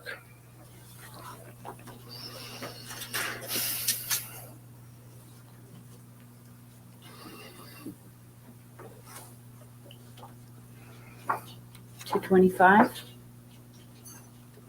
What was the answer? I don't know. It's nothing, Your Honor. Nobody can recognize. It's just the next photo on the negative.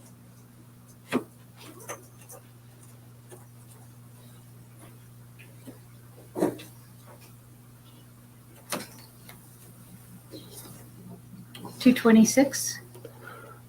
That's Erik and myself and some other boys. You have And- to speak up. Some other boys and Erik and myself. Sorry. And do you recognize some mark on your brother? The birthmark? The birthmark on his right wrist. It's a large brown birthmark.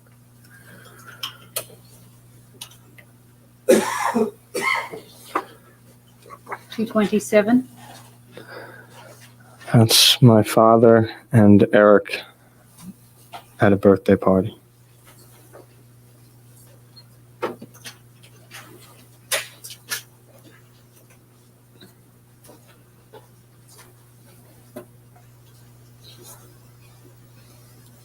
$228.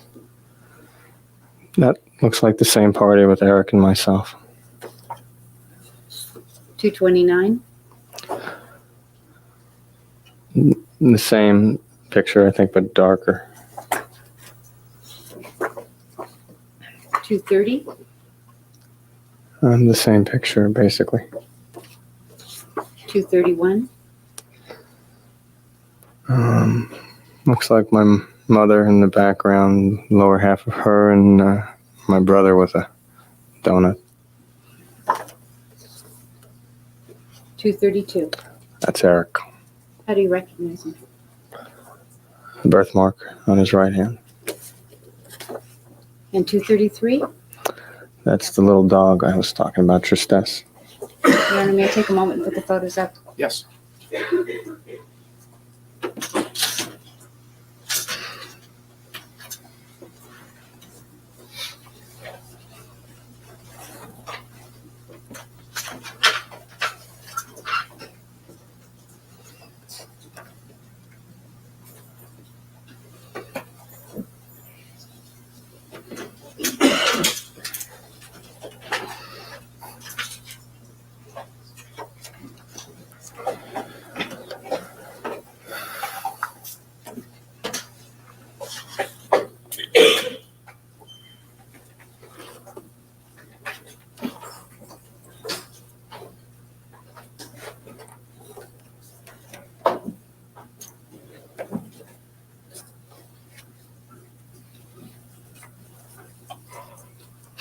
Now, when you said that your dad would come in periodically and just take pictures of you, the two photographs here, we've marked one which you've identified as yourself and the other one as Erik, which are children without clothes, also appear to be children without heads. Is that correct? Yes. And when he would take photographs of you of this nature, would he seem to be directed at taking photos of your faces? No. Or would he? He would take photographs of your genital area and the lower half of your body, or you're bending over, or just different parts of your positions is what I never really knew. Because you never saw them afterward, or? What's your answer? He would be focused on those areas, but I didn't see I've never seen these pictures. Is today the first time you've seen these pictures? Is that yes? Yes. Did your dad used to have talks with you about sex between men? Yes. And what types of situations would he talk to you about? He would talk about the bonding between men,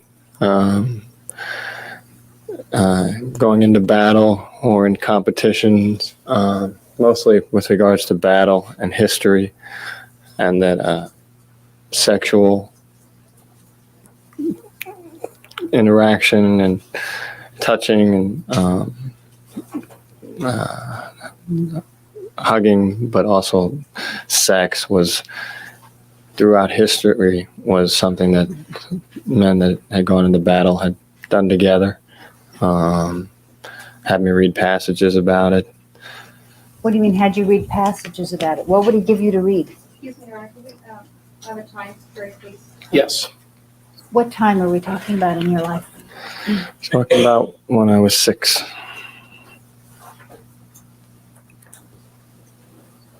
What would he have you read? He had history books with passages outlined, various battles and strategy. But in terms of on this subject, there would be particular passages about Greeks, soldiers having had sex with each other before they went into battle as a way of bonding with each other so they have a stronger connection. And he would talk about the same thing with regards to sports and he and I. And did he talk about fathers and their firstborn sons in this regard?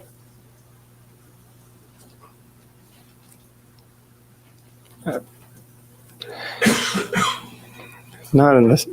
Not that that's what I'm not understanding the question. Did he talk about? You said he talked about soldiers and having sex between them as a bonding mechanism. Yes. Did he talk about teachers and students? No. Did he? Oh, yes, he did actually. Not teachers. He talked to me about I don't know. They were like lecturers or traveling lecturers, professors, and they would have arrangements with very close special students, young boys, and they would have sex and they would touch each other. And did he talk about it with regard to fathers and sons? He talked about it with regard to our relationship as being very special and our family history with the firstborn and the father. And what was special about the relationship of the firstborn and the father? That it was special, and that that was really all that mattered, was the firstborn, and that the sons should do what the fathers say, and then they grow up and they become like the father, and the father teaches them and molds them, and someday me and my son do the same. And between the ages of 6 and 8, did your father have sexual contact with you? Yes. And how did it start?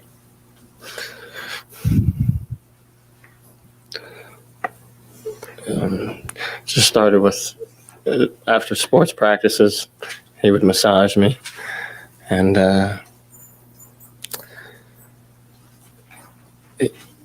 we would have these talks, and he would show me, and he would fondle me, and he would ask me to do the same with him, and I would touch him, and we would undress.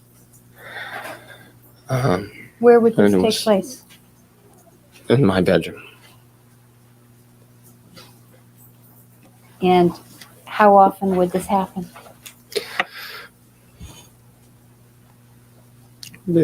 Like 2 or 3 times a week. And for how long did this happen?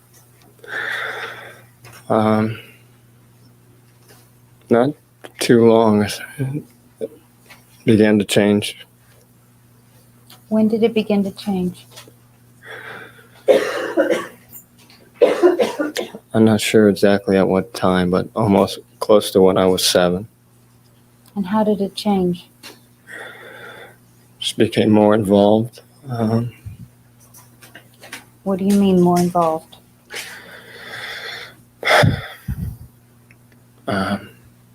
We would be in the bathroom, and he would put me on my knees, and he would guide me, all my movements, and I would have oral sex with him. Did you want to do this?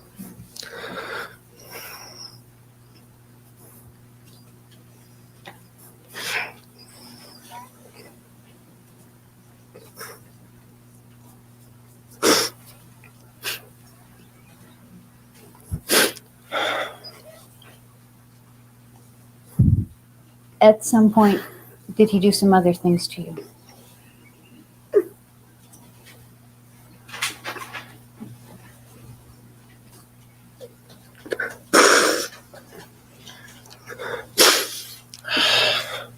Yes. What else did he do to you? Did your sports activities seem to take up all of your dad's free time? It took up any time he wasn't working. Yeah. And did your mother ever express any resentment? I wanted to play the rest of that. I must have accidentally man, I'm mad at myself because I somehow left out the clip of where the cousin tells how Lyle told her. I know what happened too because I was having trouble sending that clip on my email. I was just having trouble with it and I forgot to add it. And then right here, it just cut off at a very important time. I don't know what what I did. I'm sorry, guys. Hold on a second. We got to finish hearing that. I think somehow I was rushing to get it done before, first of all, I was trying to do before 8 and then I was running late. So I was trying to do before 9 and, hold on guys. Let me see. Cause I want to watch that part in order. Just give me 1 minute. I got to find out where that next part is. Let me, check this out. I'm mad right now. So we're at 129 cause that's something I don't want to have split up. That's important. Like his testimony right there. I wanted that to go in order and that was not supposed to cut off. So just give me 1 minute. I don't know what the heck happened. I know I have that part. Here we go. Let's see. Hold on, guys.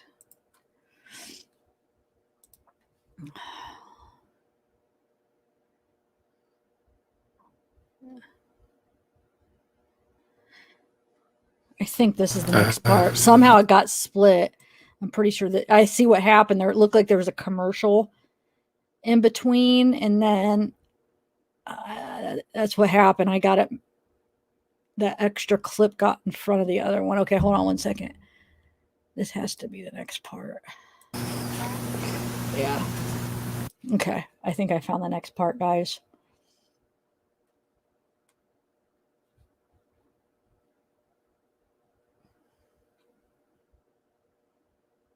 Oh, I have it up already. Okay, we're ready to go. All right, it has to be because isn't that the part?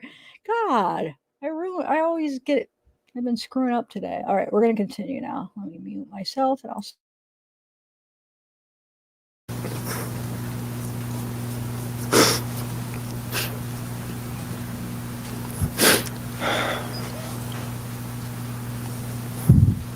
At some point, did he do some other things to you?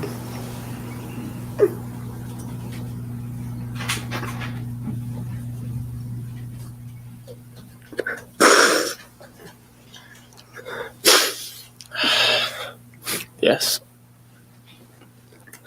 What else did he do to you? Did your sports activities seem to take up all of your dad's free time?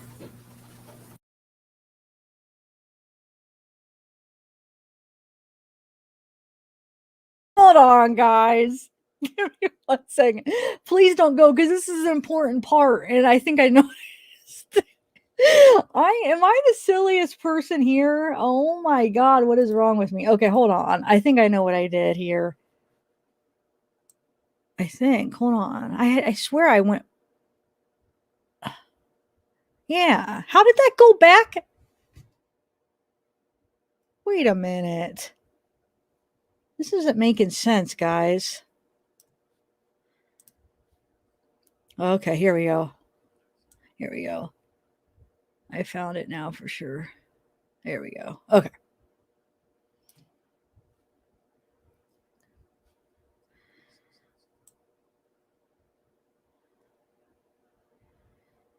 Hold on a second. It's 129.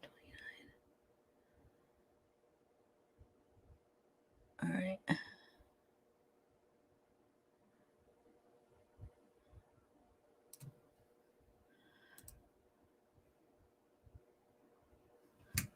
But this is what okay, I'm going to try to do this again. Just stay with me here. Yeah, they take a recess and then they come back. Okay. All right, I think I found it now. Wow. Stupid clip got squeezed in the wrong spot. Oh. 1 second. I just want to make...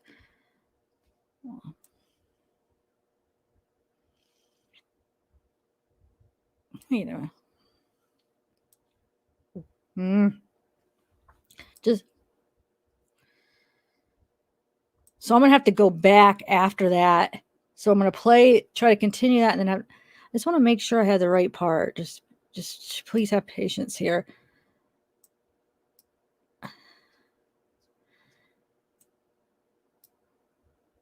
Yeah, we do have to go back to though, because he talks about his mom. All right, just 1 second.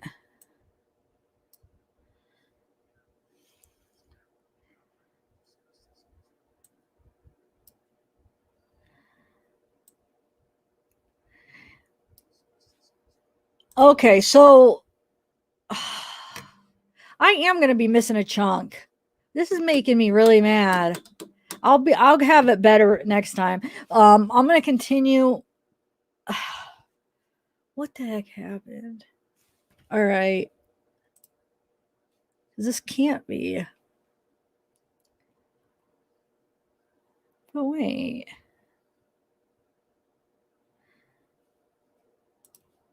I don't know. I don't know. I'm gonna have to go back through it, but I'll play what I have, and then I'm mad at myself. Oh well, I have more, but I don't know. There might be a part where I'm missing and because something happened, but sorry. He used objects. What kind of objects? A toothbrush and some sort of shaving utensil brush. And what would he do with the toothbrush? Well, in the bedroom, we'd have what we called object sessions, and just slide my pants down or take my pants off. Sometimes it would be for a short period of time, sometimes longer. Just lay me on the bed and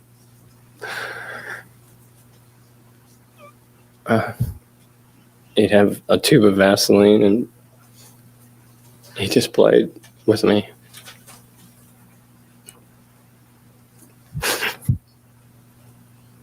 And was there some point in time when he decided to use something besides the toothbrush?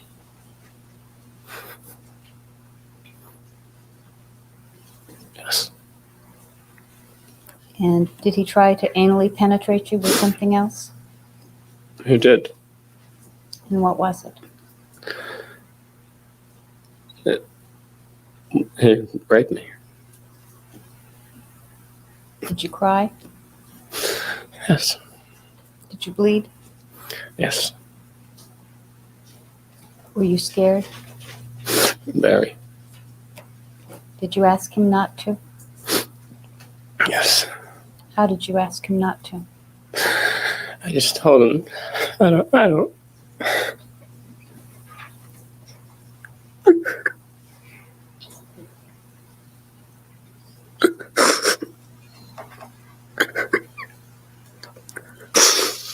I'm sorry.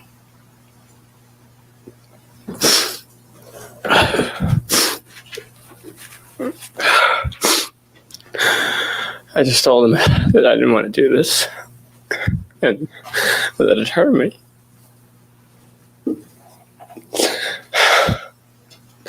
And he said that he didn't mean to hurt me. And he loved me. Was that important to you, that he loved you? Yes, very. But I still didn't want to do it. Did you tell your mom? Yes. What did you say to your mom? I told her to tell Dad to leave me alone. And he keeps touching me.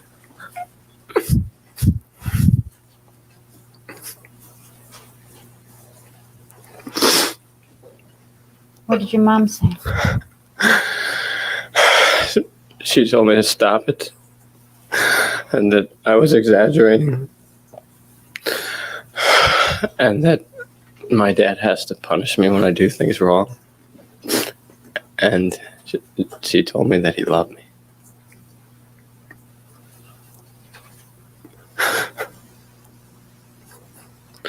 Did you ever tell anybody else?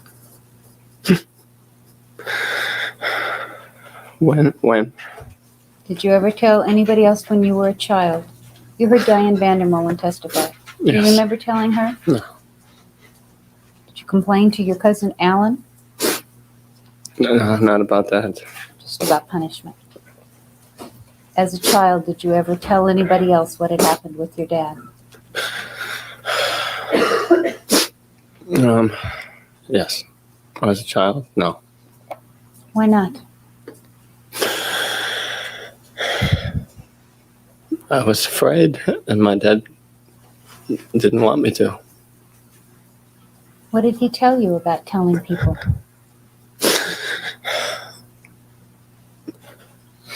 He just said that it was our secret.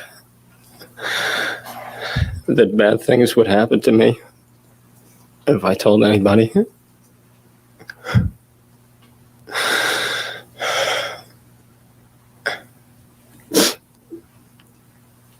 And I told him I never would.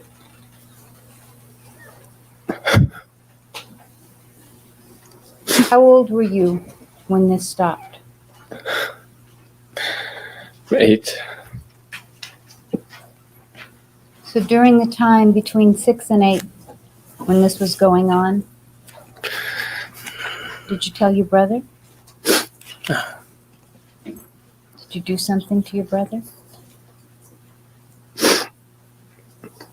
Yes.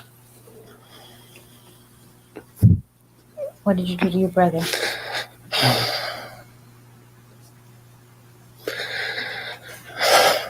I took him out to the woods.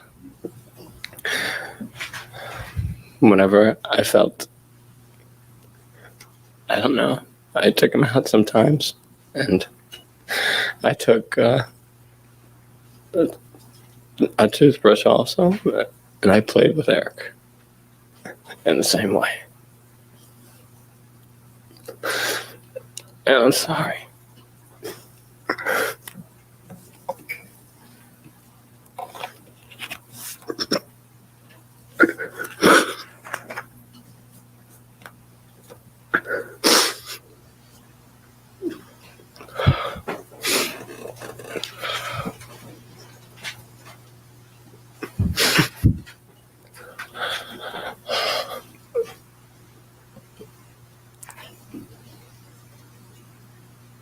It stopped for you with your dad when you were 8. When you were about 13, did you think that it might be happening to someone else? Yes, And who did you think it was happening to? Erik. And did you do something about it? Yes, What did you do? I talked to my dad.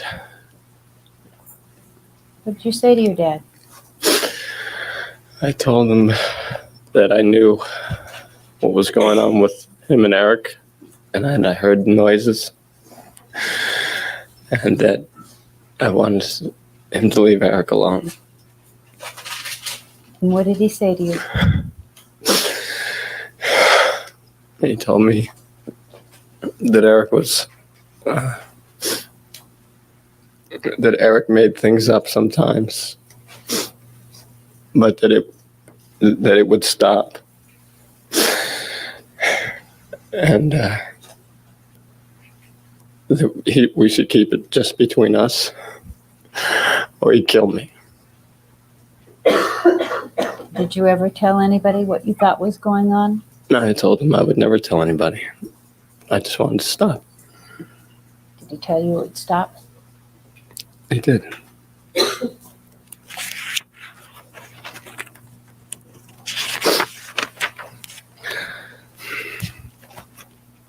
Leonard, that's as far as I have for today. That's all right. All right, you want to take a recess then at this Yes. point?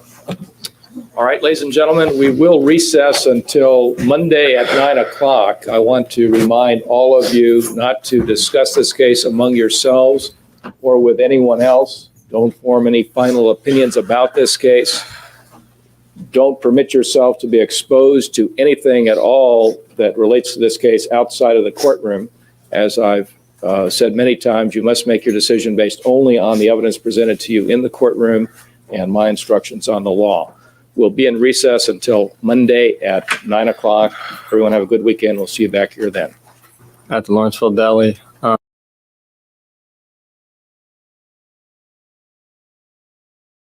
So I'm going to go back to that part that was the clip that went in between that. There's a few minutes where he talks about his mom that I think is important. And then there's a couple minutes here at the end. But I still think that chunk where it skipped, where he was talking and it skipped out into a different part, I still think we're missing that part. So I'll have to figure it all out for next time, guys. I'm sorry. So yeah, I have a minute 29 here. We could finish watching the minute 29 and then there's a couple minutes I'll go back to. So,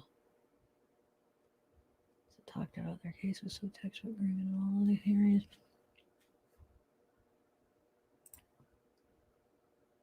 Yeah, I agree, Becky. And that's the thing, like, people, nobody that watches the whole trial, like, if you watch the whole trial and everything, their testimonies alone, you could tell it's like so real. But everything else too, if you watch it, I feel like there's no way that you could deny that was happening, I feel like. And I think the only reason that the jury's probably, at least for this first trial, because the second trial, like I said, Lyle didn't testify and they didn't let the cousins or anybody corroborate like what they were saying about anything that happened in the house. They only let the boys talk about it, and Lyle didn't testify. They only had one jury for the second trial for both of them, the same jury, and Erik's the only one that testified. But what I'm saying is, for this first trial, I bet you, if you talk to the jury, both juries for the first trial, I have a feeling that they would all say that they didn't deny that the abuse happened. There's no way, I feel like, sitting through all this, I don't think there's any way possible that they could even think that it didn't happen. But I bet you they had trouble because it was hung jury. So the people that they couldn't convince, I bet you they had trouble because they didn't understand SA and how the fact that the self-defense theory, I don't think they probably were having trouble understanding that. Why didn't they just leave? Which we understand now, or a lot of us probably understand psychology better than they did in the 80s. And also people that are aware of psychology, because there's still some people out there that wouldn't understand it. Just people that are informed and knowledgeable on the effects and stuff if you do research. Plus, we've come a long way since even at that time that we even know more now. I think the one expert testified, the psychiatrist said that they had 15 years of research when this trial went on of SA. So at that time, it's still, I mean, that's somewhat, well, 15 years. It's a lot, but it's still somewhat fresh. So now we have how many years, of research? I just feel like people, they just can't understand why they didn't just leave, and they don't believe that they felt that their lives are being threatened. But if they understood what it does to you and the fear that it puts on you from the continuous abuse, and how the dad would continue to tell them bad things would happen, and literally even say, kill you if you tell anybody. Since they were little, he had said that to Erik and to him. So when they threaten to do it, yeah, they feel like that threat is real. They do feel like their lives are in at risk, because like I was reading, remember, in the research, they said they feel like they're property, like they're not a person, they're a property. Their importance is so little. It just messes you up so much. So I just feel like, yeah, I think nowadays that we understand it more. But I would like to interview like all the jury from the first trial and see, because I feel like they would all say that they didn't doubt that it actually happened, that they were doubting that it was self-defense, that they could have left. Because I don't know how they couldn't believe it after all this. And you guys are only watching some of the clips. I mean, there's so much more that I feel like paints the whole picture. Okay, so let me play this last part, and then so we just have like a minute and a half and probably another 2 minutes, so like 3.5 minutes. All right, let me do this here. I have that shared still. Yeah, we'll just do this part first, and then. So remember now, this isn't right after. So you can be like, oh, how is he looking like that? Now he's like that. These are just clips. So this is sometime, I don't even know. It's a different time as far as this isn't like continuous. So remember, they took a break, and I don't even know if this is the clip right after the break. I don't think it is actually, but I just picked some clips out that I thought would be kind of paint the picture. So here we go. We stopped there routinely on the way from or to the soccer fields from where our house was in Pennington. And my dad would be buying the things he felt he wanted for me, and the guy behind the counter was very friendly. They'd had the place forever, and he knew me every time I came in my soccer clothes. Basically, he sneaked me in a bag some pastries and cookies and stuff. He just sort of put it in with everything else my dad was buying, and I took it out when my dad wasn't looking. Did your dad find him? He found them on me outside the store. Were you eating them? I was eating them. And what did your dad do? He just grabbed him out of my hand, and he just grabbed me by the neck. He just punched me in the stomach. Did he say anything? No, he dragged me to the car, and I don't believe that he said anything. And I knew what was obvious. Excuse me, Your Honor, could you ask the witness to keep your voice up? Yes, if you could speak up a little bit. The picture that's up on the board with you in the yellow shirt, is that in the back seat of a car? Yes. And is that your father with you? Yes. One more clip. I'm going to go back. Where are we? That clip in between real quick. 120, 29:45. Wait, why isn't that? Oh, there we go. Oh, it doesn't show you until after you. The father's.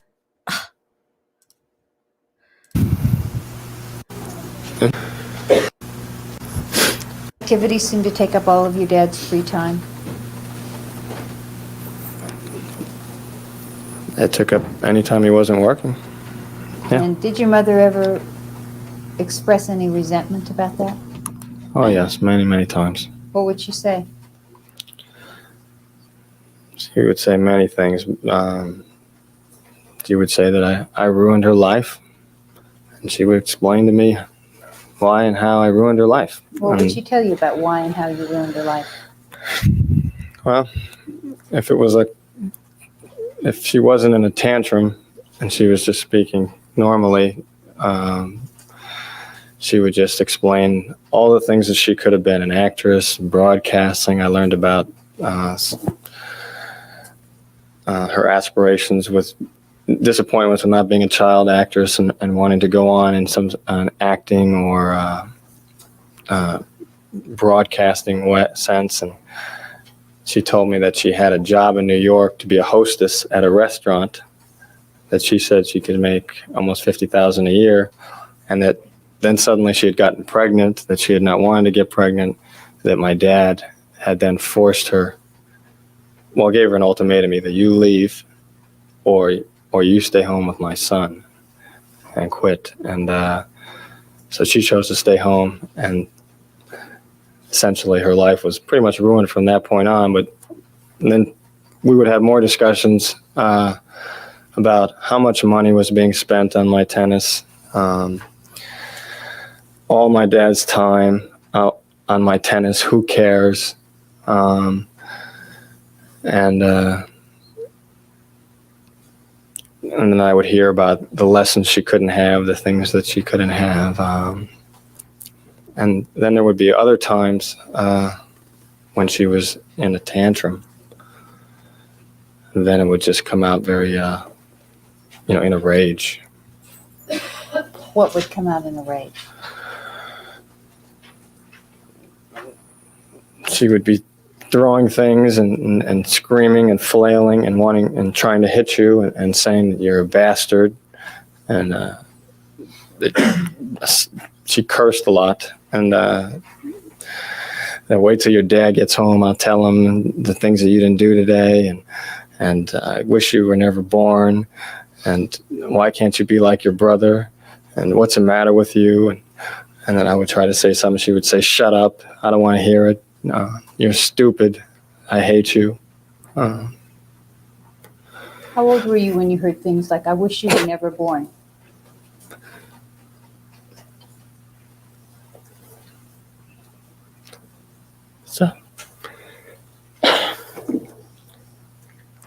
Seven. Okay. That's the end of that area now. Okay, we'll take a recess.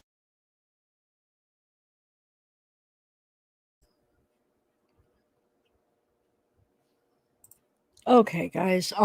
Just real quick, I'm not going to go into the long version of the self-defense. He was still S.A. Erik, 18 years old. Erik wanted to go away to college. Dad picked his school so he would stay home so he could continue doing what he was doing. And these S.A. got dark. I mean, it was sadistic. It turned into sadistic stuff sometimes. There was happy sex, dark sex, rough sex, knees. There was all kinds of different ones. And some of them were painful and hurt and stuck tacks in them and ropes and stuck things in them. Not fun, very painful. 18 years old was still doing it. He ended up telling Lyle, I can't take this anymore. Lyle said, I'm taking you back to Princeton. We're telling Dad. Tells the dad. Dad said, nope, he's my son. You're not taking him. And Lyle says, if you don't let me take him, we are going to tell everybody your secret. And so, first of all, from all the years of the dad telling them if they ever told anything, bad things would happen, they would kill them. The way they were so into appearance and what everybody thought, they would rather somehow think of a way to get rid of the boys rather than their secret exposed. And well, at least that's what the kids thought. I think it's possible too. They would have done it, but it doesn't matter if they would or wouldn't have. It matters what the boys thought they would do. If you think about it, self-defense, if they really thought their lives were in danger, they thought that the parents were going to kill him. There's no way they were going to let him take Erik or expose the secret. They thought, definitely. And if you look at where we were reading some of the research, it is not abnormal for victims to think that. They've been treated like a thing, not a person. They have no value. So when they tell you for years that you tell anybody will kill you, it's not hard for them to think that they really mean it. So if you know a little bit about that, you would see that no, it's very reasonable for them to think that those threats are real and that they would act on them. So yeah, I know there's a couple people that asked, but I explained it earlier, but I'm just explaining it again. Basically now it's more well known about the effects now. Like this was in the 80s, 90s, but now there's a lot more people that, are aware, a lot more studies and stuff.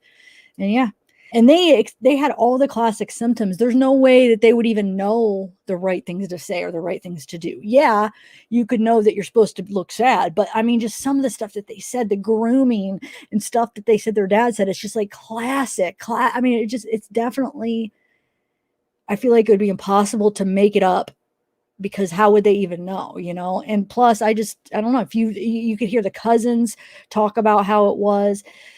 Like I said, I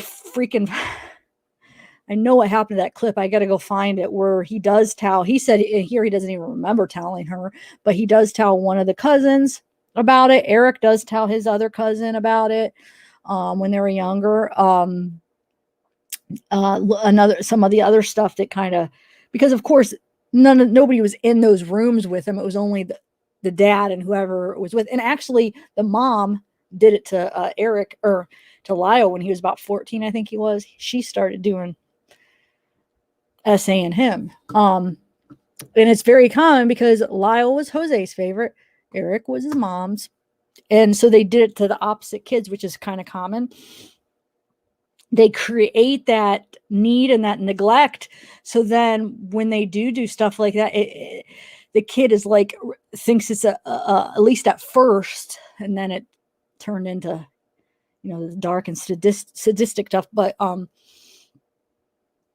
you'll hear though, when Lyle, I have to find the part of the testimony where he even says, when his mom does it to him, like, it's not like he kind of likes it. I don't know how he words it, but in a way it's like, it's not like that he hates it when his mom does it, because that's the only affection and love that he gets from her. And with Erik, that was the only love and affection he gets from his dad, because his dad, to him, he was worthless to his dad. His dad only cared about Lyle. Erik was just a sissy, worthless kid, and so was Lyle. I mean, they were both property basically to him, but so yeah, he just he basically created that deficit to fill it with that. So then, hey man, like Erik, you'll hear Erik testify some other time. I'll play it because I don't have those ready, but where he actually, at least at first when it was massaging and touching and stuff before it became painful, and he actually said nice sex wasn't bad either, but like the dark and rough stuff, it hurt. But and the sadistic, but he said he liked it. I mean, it was a time where his dad spent time with him, showed him love. That was affection that he'd never got otherwise, because he was always, all he cared about was Lyle. So he never got it. So when he did get that attention from his dad, he loved that. It was like, I don't know if love's the proper word, but he liked it. He took, I mean, God, this is, my dad's paying attention to me now. He loves me. And then he's telling him, he groomed him to make him think this is love. I'm showing, so Lyle thought, okay. And then as it got twisted and stuff, obviously Erik started to realize it was, whew. But, and then with Lyle and his mom hated Lyle. Well, you hear, she hated him because she was jealous that Jose spent all his time with him, and she would pull out his hair. He was bald when he was 14. That's a toupee. She would pull out his hair. She would just be so mean to him. And she was mean to Erik too, but a little bit nicer to Erik than Lyle. Didn't hate Erik as much as Lyle. But who did she pick to essay? Lyle, not Erik. Anyway, just do a little bit of research on it and then watch some of the trial. I wouldn't say watch all of it if you don't. I would say watch all of it, but it's long. It'll take you probably months, because I've been watching it every night for a couple weeks now, and I'm still not even halfway through. So it's a very long. So, but at least watch some of it and then maybe do some research on essay, and you'll see that why they really did have a fear. They really did fear that their lives were in danger, in my opinion, and in a lot of experts' opinion, as far as psychiatrists. I'm sorry. I know I repeated it, but there were some new people that came in that weren't confused because the one person was like, I don't understand if it stopped when he was 8. Why did they think their lives were in jeopardy? So I just had to explain it. Anyway, all right, guys. So I have some more pictures I could share. The videos are done, but you know what? Let me find that one. Hold on, guys. I put it. I was having trouble getting it, but I think I know. They are, I don't know. They just got reunited, Alicia, into prison. I don't know. That's a good question. In 2018, we could probably look it up. It's probably somewhere in California, right? I'll look it up on this computer in a minute so I could share it if whatever I find. But I'm so glad that they get to see each other every day now. You know, the prosecution had to be little jerks and called for like an order of having them separated because they would conspire with each other or something stupid. It was like, but it was back then. Obviously, the prosecution didn't. Well, that's their job anyway. I was going to say they probably didn't understand SA, but they did. At least the first jury. Now, when I was talking about the judge, you didn't really see the side that I'm talking about because this is just during the trial. I'm talking about if you watch the whole trial, the hearings that they do where they judge on what can be, like if the people have an objection to something that could be admitted into the trial, then they talk about it and have a hearing about it. And you get to see all the behind the scenes like that. And you'll see how unfair he is and how unaware he is of what the defense is. You could tell he's not aware of the complexity, because it is complex, especially back then, to maybe understand if you don't really understand psychology, I guess. But you could tell that he's just not aware and he's not grasping what the defense is and what they're trying to say at all. Or he's being a jerk, or he's bringing his personal feelings, or he just thinks, oh, it doesn't happen to men in successful families like people saw it back then. And I think some people still do think that. But like the jury member said on the second jury, well, a lot of us just didn't think Jose seemed like the type that would do it. Why? Because he's rich and successful. Why? He's a movie executive. Well, I mean, why? What do you mean he doesn't seem like the type? What you see in the public is you don't know what happens behind closed doors. Like the cousins the cousins weren't allowed to talk in the second trial, but the few people that were allowed, they're painting a picture of what it was like inside. And it's what you see on the outside is not. Plus, he wasn't even in his work. Like he was described as like kind of had those personality traits in a way, but not to this degree, obviously. Okay, so I have to find this part, guys. I can't believe that I forgot that I never had got that one little clip of that cousin. Hold on. I think I could. Just give me 1 second. I have it in my drive. I know I do. I couldn't get it any other way for some reason. It was just driving me nuts today. My phone was acting up and I'm trying to transfer it from my phone to my computer. It does this thing sometimes where it won't let me email from my phone and it'll just keep rejecting. And sometimes I'll have to restart my phone and sometimes it'll work. But today it just kept rejecting. And then I would switch files, change things around and try to reject. It was driving me so nuts. It backed me up so much and I never did get it, but I put it in my drive, so I should be able to pull it so we can just get it real quick. Okay, so how's everybody doing, by the way? Oh gosh darn it. Everybody doing good? You guys have been awesome today. I was nervous about covering this because I felt like the people that had different opinions than me it was going to be rough and it was going to be hard, but it's not. It's been awesome, guys. Thank you.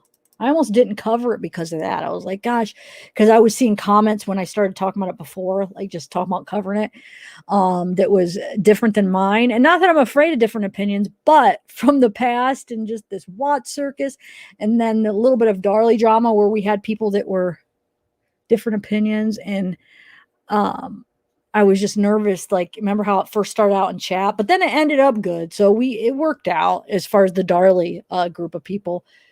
So I was just scared. I was like, what if we can't work it out and it's just all this drama? But it's been really awesome, guys. You guys, we're all growing up. All right, my Chrome's not opening because it wants to be a jerk. But just keep chatting because I have...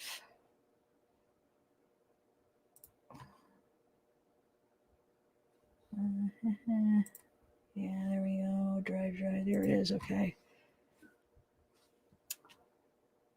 It's right there. I got it, but hold on. Let me do that with this. Oh, it's not. Why isn't it not letting me? Because I want to be able to. Oh.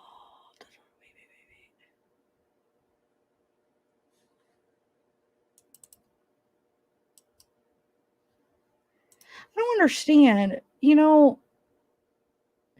do you guys have this problem? Like, I usually use Google Chrome, but on this computer I've been using Edge, but I intermix it. But like when I use Edge for so long and then I try to go to my Google Chrome and click on it, it won't let me open it. It's like, what? It's been too long. It just goes away. I had to undownload it, uninstall it, and re-download it because it was doing that, and it's doing it again.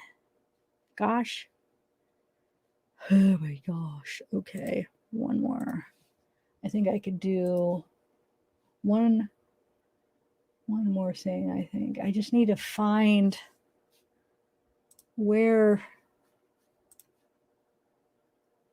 I know I could get to the drive just with my Gmail account, but why am I not finding it? Oh well, guys, it's not important. Basically, what that cousin, the older cousin, she says is, because it was just like a small little clip where she just says that she I see it right here on this one, but I don't want to play it on this one because I want to crop it because I'm afraid of who knows if the whole copyright thing, if I don't make it my own in a way, and it should still it would definitely still be fair use, but you know how that goes.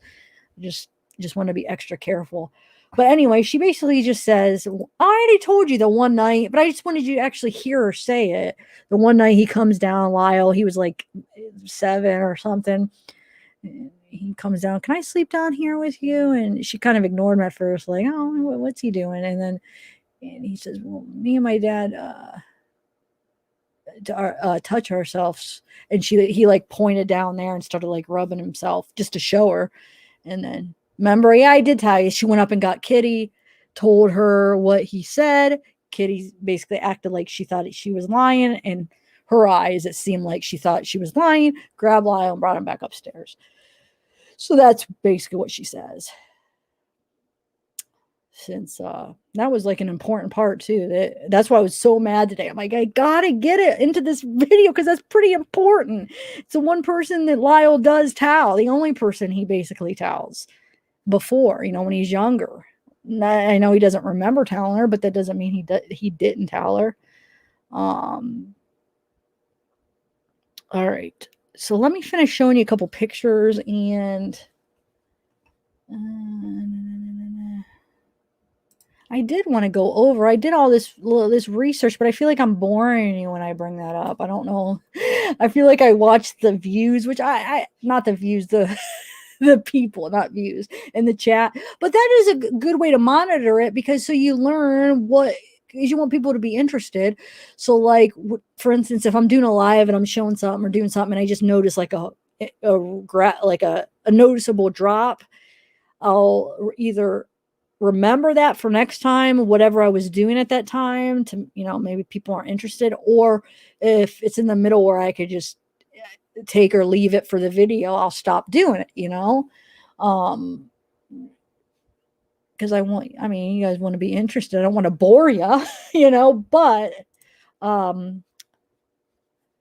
it's the end of the video. So if you guys aren't interested, that's totally fine. But I do want to go over the rest of it. It's not that much left, but just some of the research I did, and I was going to do more, but I just didn't get around to it. And then I want to show the rest of the pictures. I probably have like 50 more, I would say, pictures. All right, so let me just go through a little bit more of this at least. Some of this research now that we heard some of the stuff. I'm going to skip some of it though. So we got stage 4. So these are the stages of mistreatment. That kind of mistreatment right here. I'm sure this is going to get or what is it? Not trigger, but what's the word where it gets picked up? It already is marked. I saw an unsuitable, but I always fight them, and sometimes they come back where they say, "Okay, you're right. It's all right." But I'm thinking it probably with the testimonies, it probably already picked up stuff. So that's why it's like, well, if it comes to that, it's like, why didn't I just say it? But no, you know what though? No, it's good though, because I'll get used to it. Some of the code words, and you'll get used to it because if we ever have to talk about it again. Okay, so yeah, sexual mistreatment of children. I'm just going to say some of them at least. So we're at stage 4 where it says disclosure, the secret. Oh yeah, we already did this part. The secret gets out, whether spontaneously, accidentally, deliberately. The reaction of the concerned others is more likely to be determined by the perpetrator's role in the family loyalty, and shame than by the best interest of the child. Which, yeah, makes sense. I mean, it doesn't, but it does. I mean,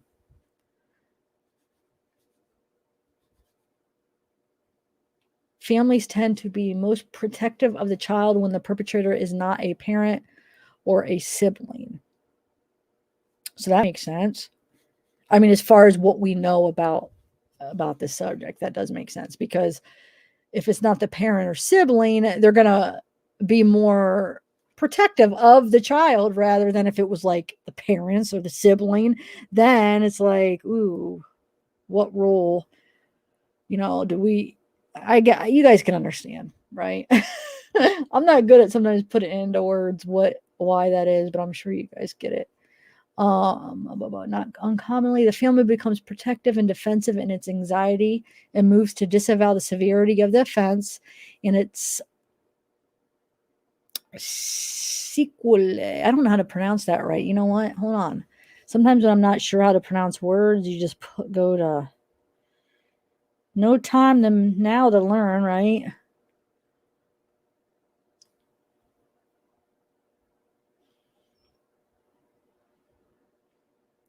How to actually say that properly. Let's see, guys. I want to see if it's what I was thinking. All right, let's see.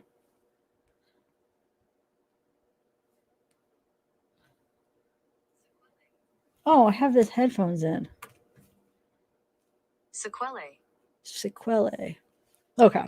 And so sequelae, I was looking up the actual definition so I could read it to you. I thought I wrote it in here. I was going to write in some of the definitions so I could read them to people to help some of you guys better understand. But it's a condition which is the consequence of a previous disease or injury. So let's see.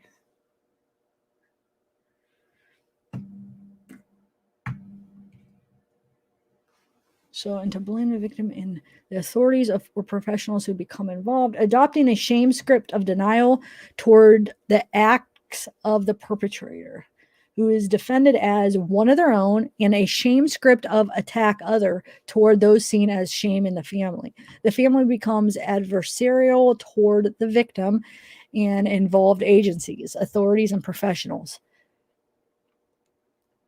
Reasonable understanding of the world is turned upside down. Good becomes redefined as what is most likely to preserve the good name of the perpetrator and the family. It's horrible, man. Bad is redefined as what might acknowledge and shine an unfavorable light on what is transpired. The loyalty conflicts in which the victim is placed are terrible and can prove more traumatic than the act itself. Oh, man. Okay, and in stage 5, suppression, the community of concerned individuals within and associated with the family moves to suppress the veracity of the child's report, minimizing both the severity of the mistreatment and its consequences. The group does not want to deal with the consequences of the ugly truth and are eager to avoid the shame and inconvenience of dealing with agencies and professionals. Individuals may actively try to discredit the child or pressure him to recant accusations. I don't know. I think this was.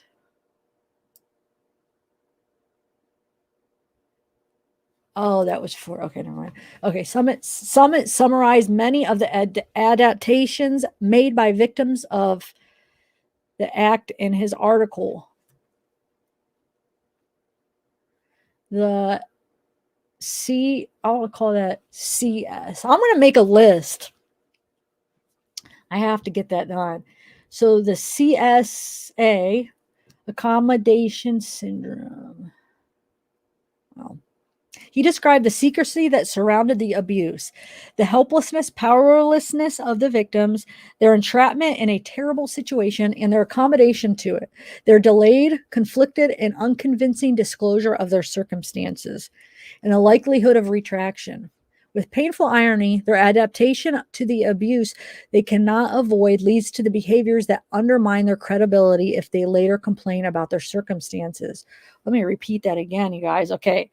With painful irony, their adaptation to the abuse they cannot avoid leads to behaviors that undermine their credibility if they later complain about their circumstances. Wow. That's crazy, man. So it's messed up. Very messed up. Oh, I remembered right. I did define it. I was like, I thought I put the definition. I just put it down here.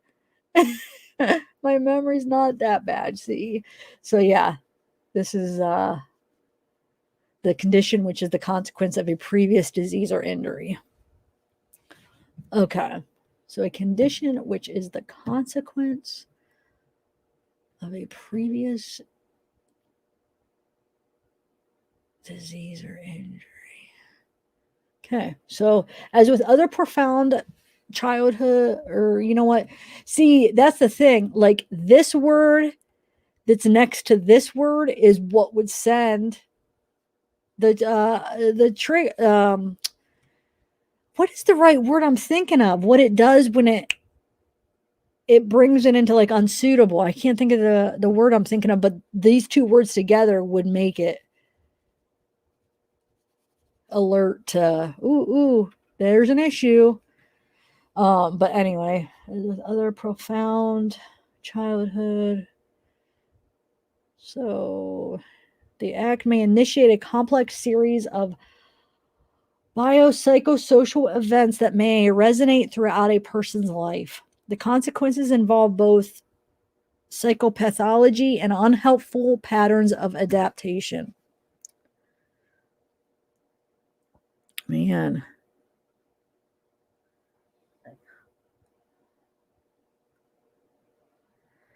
Okay. How are we doing here? Everybody doing good? Adaptations that allow one to survive amidst the disgusting family. So adaptations that allow one usually prove maladaptive in other areas of life. Efforts to link particular aspects of this treatment with the severity of the symptoms suffered by the victim may have often yielded inconsistent results. To link aspects. However, a number of factors generally thought to increase the severity are summarized by Chris. Okay, so let's see. Factors associated with more severe effects on victims.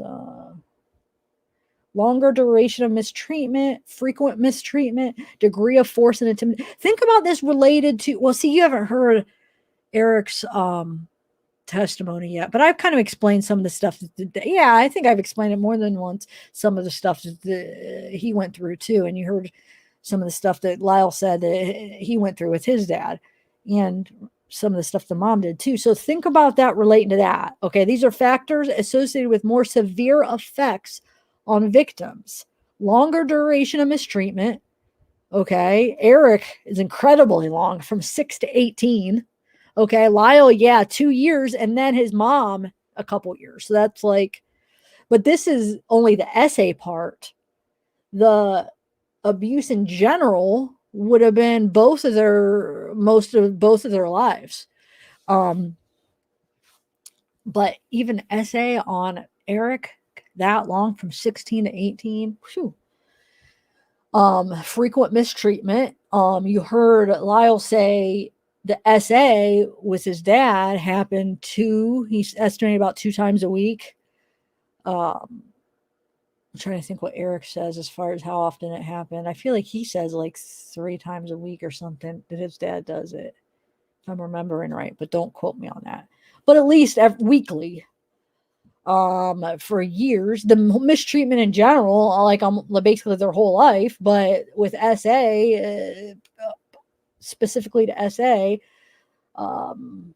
Erik long, a degree of force and intimidation. Erik, both force and intimidation by their dad. Oh my gosh, even their mom, but their dad was very intimidating. Not only by the SA, but just like everything else, the drills and the constant training, and if they weren't physically training, they were mentally training. Just everything. Onset, there we go, at a very young age. So it's the intense training. I feel like, didn't Lyle say, when did the sport start, where it was the swimming? I think that was like 4 or 5 were swimming lap after lap. So I'm thinking like 4 or 5 for that kind of training, and then the SA started both of them at 6. So young. Transgenerational mistreatment. I mean, I guess you could look. We don't know. I don't know if they go into anything about if anybody suspects that maybe Jose was. See, I haven't watched all the trial yet, so I don't know. There might be new things that I don't even know that it's going to come out. But we have. Let me see. We have what's his name? Lyle and Erik. Are you guys bored? I don't know why. Like, this stuff is so interesting to me when it comes to like psychology. Well, but duh. I mean, that's why I went to school for it. I'm just like always so interested in it. I have been since 8th grade. I've known what I wanted, that I wanted to go to college for it, or school, what I wanted to do. I know I don't work in the field, but I just always been so interested in this stuff. But I just hope I'm not boring you guys. I just want to see something.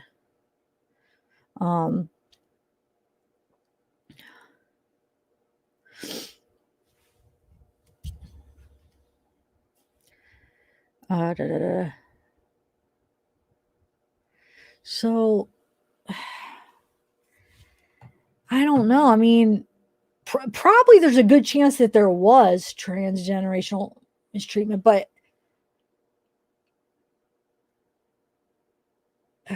so basically acting across multiple generations, I guess we'll never know. I mean, they don't, nobody knows for sure, but I have a feeling that it goes deep. It does.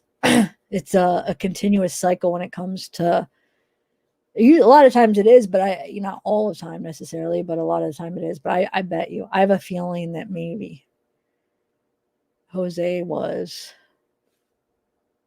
who knows? I don't know if we'll ever know. Male perpetrator with the boys, yeah. And female, but male was the main. Closeness of the relationship, their own father and mother. And then Erik had it from his own brother. Passive or willing participation. So both, I mean, it would probably, yeah, it'd be both for him. Have an erotic response.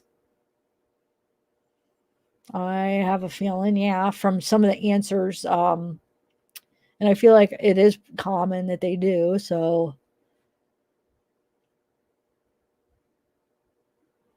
remember, we're looking at factors associated with more severe effects.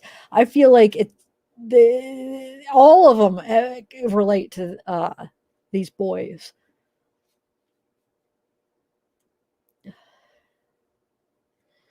Man, and the fact that Erik does admit that he liked it, and Lyle, I forget his exact words, but when he talks about his mother doing it to him, I'm pretty sure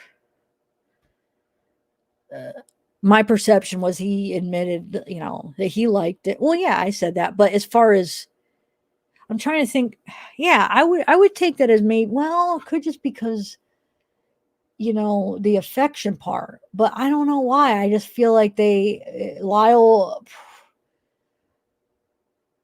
I guess that's just my opinion, that Lyle went with his mom and that Erik did with his dad at times. And I just keep going back to where he was confused about if he was gay, but I guess that could have even happened without it. But no, I don't know. I think he did. I really do. Self-blame and shame, of course. Yeah. Disclosure did not lead to help. Think about it. These boys disclosed, and yeah, I guess this is a weird circumstance because they had already killed their perpetrators. But I mean, if you look at it in a kind of a weird way that we have to look at it because of the situation, they did disclose that when they did finally disclose it. Well, first of all, Lyle disclosing it to his mom, complaining to his mom and disclosing it to his cousin, that didn't help. Erik, the way he disclosed it was more asking his friends if it was normal, and his cousin. So it wasn't like as in he was trying to get help necessarily, and they were kids too. They didn't probably even know even that help needed to be had, but I'm talking about the disclosure as far as this trial, where they finally disclosed everything out in the open to the defense attorneys, to the therapists during this trial. And yeah, the perpetrators are already gone, but it's still more than that. They finally disclose all this, and what happens? They're sent to prison for the rest of their life. I mean, think about that freaking effect.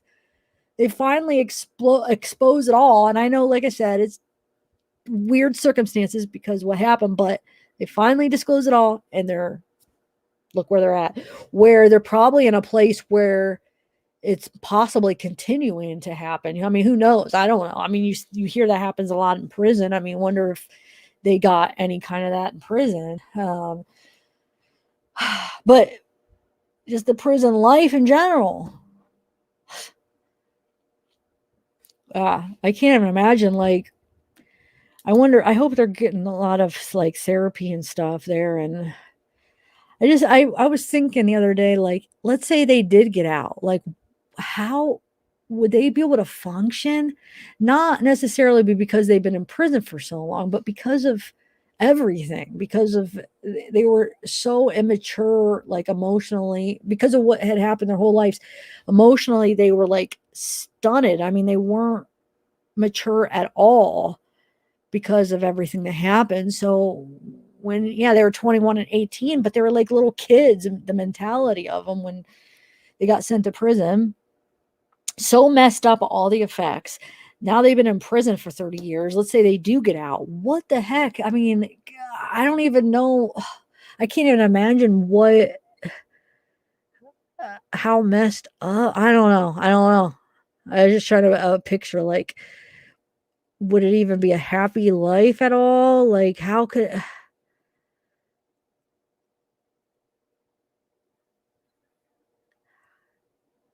better, than being in there. I definitely want them to get out, but it's like now that when they finally disclosed it, and then they kind of got used to being in prison, right? So they kind of adapted to that life after They disclosed everything. Now coming out, that might be kind of hard to get used to at first. I don't know. Oh, thanks, Gone. Prime time, thank you. I'm just like rambling. I know I probably am not making much sense. Well, no, I know I'm making sense, but sometimes I don't. It's not like I don't know. I just don't know if other people are understanding me. I guess I understand myself. Well, of course, don't we all understand our own selves? But maybe not. Though. Maybe not every. I wouldn't say that's true for everybody. Never mind. I take that back. So self-blame and shame, disclosure did not lead to help. Definitely did not lead to help. Led to a weird circumstance there. Parental blame and negative judgment. Failed. Oh, sorry. Trying to think of what they mean. Parental blame and negative judgment. Oh, yeah, definitely. Parental blame. Yeah, okay. Failed institutional responses. Shaming, blaming, ineffectual efforts. I mean, that could even be looked at as, I know, like I said, it's a very specific situation, but they could even look at that from they disclose everything.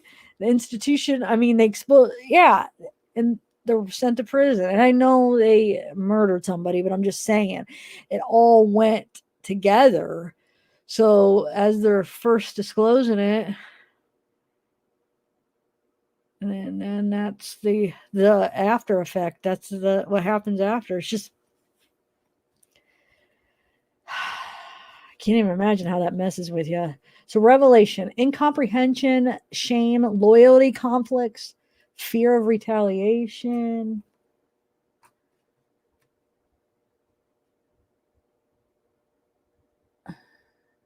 Oh, hey, Linda.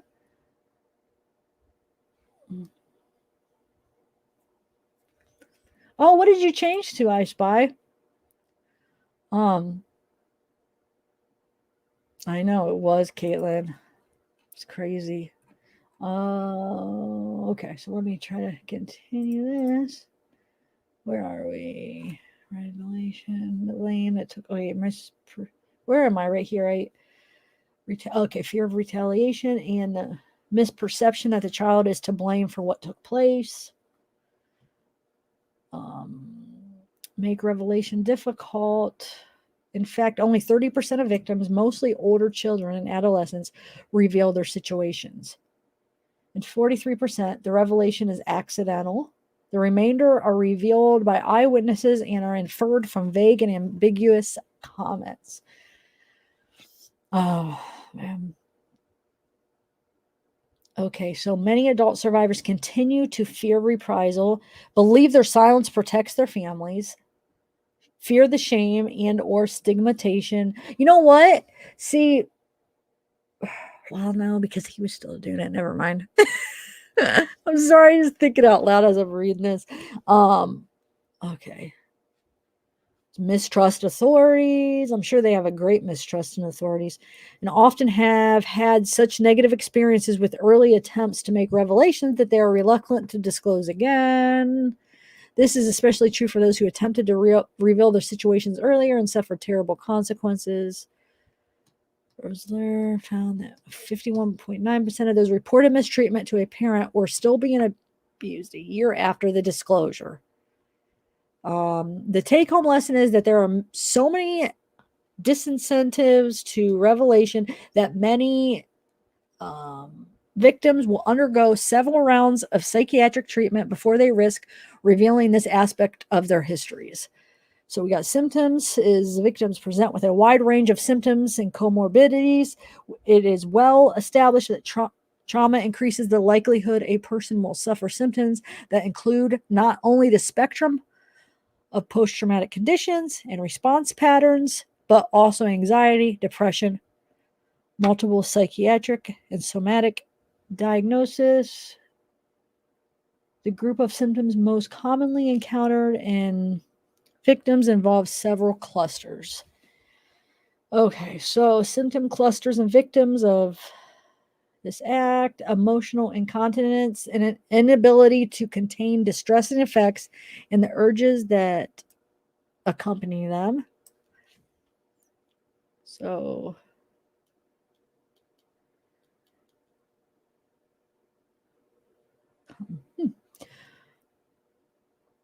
affective dysregulation, the intrusion of strong emotions and or their suppression.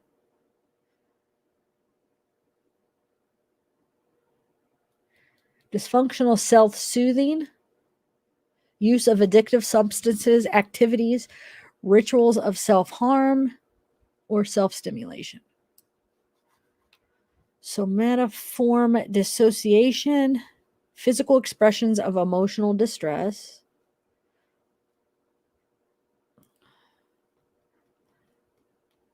Comorbidity, the effects of trauma-related conditions, physical and mental.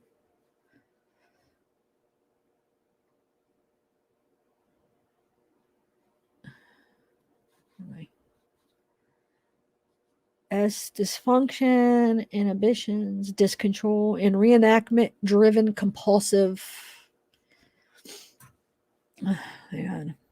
Reenacting and re-victimization behaviors, efforts to please, charm, withdraw, defy, place self at risk for further trauma, etc.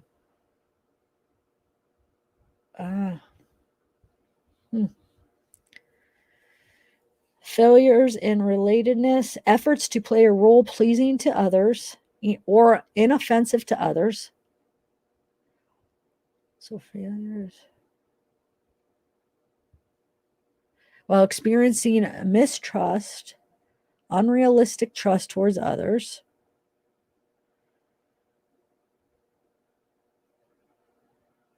Often relationships do not provide either intimacy, nurture, or support, but they are continued.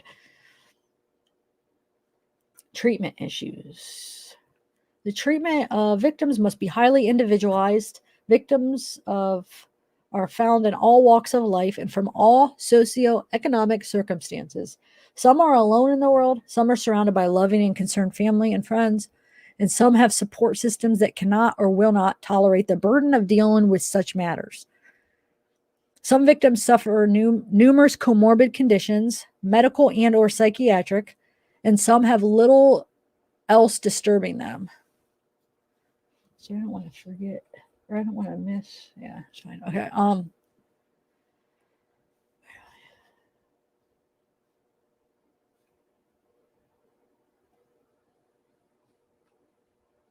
Okay, some can afford the luxury of regressing in their treatment sessions and taking hours to restabilize after a difficult session, and some must rush back to their jobs, studies, or families in a stable and functional state. With distance in time, some are able to look at the past from a position of safety, while others remain dependent on those who mistreated them.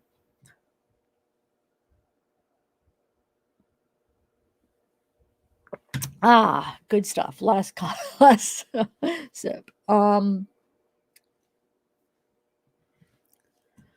right, where are we?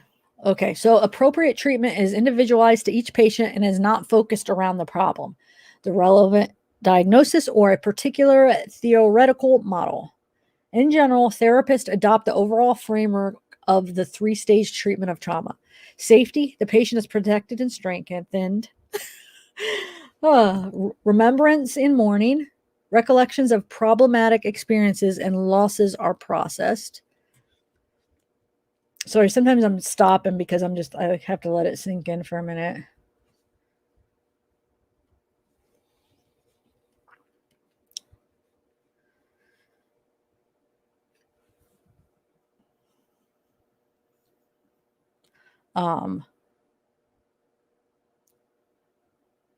That's crazy. I didn't even purposely do that, but the time that I actually announced that, read what part we were on. Experience and losses are processed. I don't know. I was like, I have to process it, but never mind. It's probably reintegration. The patient has integrated the effects of the past and has helped to be well positioned to move into his or her future as unburdened as possible by the trauma that has been endured. The initial evaluation of the patient must be comprehensive and enable the psychiatrist to identify and prepare to address the full range of the patient's therapeutic needs, including the possible use of the pharmacology. I thought I was going to say pharmacological, but it was just pharmacology. All right, hold on. What did I just read now? Just identify. There's a lot said in each sentence, so I like to reread it and make sure I understand it. Sorry.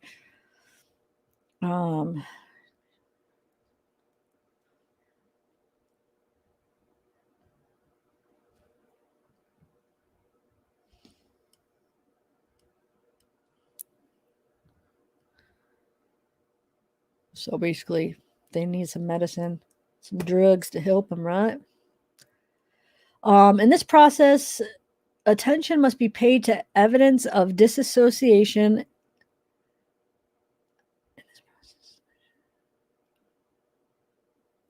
in the patient's history and to the patient's overall symptoms. Okay, so, okay. A common error is to assume that if there is a dissociative issue, it will declare itself readily. Such an assumption defies a massive body of information to the contrary. Let me take some water.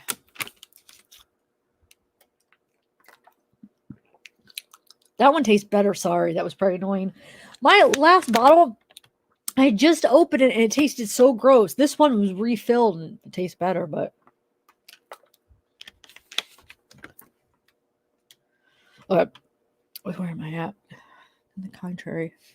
Because dissociation is such a powerful coping tool for the person under sustained and repeated distress, it may well have been mobilized by an overwhelmed victim of a major risk of not assessing for dissociation is the unanticipated flooding of the patient's psyche with painful hold on. This is a long sentence here.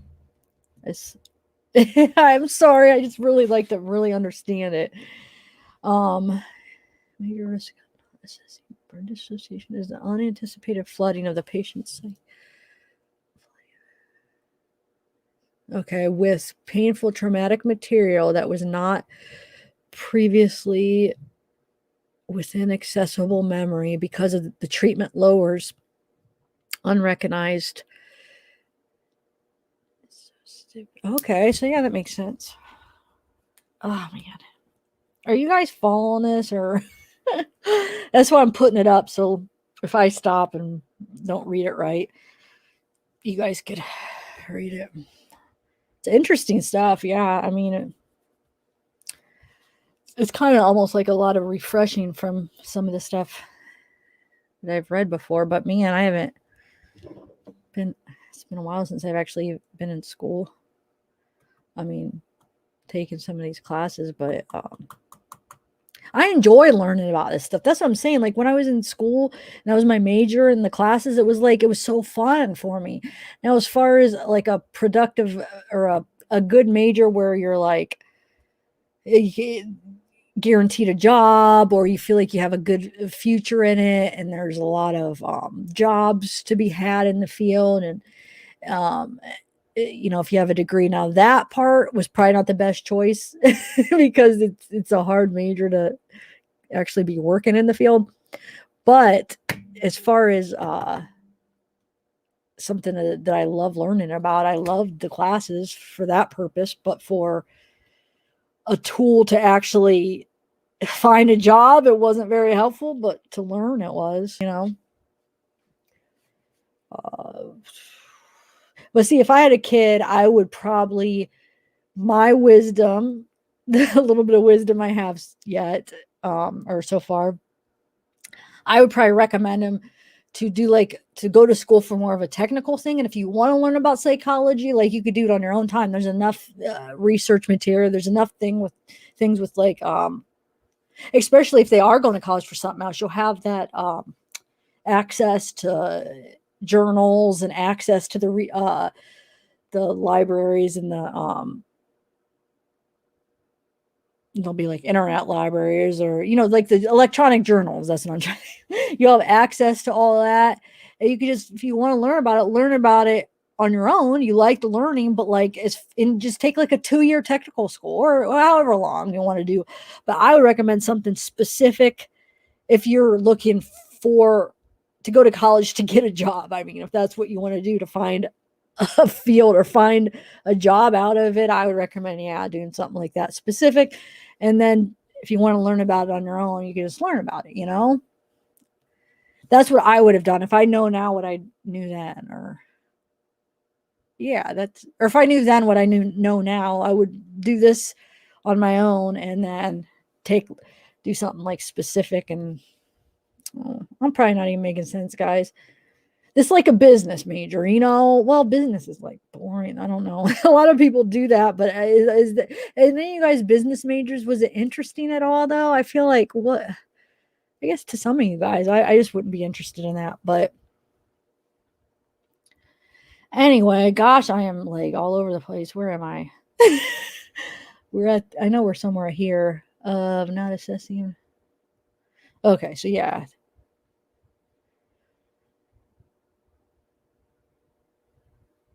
The treatment lowers unrecognized.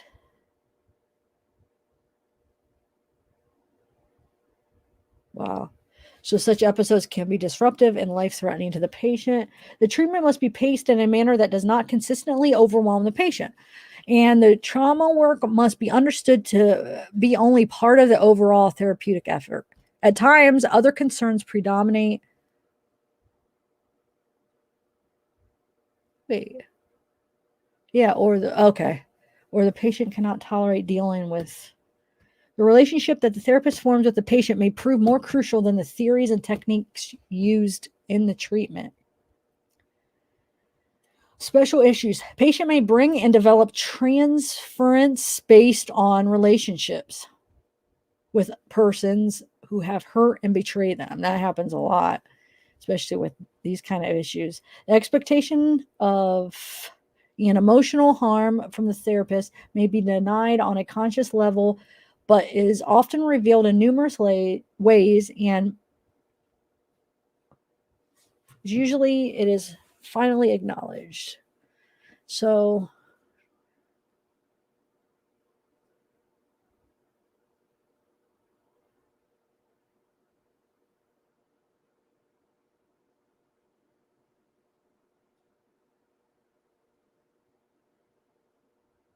many therapists have difficulty with being perceived as someone who might exploit, betray, and reject the patient. But this must be tolerated and explored as treatment progresses. Even if the therapist is not suspected of plans to actually violate the patient, the therapist may be confronted by a patient's accusations of using the accounts of mistreatment as his or her personal. So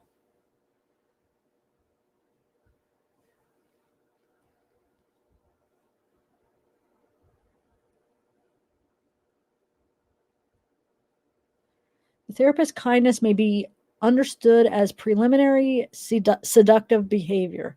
Although the treatment seems to be going well, the patient lives in fear of the moment when the therapist will show his true colors and exploit, humiliate, and or reject him or her. The pervasiveness of shame, guilt, and self-loathing and self-directed disgust experienced by many victims cannot be overstated. It is difficult for victims to accept the treatment as well intended. Even if it is difficult for them to accept that it will likely continue to be well intended as they reveal more deep-seated information. Many victims have been so indoctrinated to believe that what happened was their fault and was instigated by their desire, and that they have difficulty with talking about relevant issues out of the shame and out of fear that their badness will corrupt the therapist. This is especially pronounced in victims who suffer dissociative identity disorder or closely related to dissociative conditions.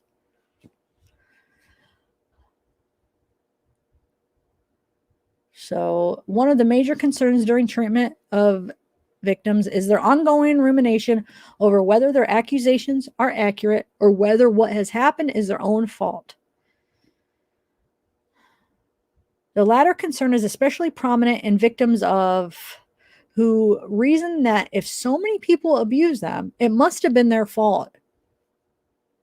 Wow, Erik had his dad, his mom, his brother. I feel like he had it the worst, but Lyle had his mom and dad, but it wasn't as for long a period of time. But Erik, basically everybody in the house had at one time or the other. When patients realize that facing what has happened may confront them with the irretrievable loss of their relationship with one or more family members.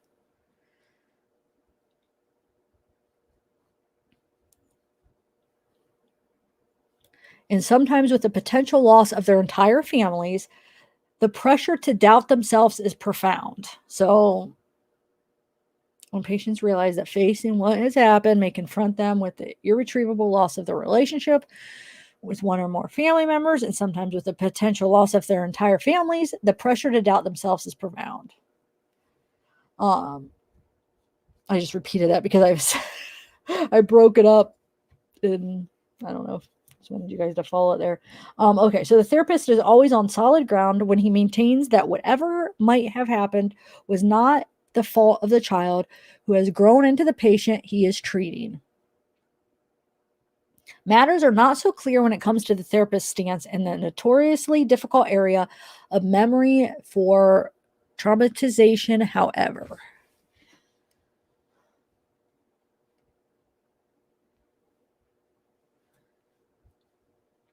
It is not possible to determine whether a patient's memory is accurate from any inherent quality of the reported memory. The patient will have to come to his or her best understanding, and the therapist is most helpful in facilitating that pursuit of the understanding rather than attempting to be an arbiter of a historical truth unknown to him. Therapists are ill-equipped to distinguish accurate from inaccurate memories on the basis of the information available to them throughout the course of therapy. Collateral sources are rarely without interests of their own to protect. I was once involved in a forensic case in which the defendant and all members of her family attested that no abuse had occurred in their family. Because an issue of great importance was involved, the FBI, which had found no evidence of abuse in a cursory investigation, did a more exhaustive inquiry. 16 witnesses to the abuse of the defendant by members of her family were located, including a former neighbor who could see from her third-floor window the defendant being by her father in a second-floor bedroom of the house next door. The observation had been reported to the police, but was not acted on. Observations drawn from the literature on trauma and memory, the details, vividness, and resemblance of a memory to known events do not demonstrate that a memory is accurate or inaccurate. A patient's conviction that a memory is accurate or inaccurate does not demonstrate that a memory is accurate or inaccurate. Neither a fragmentary quality often associated with the traumatic memory, nor a quality of narrative completeness sometimes linked to inaccurate memory for trauma demonstrates that a memory is accurate or inaccurate. Neither a dreamlike, unreal, foggy, nor surreal quality to a memory demonstrates that the memory is accurate or inaccurate. The discovery that one memory is accurate does not demonstrate that the patient's memory is generally accurate. The discovery that one memory is not accurate does not demonstrate that the patient's memory is generally inaccurate. The corroboration or non-corroboration of a memory of abuse by others allegedly present at the time is not adequate grounds for validating or for dismissing the memory unless the eyewitnesses can be shown to have no incentive to misrepresent the matters. So I know somebody could look at that and think that possibly at the trial, maybe there was some incentive. I just recommend just watching it, guys. Watch it. Try to watch as much as you can of it and see what you feel. See how you feel about it. And everybody's talking and try to make up your mind, I guess. Finally, with regard to memory, it is useful to remind ourselves that although much has been disputed about recovered traumatic memory, when matters have been involved, little concern has been expressed about the situations in which memories of other types of trauma return to awareness after having been unavailable. Wait.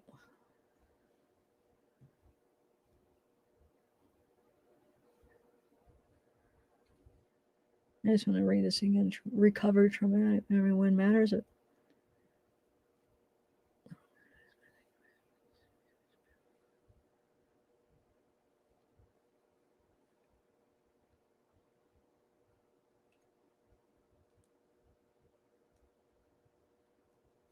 Okay. It may be useful to review some of the factors that may lead to a memory of a trauma becoming inaccessible or being reported as inaccessible for long periods. So, reasons why memories may become inaccessible or withheld, familiar mechanisms of defense, dissociated storage processes and structures, conscious coping mechanisms, guilt and shame, loyalty to protection of the abuser, protection of family members and of the family, perceived moral or religious imperative to withhold, bargaining, confusion about the reality of the events in their meanings, confusion about the source and nature of the misunderstanding of meanings of available mental contents, obsessing over the reality of mental material, consequent. Oh my God, I can't talk right now. I was starting to get stuffed up. Do you guys have that? Like, if you're stuffed up, it's harder to say words. Do you have that problem too? Consequences of obfusc. I don't even know what does that word mean? Hold on a second. Let me look that up. I know I've seen it before. I just can't think what that means. Do you guys know? Write it. If you guys know, we'll see who's right. Don't look it up, though. I'll look it up. If anybody knows offhand, this word right here. Let's see. Oh, okay. The action of making something obscure, unclear, or unintelligible. Gaslighting. Okay. Or promoted, reinterpret. So,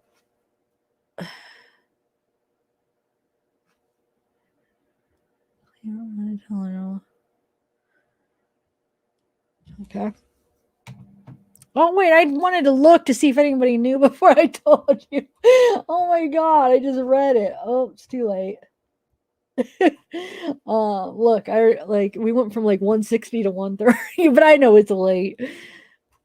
And plus I feel like people's visual attention is so much more than like something like this.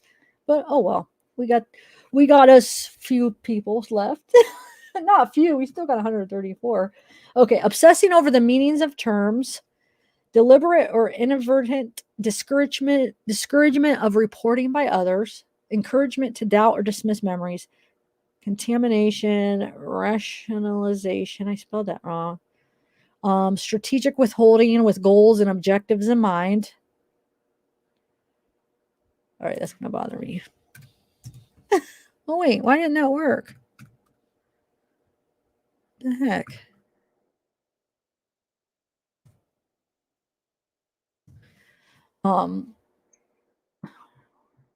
Okay, strategic withholding with goals and objectives in mind, driven withholding, motivated by higher priorities, personal, cultural, including defending loved ones. Okay. Gaslighting involves providing a person with false information in order to bring that person to doubt his or her perceptions and memories. The famous gaslighting. Oh, I forgot. That term right there is one of the words that you're not at least it was 2 years ago. It was like the first year that so it was probably maybe like a year and a half ago when I did a video on that. I found out that was somehow I was able to narrow it down, because then I tried to change the title. Somehow I figured out it was that. And then one of my other mods at the time said, yep, that's one of the words she had researched that you can't say it. Why? It's so stupid. Why is that word not allowed to be talked to? Why does that make like ads and stuff? Why does it make it unsuitable? Why does it make it that I don't know. It's some of the words that I feel like that are on that list make there's no list. First of all, you could ask YouTube. They won't tell you. They'll just, I know I've repeated this a million times throughout my YouTube career here, but because they have this new thing where you could actually chat with a person from YouTube now. So, I mean, that's been like the last year you're able to chat. And I asked them, I said, can I please have a list of the words so I know and so I can learn? Or can you set it up where when you make one unsuitable, where you could say what it was that made it that way, so we know and we learn for next time what we're allowed and what we're not allowed to say. And you know what they say? There's no list, but here, link. You know what the link is? It's the common policies that they always send you to when you have a question. It's like the general vague policies that mean nothing. They just say, oh, if it falls this, and this, but it's so vague. It's the stuff we all know that we still don't know what words we're allowed to use. But that one is, as far as like a year and a half ago, that was definitely one of them. I think it still is, actually. But oh well. Mine already got triggered already, so I still want to try to be careful though. Okay, so where are we here? The person.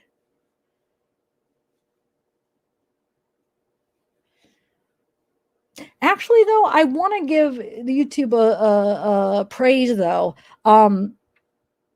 There has been a new update.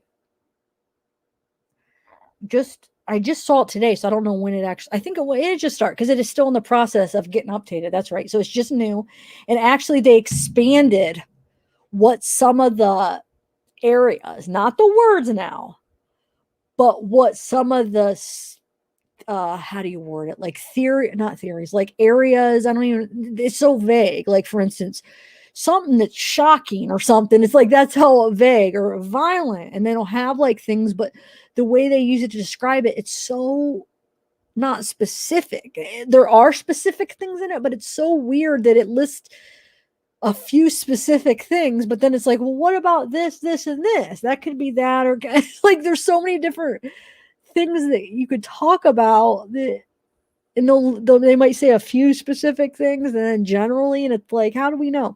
But anyway, they expanded it is my point. So now more fit into the suitable material. Still, I don't know what that means because it's like vague, but they say that it's expanded. So more things are acceptable now, whatever that means. I know one of them is the shocking part, like things that are made to shock, the shock value, that's expanded in that area where there's more you could talk about. Something about what was the other thing? Oh, this, but it's still, I'm not sure exactly how this fits in. It might be good for true crime creators, guys. So if anybody is any creators out there of true crime, but this also could fall into like the whole where it's like fair use, anything that's educational, this and that, and then you still get screwed. But it said something like violent stuff, or like basically like blood, violence, bodies, type like that, where it expanded that, where you could talk about that stuff and show that stuff if it's in the context of educational purpose, which I hope they hold true to that, because I would feel like all of mine, or at least most of mine, where I show that, for instance, I showed one of the crime scene photos today, and then, if I show some crime scene photos, for instance, normally that would be like, blood or anything like that, bam, it's not acceptable. But if it's educational purposes, or it even has the word documentary, it's okay. That is huge for true crime. So I hope that it is what it seems like. I think that's a big step for us guys, for the true crime people. I was pretty pumped when I saw that. I don't want to get too excited because I don't know. let's see if they really hold true, if it's really what it describes. It is really big, guys. So I don't want to complain too much. Okay. So where are we at?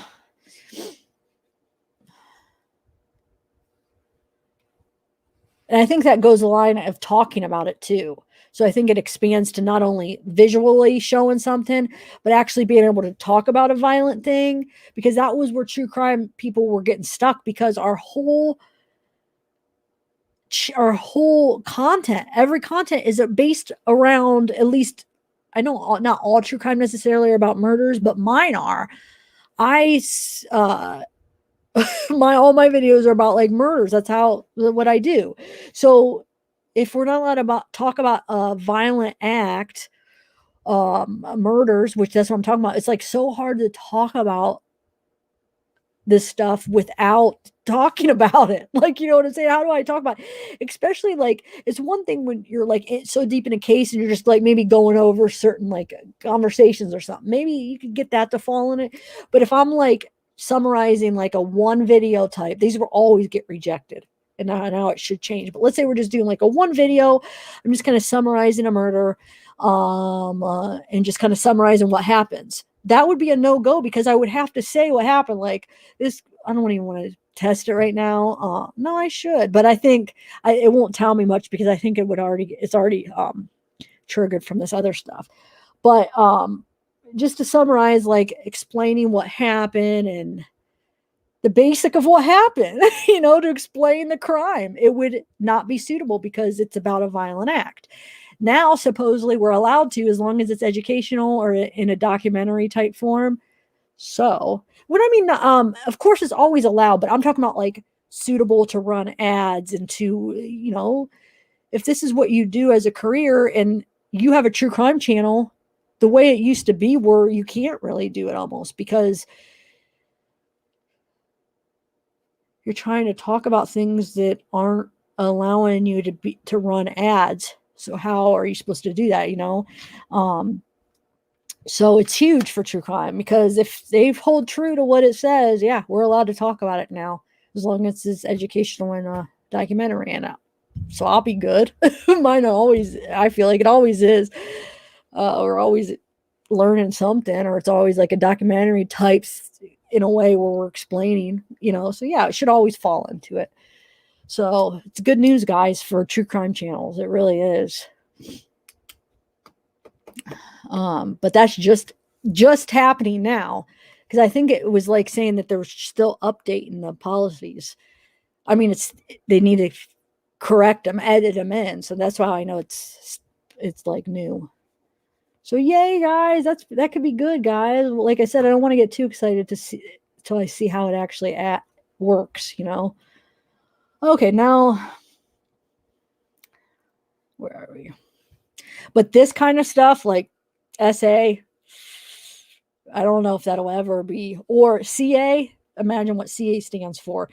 Like anything child mixed with some of these words. I don't know. I mean, I know that's a no-no so far, but I don't know. Maybe that'll expand if it's educational. Yeah, I wonder, because if you do, this is where it still gets complicated, because how do you separate violence with SA? Wouldn't that be still considered violence, right? But I still think that the SA would be a no-no. So it's just, where do you draw the line with the violence? Because SA can be violent. And is there a line as far as when it involves small people? I'll just say, because I just said those words too close to it. But small people, does it draw a line there? Can you talk about violence and those together? See, I still do have questions about that, but we're making a start, guys. It is good. Maybe YouTube's realizing that, wait, certain content creators that are talking about a certain thing can never do anything, or can never really make a really good career out of it. All right. Where am I? Let me see what chat's doing. I'm sorry, guys. I'm like rambling.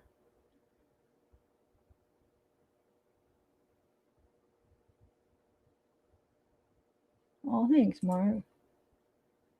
No, but you guys are so awesome. I mean, you guys, it's good. I'm not complaining. I'm not at all, because I'm happy with that. But what the thing is I just kind of wish, I'm not complaining about, but I just wish they would tell us so we wouldn't use certain words. That would be awesome.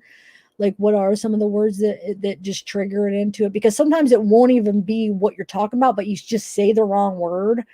And that's why a lot of the times you could have a human review. And a lot of the times nowadays, it used to be a lot harder, but they are becoming a lot lenient. I have to give them credit, because nowadays when I fight them, a lot more are accepted. So when you're like, let me get a human review, and they'll go through it, and maybe some of those words that triggered something, they'll go through it and they'll be like, oh no, that's fine. And they'll say it's okay. So they are getting a lot better, guys. So I don't want to complain. I think they've been listening to us, all those people, like, we gotta do something. And the crazy thing is, this is the thing, you could watch like people that do drama channels or something, and they're using the F word every other word and cussing away. You could cuss as much as you want, but you can't say gas. Yeah. I mean, so you can be F this, F that, but you can't say it in the first like 30 seconds or something. There's these weird rules where it has to be so far into the video a certain time. I think it's just 30 seconds before you could use like certain words, cuss words. But then once it passes that point, you can say whatever word you want. So it's like, wait a minute, that seems weird. You can't say some of these odd words that you wouldn't think, but you can. But anyway, yeah. But I think it's going to work out, guys. They must be listening to us and realizing that, okay, wait a minute, you guys are right. Okay. Therapist, I don't even know where we are. Bear in mind treatment and problems.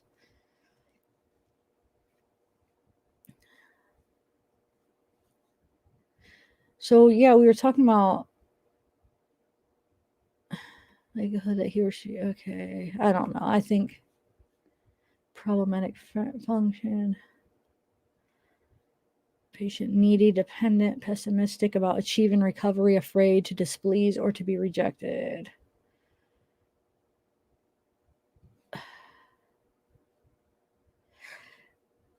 Yeah, I think.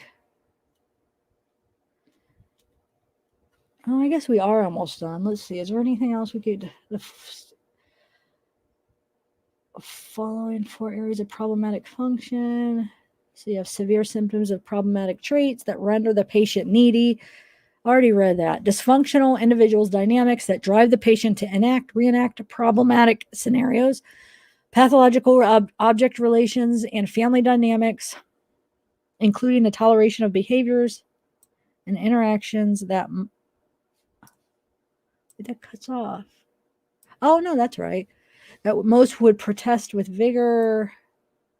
Oh, that's it. Deforming of the observing ego, debase cognition. Conclusion. The treatment of victims is often painful and difficult.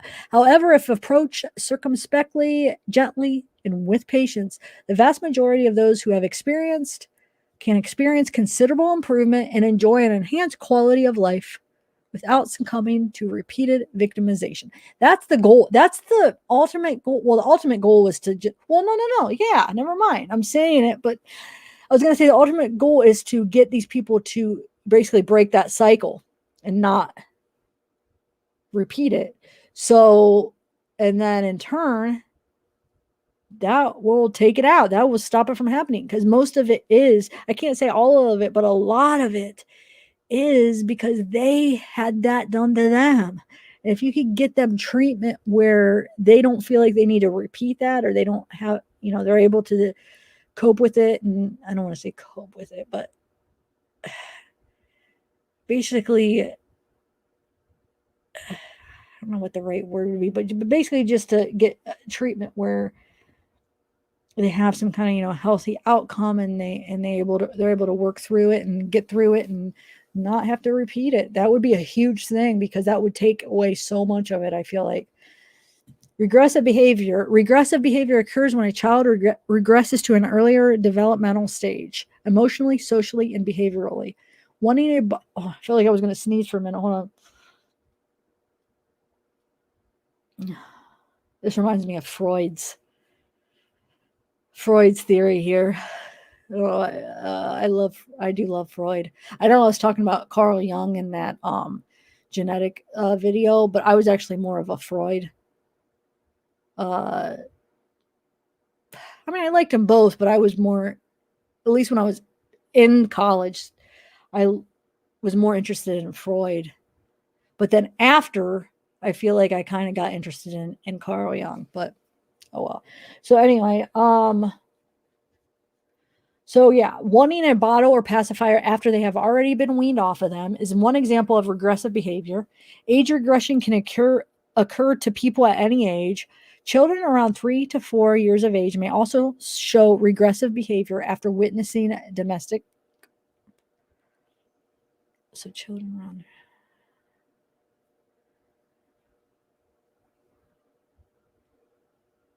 Okay. Possible signs of CA. Many victims of CA are afraid to tell someone about it.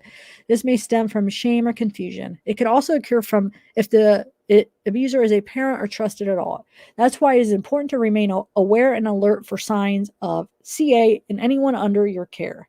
Types of CA. CA takes many forms. Some of them may even occur at the same time. I'll call that PA. Hitting, punching, and choking are several examples of PA. Anything that puts a child in harm's way or that is meant to physically injure them is considered PA. SA includes any. I wanted to say SA again, but that's something different. S activity with a child. So I mean, with the Menendez, they had this, they had this, they had this, they had this, they had them all.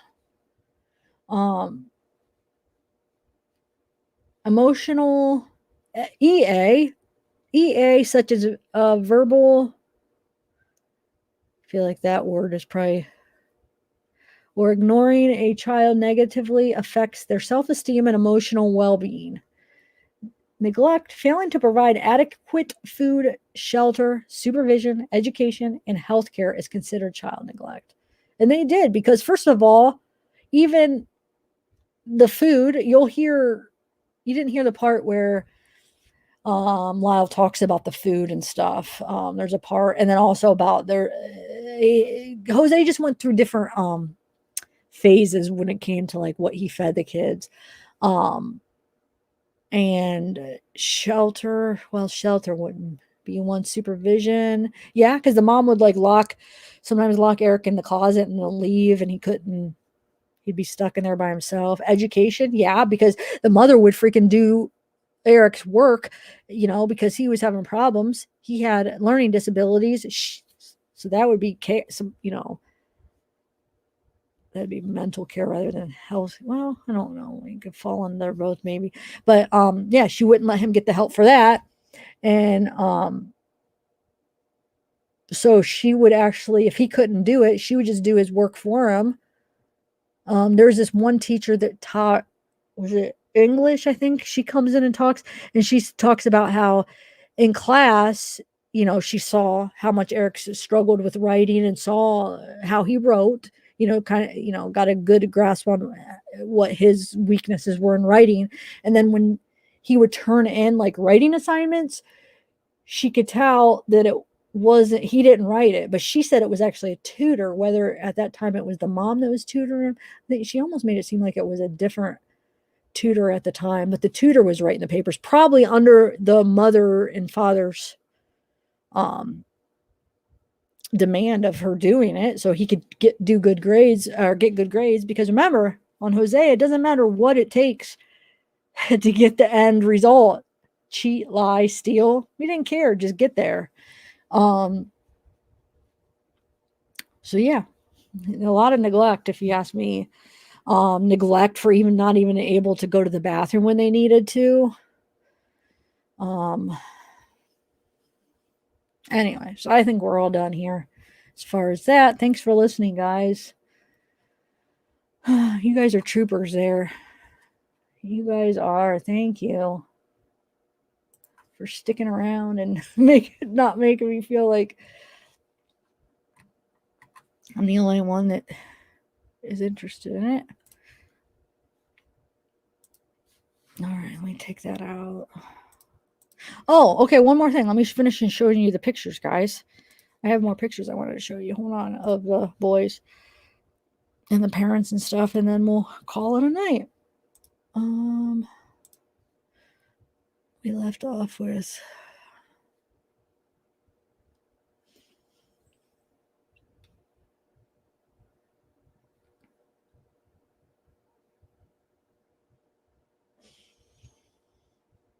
I think it was all right. Oh, there's not really a ton, but there's a few. We're just might as well finish them up. So I have everything I wanted to show you. I completed it. We went through a lot.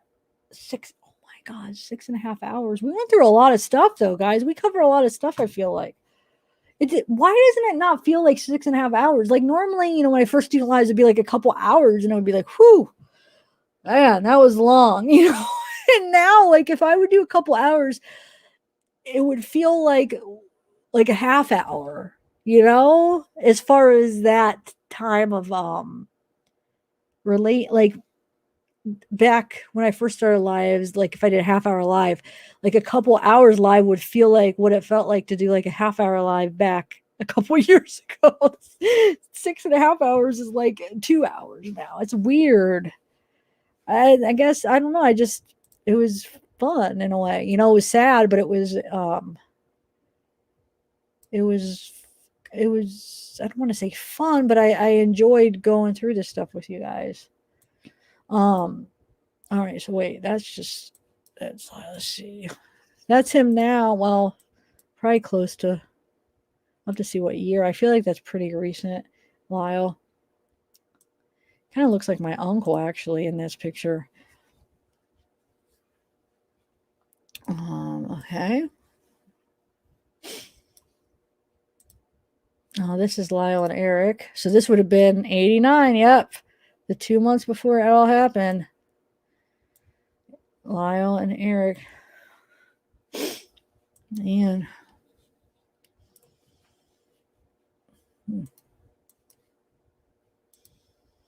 Oh, that's them too.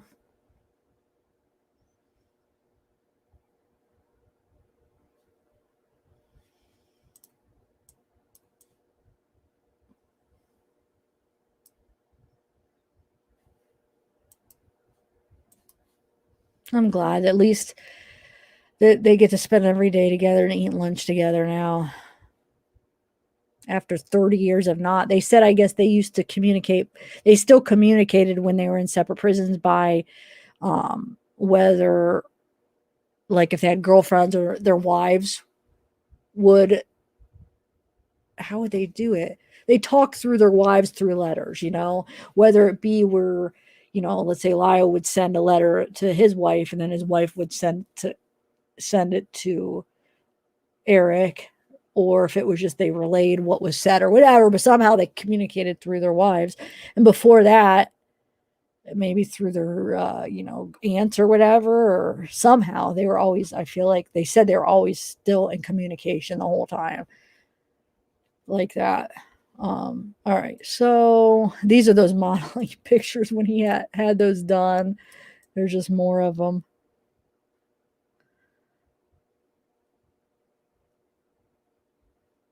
Okay. There's another one, or that's.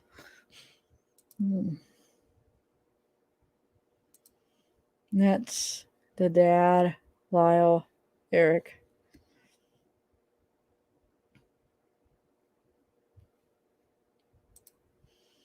Oh, okay. So here's 2013. That's Erik. This one, that looks like it says 95, huh?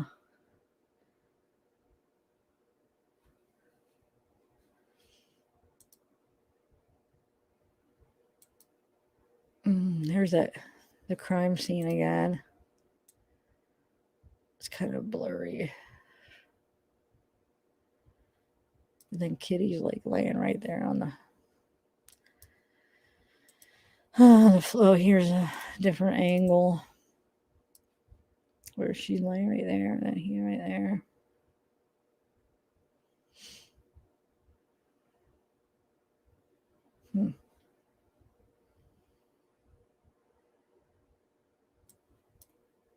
Wait.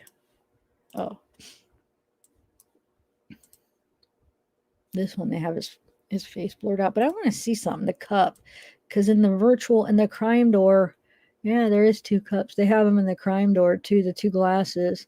Wonder what they were drinking.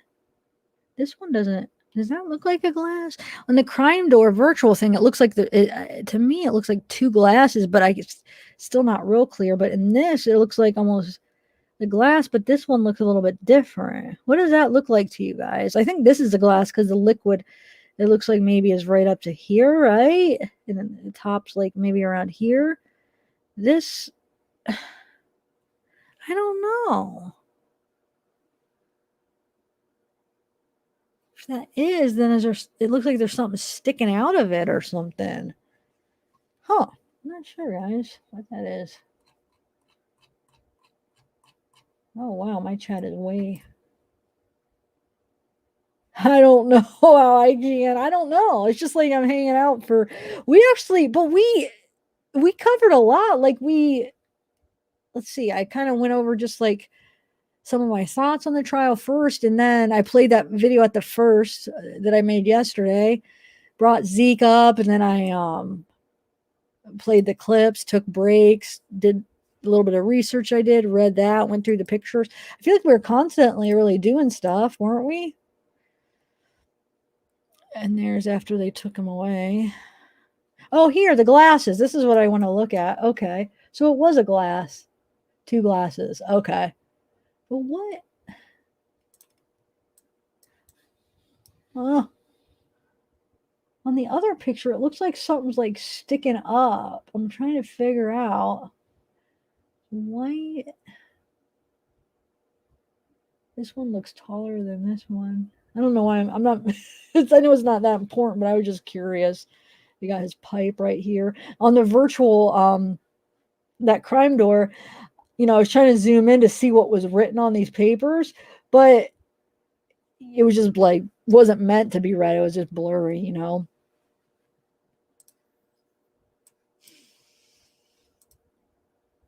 Oh, this one is kind of more, trigger warning, guys. I'm going to zoom in, but it kind of is a little bit disturbing if you guys don't want to. I just want to, this hole in his leg. Look, man. Yeah, it's kind of a tougher one to see because it's more up close.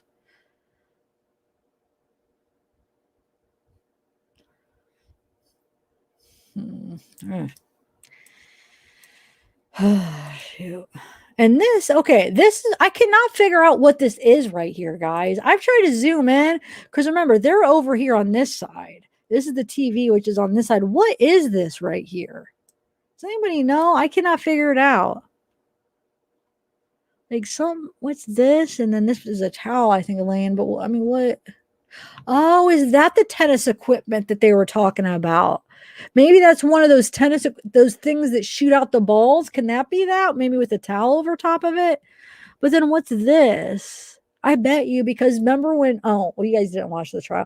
There's a part of the trial where the detective says that at one point when they're, still have the crime scene where Erik asks,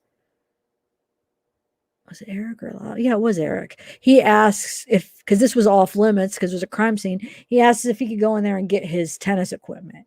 And when I was looking at the crime door virtual thing, I was trying to see what was there tennis equipment in there. And the only thing that was in there when you look through the crime door virtual crime scene is the tennis racket is laying on the couch. And I'm like thinking, well, that wouldn't be considered tennis equipment. Like, he asked for tennis equipment. It's just a tennis racket. I'm sure he has spare tennis rackets. I don't think I'd word it tennis equipment, but maybe the virtual crime door isn't as accurate as we would like it to be, because I don't remember there being anything on that crime door that's laying right here. There's obviously something laying right there, and it does look like it's possibly one of those things that shoots out the balls, I feel like, right?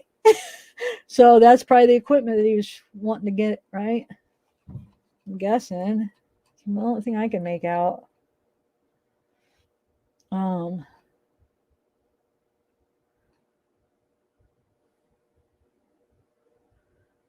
No, I think this is the TV. This is a desk. But that actually more looks like a piano. But in the virtual crime door, it's a desk. So I don't, man, they must not be as accurate as at all. Unless maybe this is it. There's a desk over here and then a desk on back here on the other side. There was 2 desks in the crime door, and then there was nothing right here. And I think, yeah, I think it's the tennis equipment. But I'm not sure about what's laying here. Maybe it's more stuff. All right, so let's see what other pictures.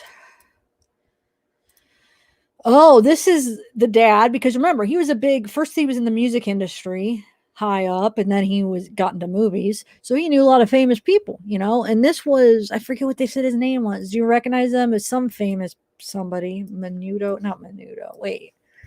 What did they, there's a website that lists out what some of these pictures are, who they are.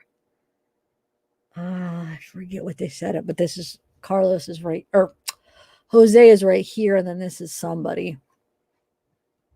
What does it say? Let's see if we get Menudo. Oh, it does say Menudo, right? Maybe I was remembering right.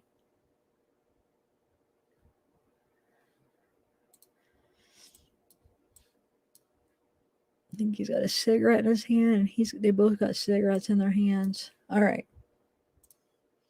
I'm just being nosy. And then, this is that picture that we already looked at of mom and dad. Look, they look a lot alike. I'm sorry, I think Erik and his mom look a lot alike. Wow. Okay. Oh, we already looked at that one too. Some of these are double. I have 2 of some of them, I feel like. Well, duh, yeah. And then this is Lyle and Erik, and the dad. And it's outside of their house. That's their tennis court they have at their house. That's the room they were killed in. And that's the brothers. I think that was at the funeral or memorial, maybe. I don't know. I'm not 100% sure, but I feel like it was after some service. That's the boys in the courtroom.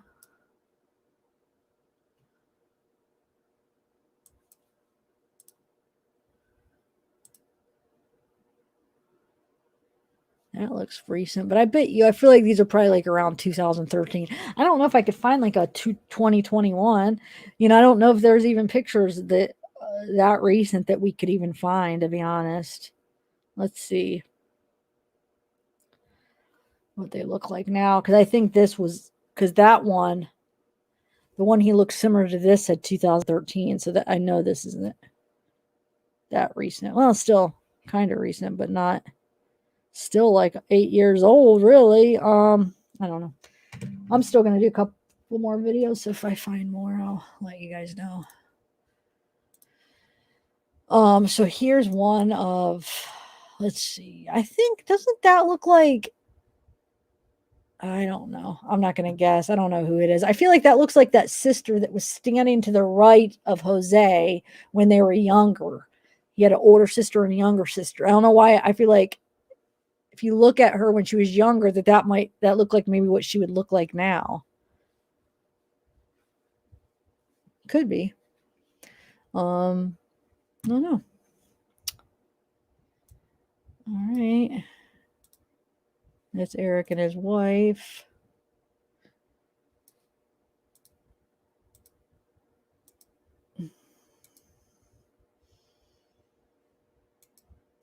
That's Erik and Lyle right there when they're younger.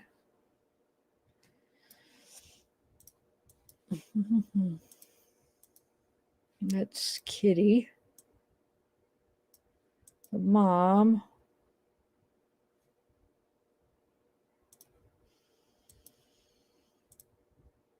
No, we already looked at that picture.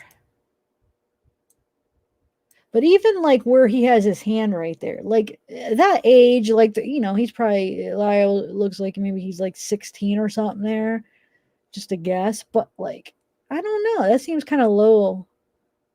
I mean, it's not, that wouldn't necessarily be, or it for sure wouldn't be like, oh my God, that's SA or that's abuse. No, but it just kind of makes, knowing what we know, it is like, yeah, you don't see too many men maybe holding that low on their son as far as, I don't know. What do you guys think?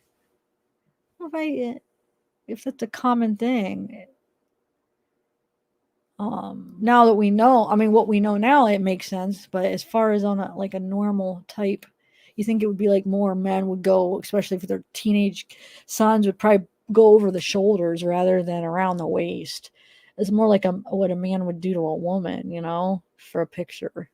Just my opinion, definitely just my opinion from what I've seen, experiences of fathers and sons. I don't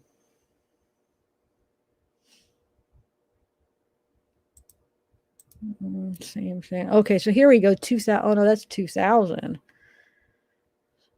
That's even earlier than the other one we saw. And that's 03. Some of these are just doubles that we've seen. Oh, I am happy for them that they have somebody at least. I don't know. I think a lot of these are just the same ones. I guess I have a lot of doubles. Yeah, I think this is like at the funeral memorial or something.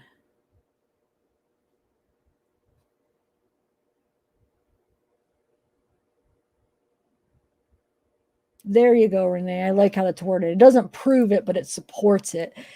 Perfectly worded. Yeah, exactly what I was trying to say. Or exactly what I was thinking. You put it into words. Sometimes I can't put my thoughts into the best words, but that's, yeah, perfect. Yeah, we already seen these. I don't know. Here's that one. See, this is what I was talking about. That picture where, doesn't that look like that possibly maybe is the girl that was standing next to Erik when he was in prison there? You could tell he was a little bit older. That I said it looked like maybe it was Jose's sister. And then that's Marta. She is in one of the pictures with Erik, but not that same one though. Okay. You know what? It looks like these are all, I have doubles. A lot of freaking, oh, did we see that one yet? Come on. I thought there was at least a few new ones. Well, we already saw that one, didn't we?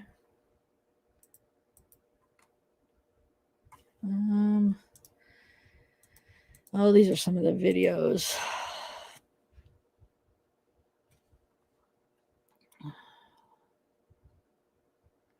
Well, I guess there wasn't a lot of new ones. I thought there wasn't a lot more pictures. I showed most of them. Hold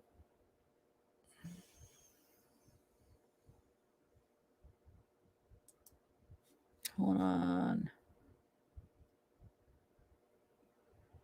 Oh, wait. So, okay, never mind. Unless, hold on 1 second.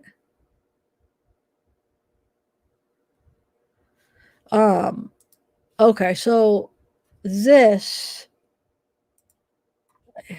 one is Marta. These are the two sisters that was with Jose when they were younger with the baby, because he was the godparent and one of them was one of their kids. Picture I just showed, those are them two. But that other picture that I was talking about that I thought was her is a whole different time period. So maybe it possibly was her when she was a little bit older. I don't know. But this shows that these are the two sisters right here. So it would be Jose's two sisters.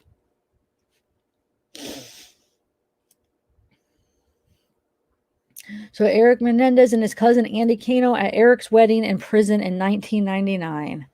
Andy was a key defense witness in both trials who said 12-year-old Erik had told him about being by his father. So this is another testimony I'm working on getting you guys to.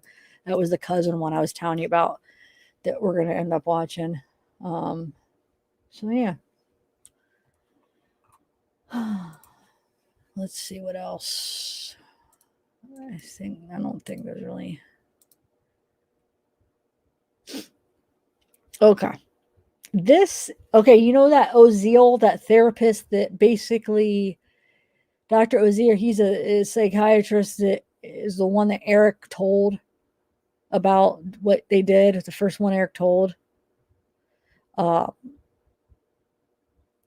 then he taped him. He had his secretary tape him admitting to it, and then he kept him in the safe, and he was trying to get something out of it, money somehow, and use that as like a bribe in different ways to get money off of them, off the kids. Threatened to expose it. He was just a jerk, unreliable. They didn't even let him in his testimony. Well, they didn't let him testify in the second trial because he was so unreliable. I mean, he was so but the secretary that he had tape the conversation, okay, and the one that ultimately is the one that called law enforcement to tell him that there was those tapes. Look at this I.O.U. that he wrote to her. So he was like as basically abusing her. I'll let you guys read this. Hold on. Look at this. Wait. Oh, yeah. Okay. This is from a freaking psychiatrist to his secretary he was having an affair with, basically. But look at this. Can you guys read that? The most official I.O.U. printed and published by Con Art Graphics. This I.O.U. is to certify that this is the name of that his secretary owes Jerry Oziel 500 of these acts to be paid in full over the period of 105 years or life, whichever comes first. Until this I.O.U. is paid in full, the given and acceptance of this I.O.U. grants exclusive rights to any and all SA on both parties side until the debt is satisfied. 1125. So that would have been after, actually. 11/25/89. That would have been, oh my God. So wonder how she came to own that. Maybe something to do with this. I don't know, but isn't that sickening? Can you believe what a monster? I mean, all these horrible people. I mean, 500 of these acts.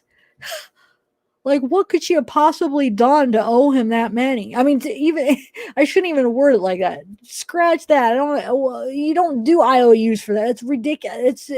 No, that's not right. When I read that, my mouth just dropped. It was like 500. Can you guys read what that says?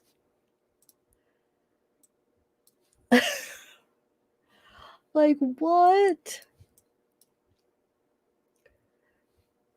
500 of these. I mean, have you ever heard anything like that, guys?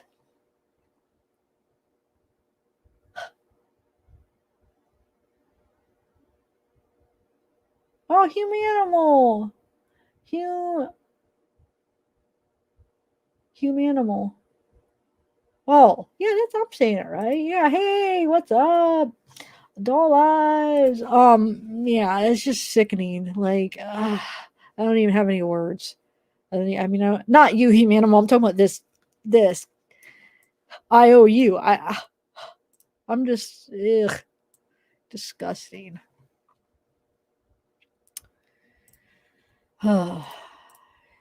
Okay, so let me see if there's anything. Oh, here's another. You know, this one's kind of interesting.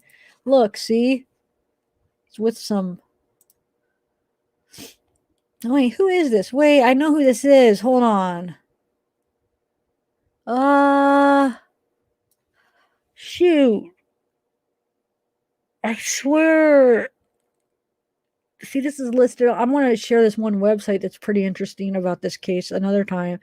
And it was listed on who these people were. Why can't I think? Anyway, this is Jose right here. This one. Right here. He was a successful man. Doesn't mean he was a good man, though. So, got that. See if there's anything else interesting. Oh, yeah, I don't know. There's this. Here's another one. I think this one's a new one that I haven't showed yet. The boys. Lyle, Erik, and Jose.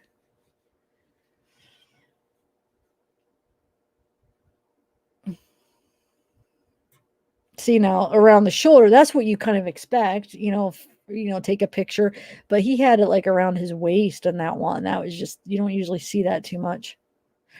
Look, Erik looks like he's holding it, playing like the guitar, air guitar. No, it wouldn't be air guitar, like doesn't it kind of look anyway. All right, guys, I think that is, I showed you this one already. I'm just going through the last couple ones. Most of them, like I said, I don't want to keep showing you the same ones, so I just keep looking. There's only a few more left, but we already saw that one. I'll find more though, because I did see some, or not see some.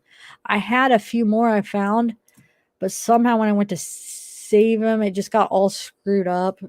So I lost them, but I'll find them again for the next time. Oh, here's one of when they're little. Aww. Lyle and then Erik. How cute. Aww. Poor little kids. Well, they're definitely not sick. Well, how old are they? I'm so bad with ages. How old would you say they are right there? How old's Lyle there? He's not 6. Would you say he's 6 yet there or no? Help me out, guys. People that have kids that know what age. I'm bad at certain ages. Well, any age. I feel like I'm just bad at guessing ages, maybe because I never had kids where I'm not as good at telling how old, especially little kids, I feel like. Oh, Alicia, good night. Thanks for hanging out all night, man. You're a trooper. You were here all night. Thank you. Oh, is Karen here? And Criminal Imagination, you're always here. I mean that in a good way. Like, thank you for all the support. Of course, my loving Coco. Doll Eyes. Baron. Hey, Baron. Was it Elton John? No, I feel like maybe I have to go back. I feel like it was a group. It was a music group, and I can't remember what the name of them. Karen, what's up? 6. Okay, so 6 and 4 or 5 and 7. Okay.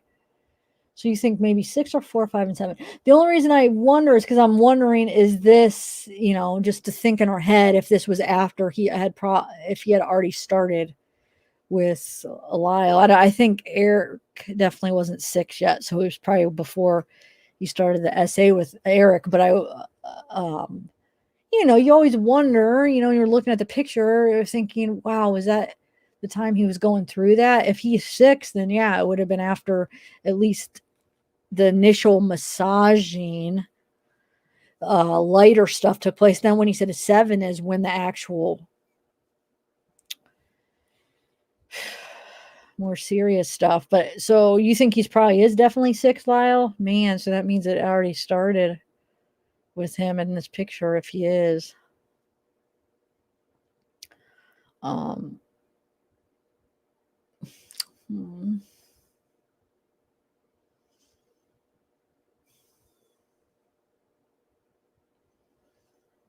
Yeah. All right.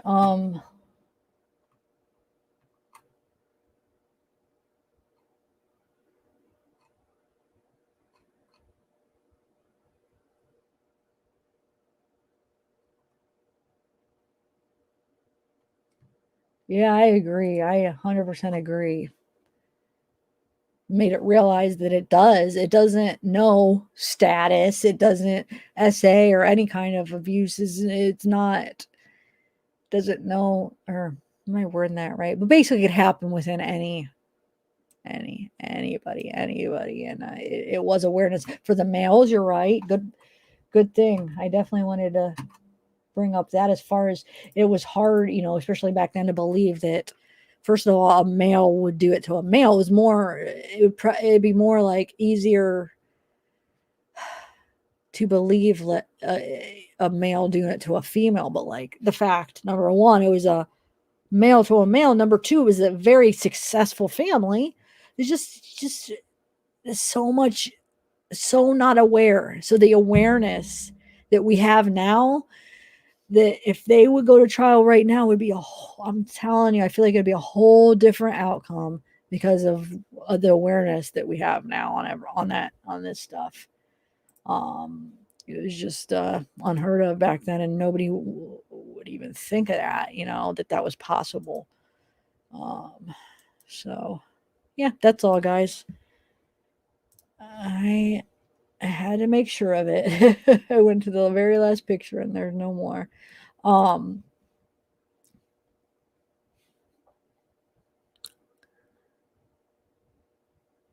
So yeah, I still want to do a few more videos on this and talk about it and play some more clips as I'm watching it. But also, you guys, help me out here. Give me a couple recommendations of cases that you guys are interested in. I know I ask you this all the time, and at the time, I can only pick one or two at a time because I can't cover, a bunch at a time. I'm only one person. So like I'll choose some and then I'll ask you guys again. So I'm going to probably keep asking you guys. So it's not that I'm necessarily ignoring you, like, because I don't want you to think, why you always ask and then you never pick what we pick. But I am picking somebody's request, but maybe it's just not yours. But I try to hear everybody. So I end up, it's always somebody, or it's always more than one person that's requested the ones that I choose. So throw some out, guys. Help me out, because I'm looking to try to get into another case. And as far as maybe pick one that's current, like more current right now, because since I'm doing the Menendez that's older and Darley, I'm still reading the transcripts. So is there any like a new case within like the last year or like today, like anything real current, no older than a year?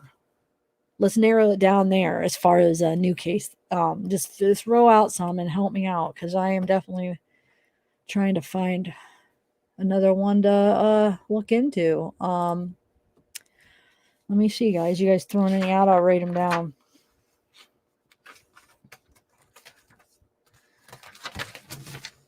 Okay, let's see.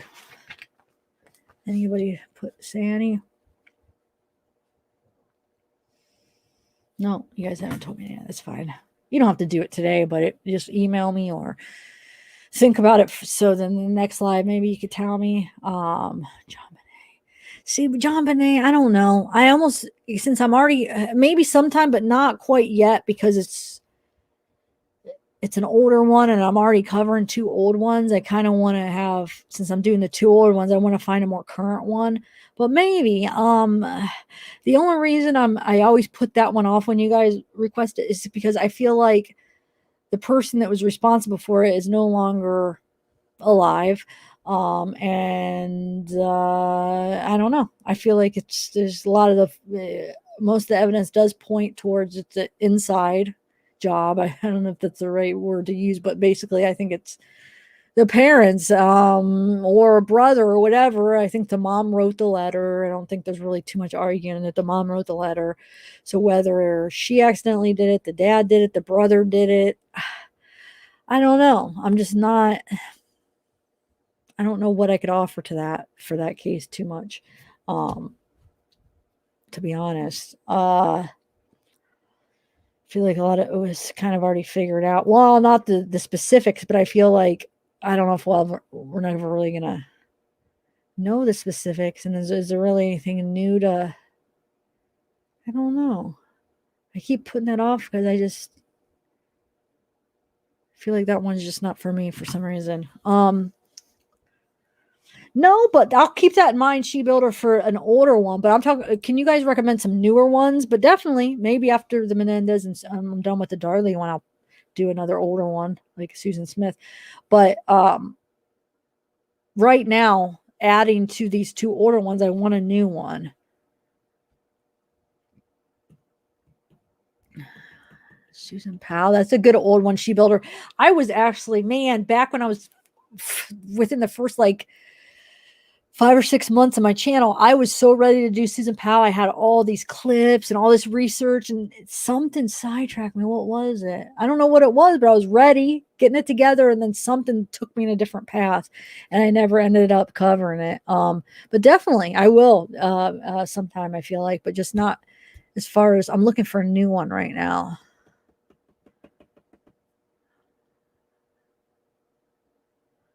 But the Ramsey, John Bonet, that's on my crime door. So it's not the actual, it's not, I mean, these crime doors, they only have one little scene. It's kind of cool just to have a virtual thing real quick. But that's why I want it, before I do like a live where I share them, I want like at least 10 of them to show you, because there's only a couple minutes in each one, just so I have some content, to do like a crime door. Oh, the Ramsey, it'll take like a couple minutes, show you the one room, and it's over. So when I do that video, like I said, I'd like to have maybe like 10 of them, and then just show you all the virtual crime scenes. But the Ramsey is the one that I have as far as that. I don't know. Just think about it. Something within not be older than a year.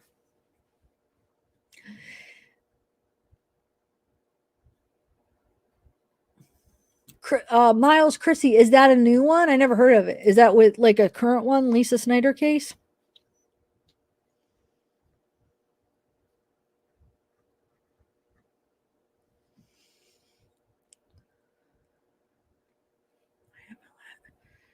All right. Maya Millette. I'll write them down. I'll look into them and pick one of them. Or if there's a bunch that a lot of people are requesting the same one, sometimes that is how I pick them too. No, just think about it, guys. Cold up. No, I didn't, Baron. I didn't go through that yet for the Susan Cox. I should. That's a definitely interesting case, man. That has so many different layers to it. It's crazy. So that'll be one of the old ones that I will do soon after I finish this Menendez and Darley. Maybe not right after, because I know Susan Powell could be one. I know Stephen Avery is one that I'm thinking about doing it for old one. The West Memphis 3. Those 3. I feel like there's one other one. So those will be the old ones, but I'm looking for some new ones.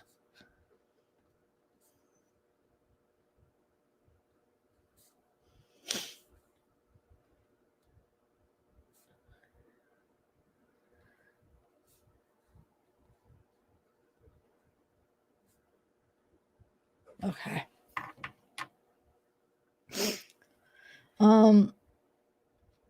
Sharon, that's recent. Sharon Matthews. D-Lights. DC Lights. DC Lights. Sharon Matthews. I'm going to write them all down and I'll look them up and see what's going on. 90 days. Okay, cool. She built her thing. She did some two recommendations. Thanks.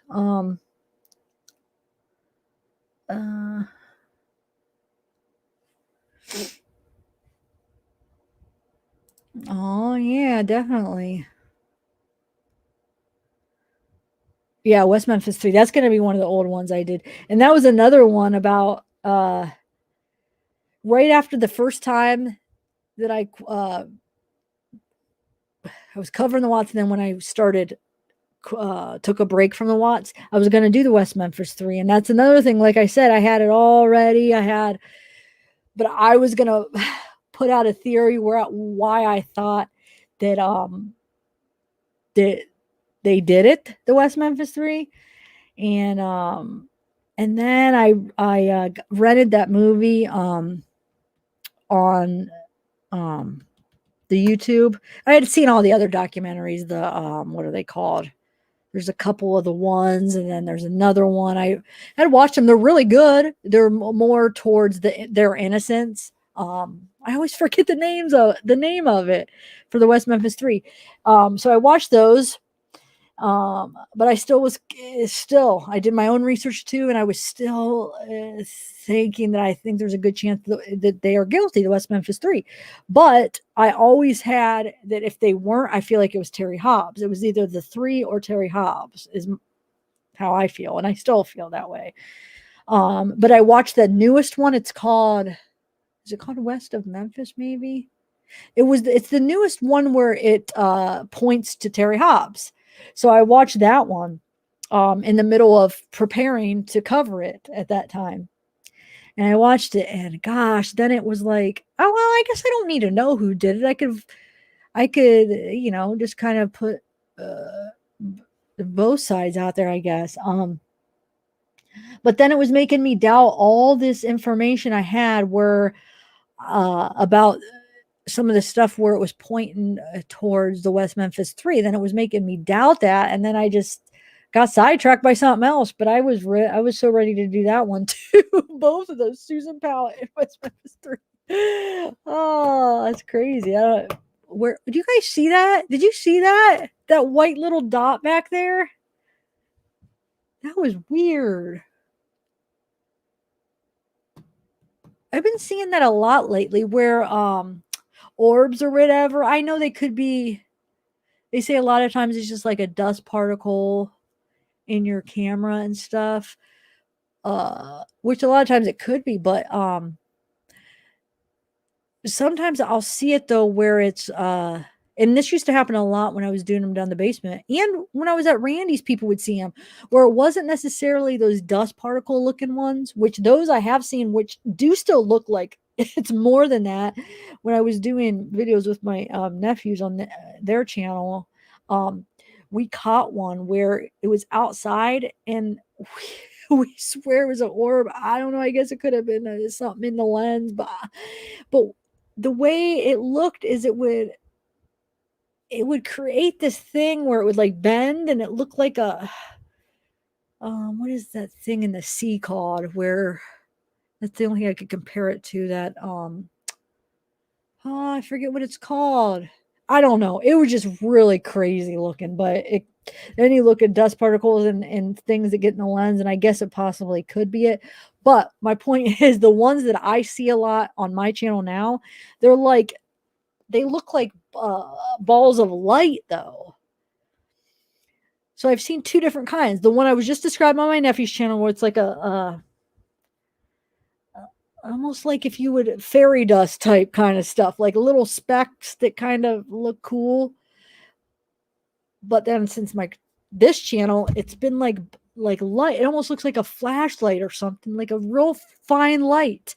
If you go back some of my old videos, people have spotted them so many times when I was doing the Watts at the beginning. They'd be like, "It's Shanann, do you know the orbs?" And they'd pick timestamps because it happened often. And then it would happen when I was at Randy's too. So maybe it's following me around. But I've been seeing them recently in the last few videos. I've caught them. I never said anything. I think I've been busy talking, and I just put it off like, yeah, it's probably just this or that. But they have been a couple times in these last few videos. Has anybody noticed it? What I just pointed out a minute ago, that was a little bit something different. That will look like more of like a little speck. But the ones I normally see on mine, they're just like these. It's like, yeah, jellyfish. Yeah, it's like I don't know how to describe. I'll have to find some and just keep an eye out. You'll see them. I'm telling you, it happens.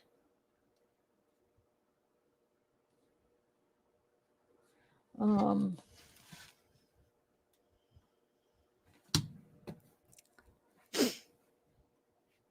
yeah, you've seen it. Yep. Orbs. Yep. We were looking up because the one that when we were, and this was my nephews, we had seen it with my nephews, we were in the middle, just fun story real quick. We were in the middle of doing a video about a haunted place. Well, we were pretending, okay? So they have this barn in the back of their house. So we were trying to, make a fun, like scary video. So we were pretending that we were at this haunted barn. I mean, they wouldn't have known where we were. It was just something that was in the back of their yard. We were pretending that there was this story that went along with it where somebody had died there and it was haunted and we heard stories and so we were pretending and like I was trying to like use different effects to make things, just learning how to edit and like use different things to try to do it just to have fun, And in the middle of it, we ended up catching this orb. And it was right when, at the time when we were pretending like we heard something. And what I was going to do was add in like whispers to make it was just a little, they're kids and we were just kind of making like fun videos like that. So I was going to add things and act like we heard something. And we start running, and this orb was chasing us at that time. But we really didn't in real life hear anything. But we saw it in the video. So I was like, oh my God. And I'm telling Case, like, look at that. He's like, what is that? Like, it's an orb. He's like, what's an orb? So he looked it up, and I had him researching orbs for like a couple weeks. He was like so into him. And then he was finding him in other people's videos. Like, I saw him in this YouTube. Oh my God, I'm seeing him everywhere. Not everywhere, but he was seeing him, once in a while on YouTube videos. But anyway, he researched it. We ended up researching together that day. And the different color orbs could stand for different things. So ours was green in that one. It was like a green orb. So we were looking up what is green orbs. And green orbs supposedly in the theories of orbs is like it could be like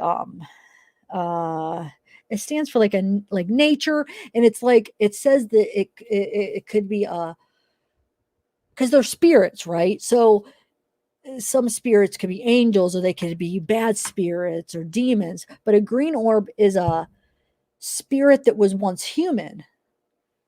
So a human spirit that died and passed over. So we were thinking it was my sister, their aunt, my sister.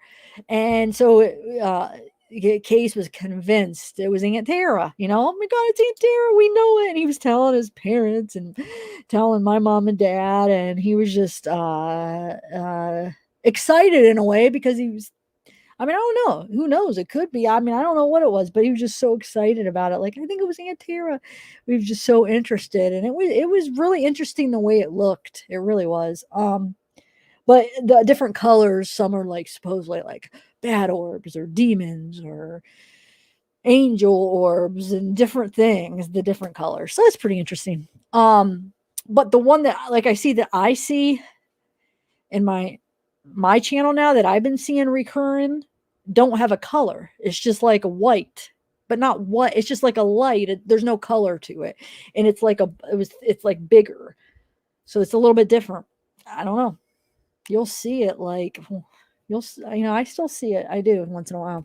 But the last few videos I have seen it. And I bet you though, if you go back through a lot of mine, you'll probably be able to catch them in half of my videos at least. So I don't know, guys. What do you think? Do you believe in it? Like, what do you... I don't know. A part of me, like when me and Case were looking into it, I was really feeling it and really thinking, oh my God, like I really thought it was my sister. And I don't know how I feel about it, but it is interesting. Like I said, when people would catch it on my channel, they always thought it was like Shenan because it was always when I was talking about the Chris Watts or, Shanae, I was covering the Chris Watts one. So they were like, oh my God, it's Shanae or Bella or Cece.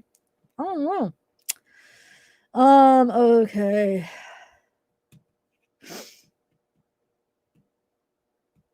Oh, really, Baron? Wow, that's weird.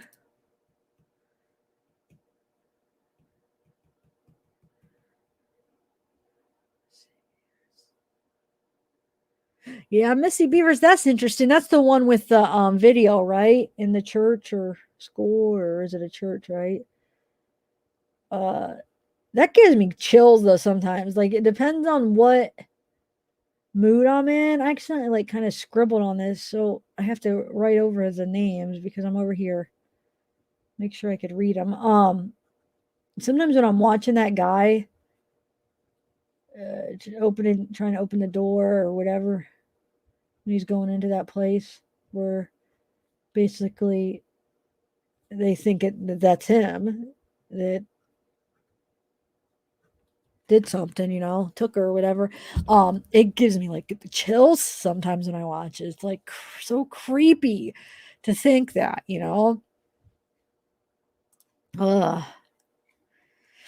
Wait, remind me, Missy Beavers. But she was never found, right? She's just missing? Or did they ever find her body? I don't know. Remind me, guys.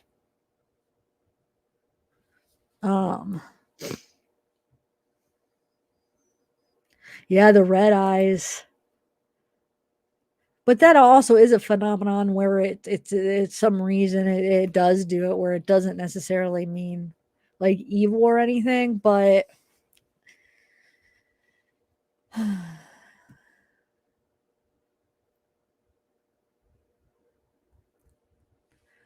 if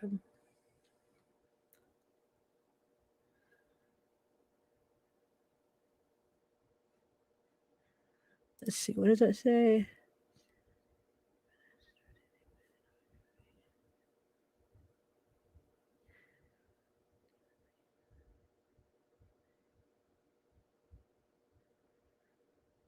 Wait, how did your sister pass away? Wow. It had anything to do with that?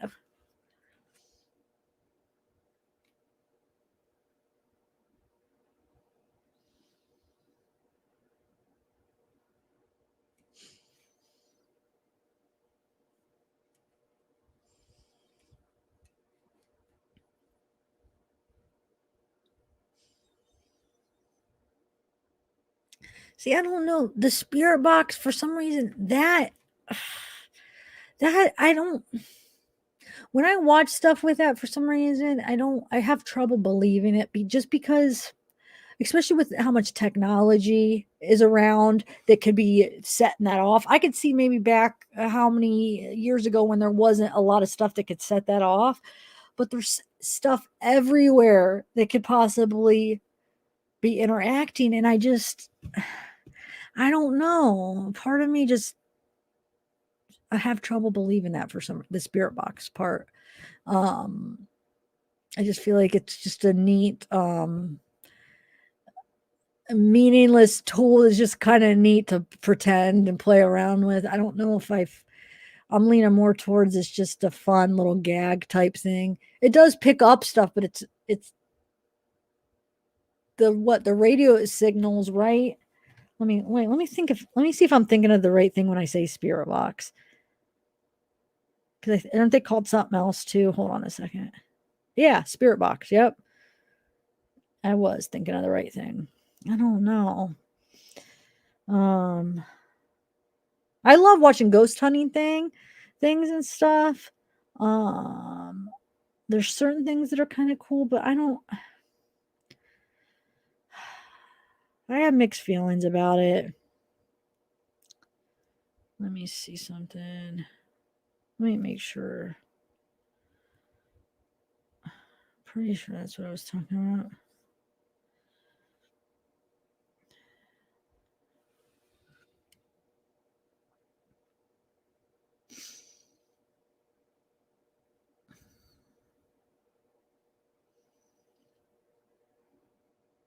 Hold on one second. I just want to make sure I'm looking at the right thing that I was thinking of.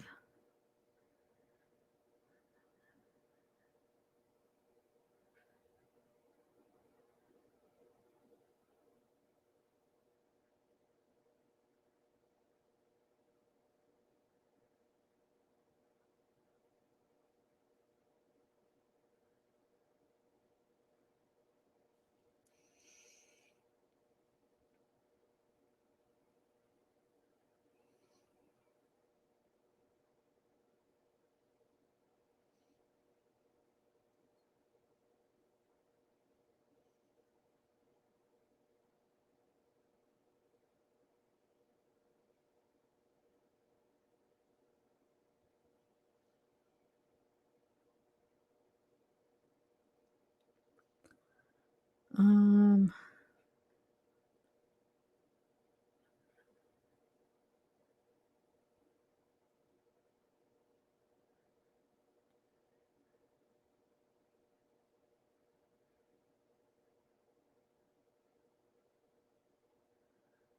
wait. Hmm.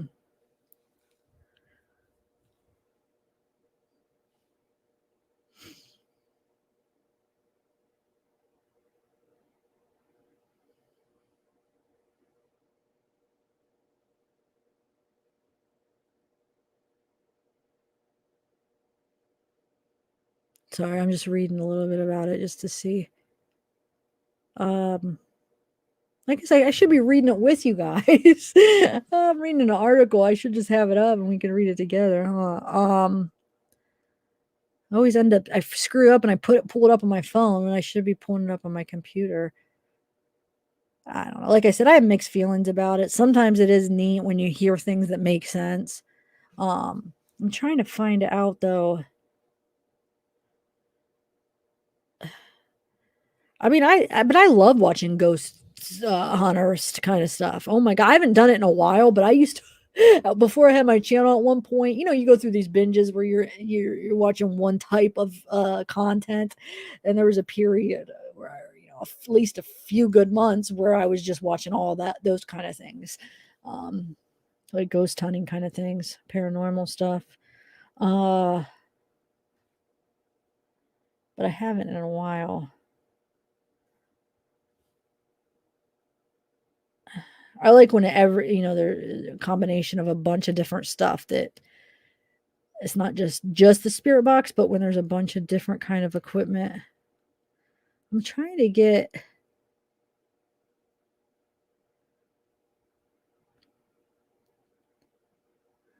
electromagnetic fields. I don't know. It's interesting either way, because it's like the unknown and you still don't know. I mean, it still could be. I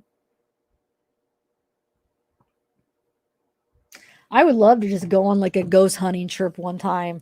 I'd have to get a little bit, just get a couple of pieces of equipment just to help maybe, or go with somebody that has it. And I would love it being there. Like I said, me and my sister used to go to haunted places, but we didn't have like any equipment. We would just go and freak ourselves out. We'd go out, real late at night and just go there and just be so scared. Haunted cemeteries, the Crybaby Bridge. I know I told you about that a million times, but we just go to like look up. Somehow there was just known haunted places. I know there was other things. Those are the two I'm always thinking of, but there are other things that are just known. That was just known back then, and I can't. Now that we have the internet, you can find so many more. But wow, we used to just freak ourselves out so much. It was fun though. That feeling's fun to be so scared. It's like so much fun, guys. I love like when people will like find old pictures, or even, I guess it doesn't have to be old pictures, but they find like that kind of phenomena where there's like the red eyes, not so much, because I've experienced red eyes. I've had people like the red eyes, I feel like happens a lot where the red eye effect. So that little effect, not so much, but other effects where well, you hear it, like hopefully people aren't like editing and alternate when you watch scary stuff like that, where like For instance, there'll be like a weird thing that looks like a ghost, you know, like a demon or something that comes out in the picture, or standing beside you. Have you seen those? Where it's like somebody's like, "Who's that beside you?" And that nobody's there. Or people will say that it looks like a person. They're like, "No, there was nobody there. Like, who is that?" Those kind of pictures. If it's true, it's always fun to watch. I mean, I don't know if do we trust those TV, certain TV shows that we used to watch or ghost hunter type things? Or we hopefully they're not like making it up just for the entertainment. I don't know. Always makes me wonder, but it's still freaking entertaining. I tell you that. Because even YouTube's not excluded from it. You know what I'm saying? YouTubers do the same thing. It's entertainment. Don't make things up. I mean, everybody, not, I don't want to say everybody, but YouTube is not excluded. Even if you're thinking, oh, well, they're just independent, they're doing their own thing. Don't think that they're not tricking you sometimes. I'm not talking about anybody we know. I'm just saying they do for the entertainment and, like some of the pranks or like just some of the type videos where it's not real. Just because it's YouTube doesn't mean it is, unfortunately. But it probably was it used to be probably when it was newer, where it was like you thought you're getting more authentic stuff, but now it's entertainment, Now, as far as my area, true crime, I mean, that it is what it is, but I'm talking about like people that do like the prank. No, prank's not a good idea, but just some of those things where they could fake things, fake like situations or scenarios or even ghost things or something like that, where you don't even know if that's true. You never know.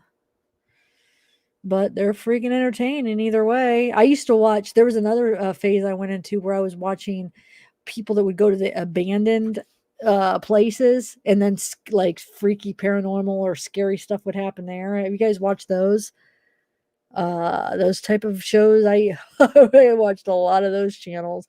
There was a certain channel I really ended up liking. There were like a bunch of they were really, probably like 20s. They were guys, and then they all had their own channels, so you could watch like spin-offs of each one. But then there was a one where they had the big group of people, and they would go to abandoned places. They would stay overnight, and like freaky things would happen. They would go to places where it was like abandoned, but like something had happened there in the past. They wouldn't necessarily have like ghost equipment, but they would just go overnight and just crazy things would happen. But then you don't know. Are they just making it up and nothing really happened? And they have actors come in and like do things that, for the entertainment of the channel. So it gets views and it's entertaining. I don't know, but oh well, we'll never know, but it is fun to watch. Get your adrenaline going. I watched the one tonight and they were going up these, let me read this. They were going up these stairs and he had an instrument in his hand and he said a ghost knocked it out of his hand, but you could tell it was fake. Yeah, I mean, I believe it.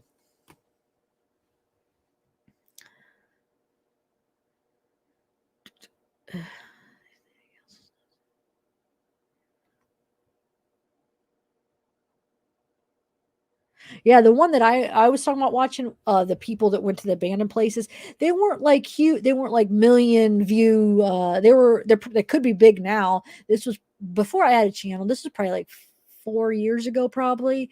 It was right when shortly after I moved back to Ohio. They probably at the time I started watching them, they probably had like maybe like 50,000 subscribers or something. And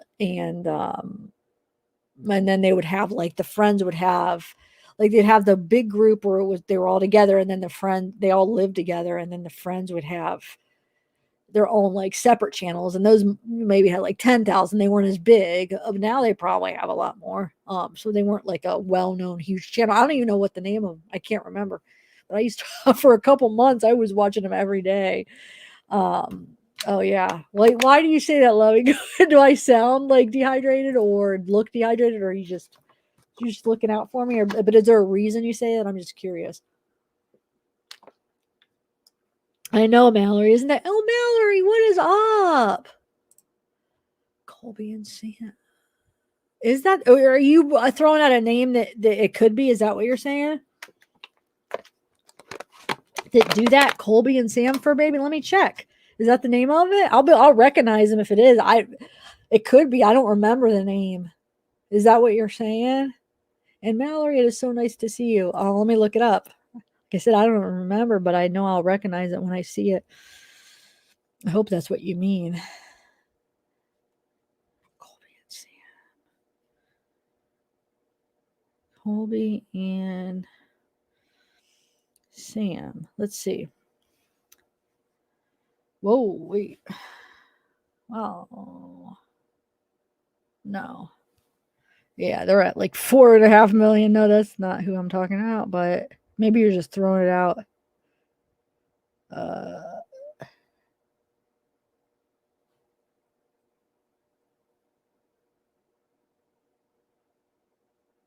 No. Huh, never heard of these guys. I don't know. Oh, loving Coco. But did I sound like I needed it though? That's what I'm just curious. Do I look like did my mouth? I just want to make sure that it's not. When you could tell like somebody needs water and you could hear the sound in their mouth. That's what I'm hoping that it's not like that because I'm embarrassed.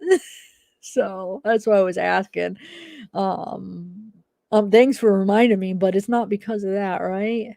Jake Weber. Let's see.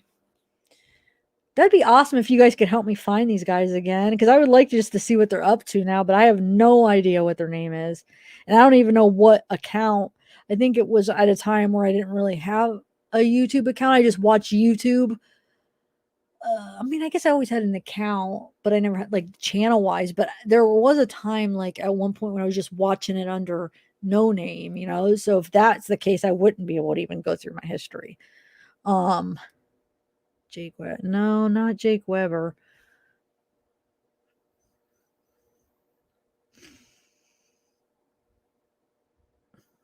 They might not even do it anymore, the guys I'm talking about. I don't know. Because it was definitely a good like 4 years ago, I bet.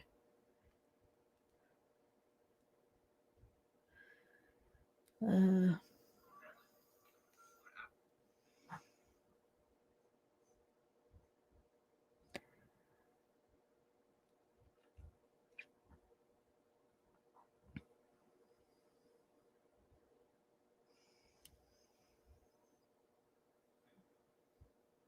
know.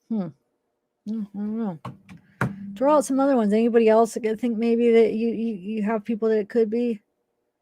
Exploring with Josh. I don't know. That doesn't sound familiar, but let me see. I said that'd be cool if somebody watches. If somebody actually watches the people I was watching 4 years ago. No, it doesn't look like. No, not exploring with Josh, but is that the castle person? Looks like he's going to a castle. I'm trying to think where they were even from. Oh, hey, Dennis. How are you, man? It's been a while. Chitty chatty. What did you think so far? Because I know you've been wanting to talk about the Menendez. How are you? How are you on the trial? How much more you got? It's long, huh? It's taken me forever to finish it. I don't even think I'm halfway done. I swear, when I was reading the one article, I think it was that one I started reading about the juror. I think it said somewhere where she was talking about how, I swear I think I read this, where she said it took 2 months for them to get through the crime scene, basically the gunshot trajectories and all that kind of stuff. And she said it was so crazy because they took so long on that part when we considered it in the jury for like 5 minutes. It wasn't important. Like, why care? Who cares? They were trying to show like how many shots and what angle it came and how it all happened. to predict exactly who was standing where and how it all took place. When it's something like that, why is that important? And we know who did it. We know how they did it. I mean, well, you don't have to like recreate it and take 2 months when the jury spent 5 minutes talking about it. It meant it wasn't important. But my point is 2 months just on that part. I'm pretty sure that's what she said. Just on that. So imagine how long, and that was just the second trial when they didn't let in as much of all the testimonies of the defense brought in the first one. So the first one, I have to look up how long the first one even was. Because I swear I don't think I'm not even halfway. I think I'm not even a third done with it. And I've been watching it for a couple weeks. I've been watching it every night. I'm trying to see. You guys help me, man. I would love if you guys could help me find who these people are. Anybody else have any thought? No. Man. Oh well. All right, guys. Well, it's been real. No, this was a good discussion. We talked about it a lot. Oh, Mallory, so how's everything going? Man, it's been forever. Or have you been watching? It's been forever, I feel like, since you commented. Maybe you have been watching. It's nice to see you. How's everything going?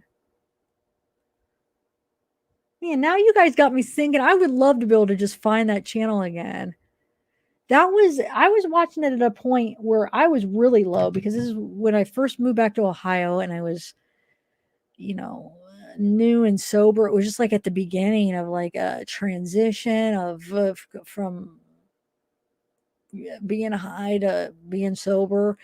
It got me through like a lot of nights, like kept my mind occupied. Now that I'm thinking about it, it was really important to me. I mean, as far as occupying my time and getting me through the nights, I watched it like every night and I have no idea. I feel like their name was the name of them. It was just like their first name. Where was it? No, because there was probably like 4 or 5 guys and they did it together. I don't know what the name was. Oh, Chitty Chatty. No, we were talking about that. We looked that up. So like I think it was like 4.5 million went to estate taxes. So basically the estate's worth was 14.5 million, something like that. Then they got like 700,000 on the life insurance. They spent $1 million right after they died before they got arrested. They spent about $1 million. Because it said that business that Lyle bought was estimated at 550,000, like over $500,000 in that business. That wing, that seems like a lot, man. I guess it was in Princeton. It was like a wing shot over like a restaurant bar type place on the campus. But anyway, so yeah, real estate taxes, legal. It's about $1.5 million on legal fees.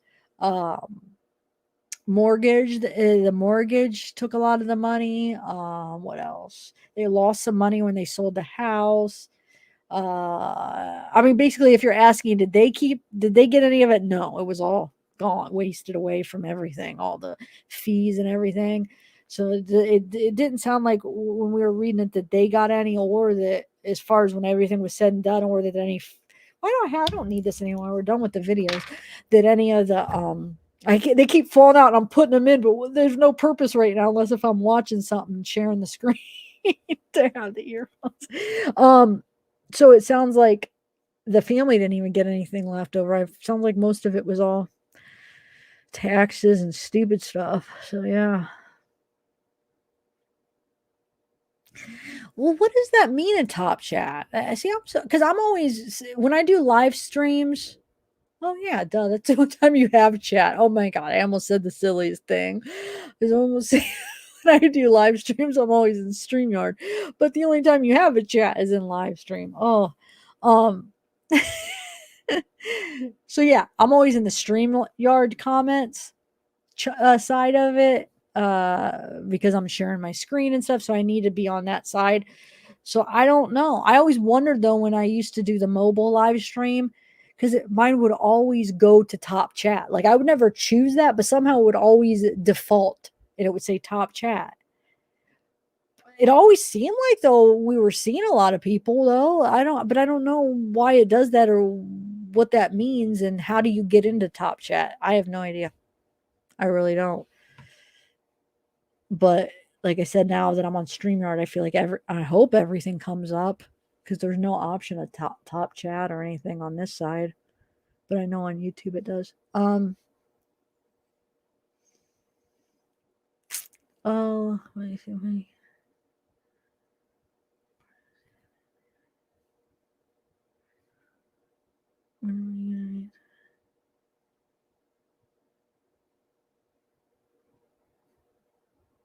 Oh, thanks, Shelly.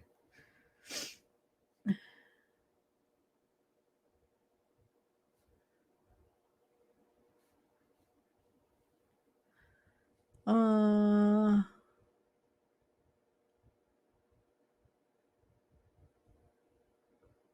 wait, are you talking about Chatterbox? Are you talking about what trial we're talking? We're talking about the Menendez brothers case. Is that what you're asking?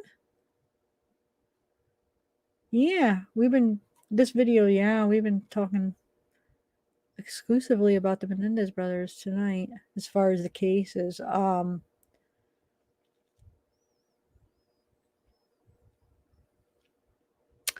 don't know, guys. I should call it a night. Oh my god, it's already 4:30. Wow, it does not. Okay, for number one, it doesn't feel like 4:30. It does not feel like I've been live for 7.5 hours, but that's a good sign because I actually feel really good today. Because the last, I would say, month, I've been feeling crap, no energy, which is normal. I go through these episodes. It's just random how it comes on. I think it's a sleep disorder. I'll be all right. No big deal. I learned to deal with it. It just sucks because of those times I don't get a lot done. I'm not as productive. And so this last month I've been going through it. And so I haven't been that productive, as you guys could see, obviously, not that many videos or lives as I normally do.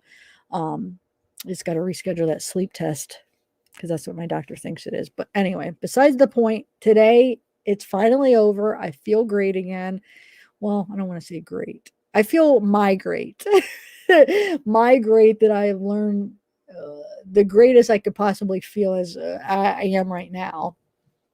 I still feel like once I figure out what's wrong, like I'll feel better the way I should be feeling at 39 years old. But as far as what I've been used to the last like 4 or 5 years, I feel good. Comparing it to that level, I feel really good. So I don't know why I have to word it like that. Yeah, I feel good, guys, today. So that's why I feel like it's 4:30. I freaking don't feel like it where I'm like 4:30. Oh my God. It's going on 8 hours. I feel still energized and good. Like I don't feel like wore out. It's good, guys. I don't know. So I'm planning on being productive now. A month of just can't get crap done. Now I'm got to get a lot of stuff done. And I will. So I'm ready to go. That's why I'm saying give me some cases, guys. I'm ready to go now. I gotta take advantage of feeling motivated and energized while I can, so I could be productive and get some videos out there. And I still want to do a members live, guys. I always feel like when I do it, I'm like, gosh, I feel like a lot of people, like even when I do like a members video, for instance, I feel like a lot of people don't know where to look at them. They don't see them. So sometimes I feel like it's a waste.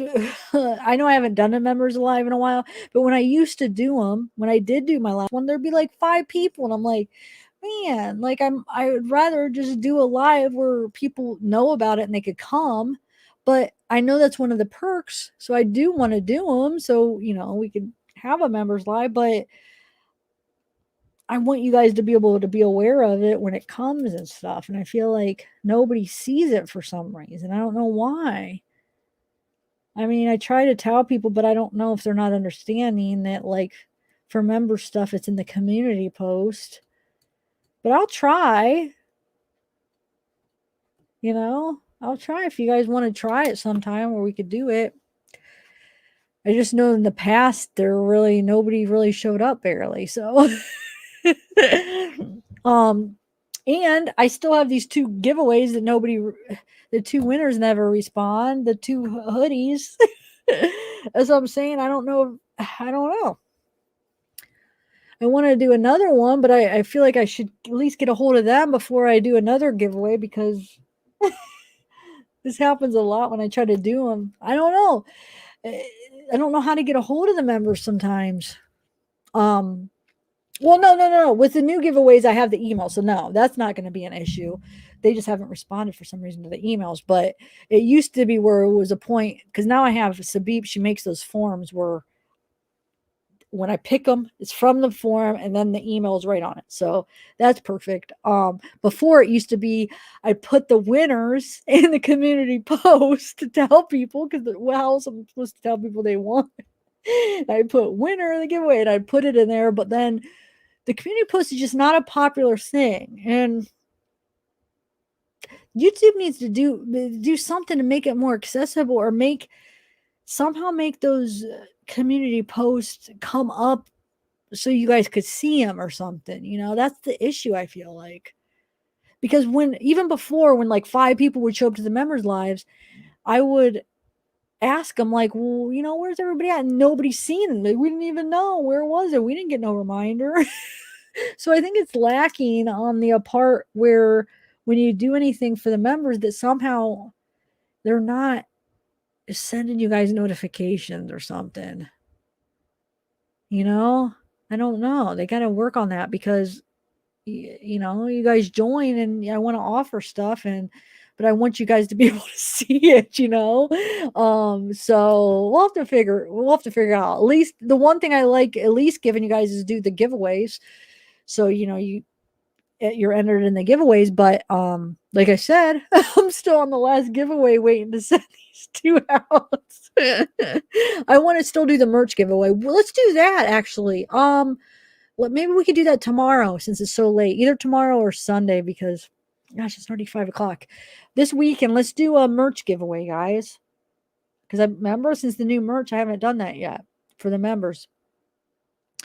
So yeah, let's I'll to get Sabib hopefully to do the forms and you guys could fill it out.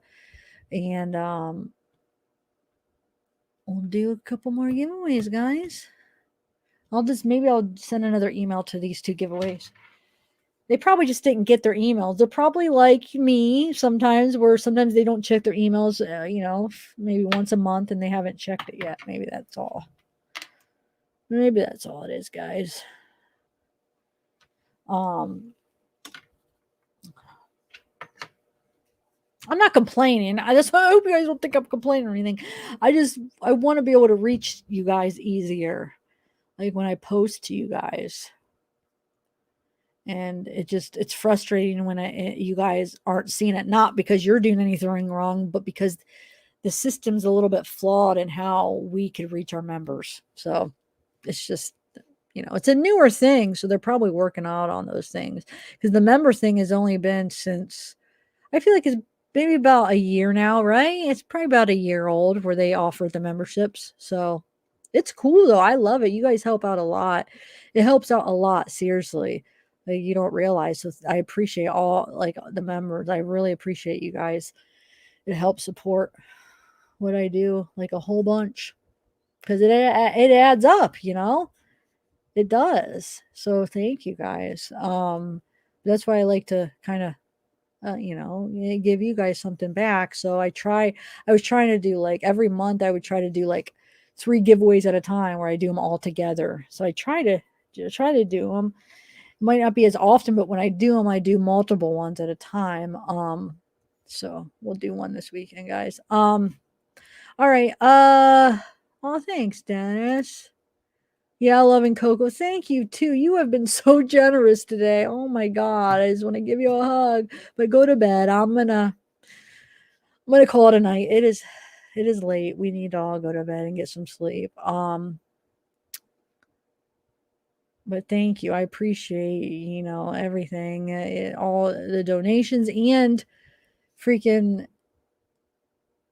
the mod. I mean, you're modding for me, that's awesome. And all my mods. Thank you, mods. You guys are awesome.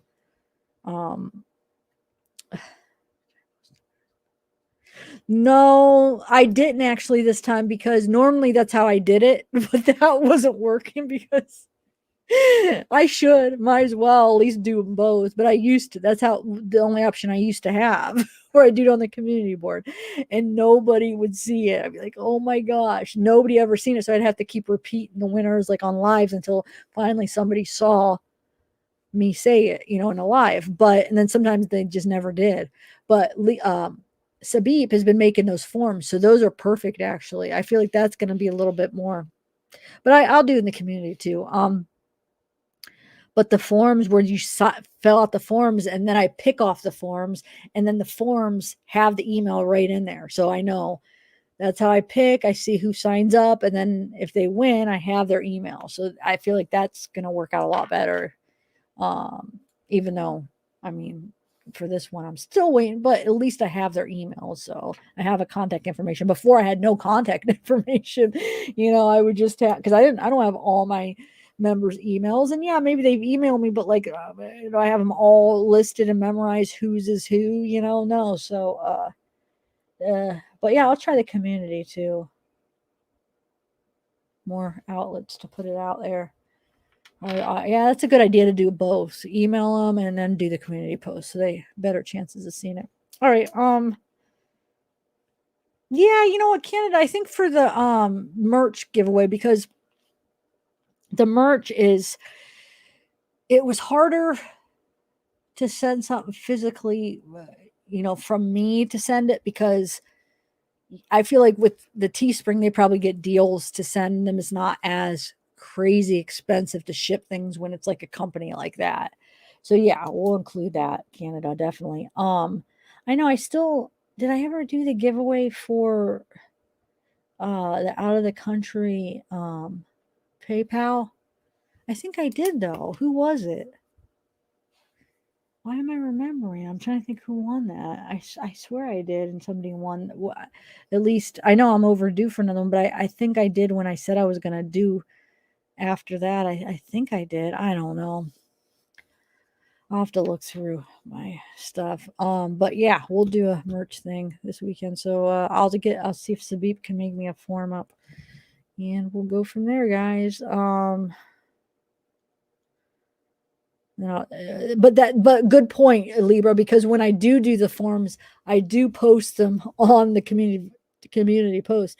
So you guys look out for that. When I do put out the form for you guys to fill out to enter in the giveaway, it is on the community post. I mean, that's our only option to communicate with you guys as far as stuff like that.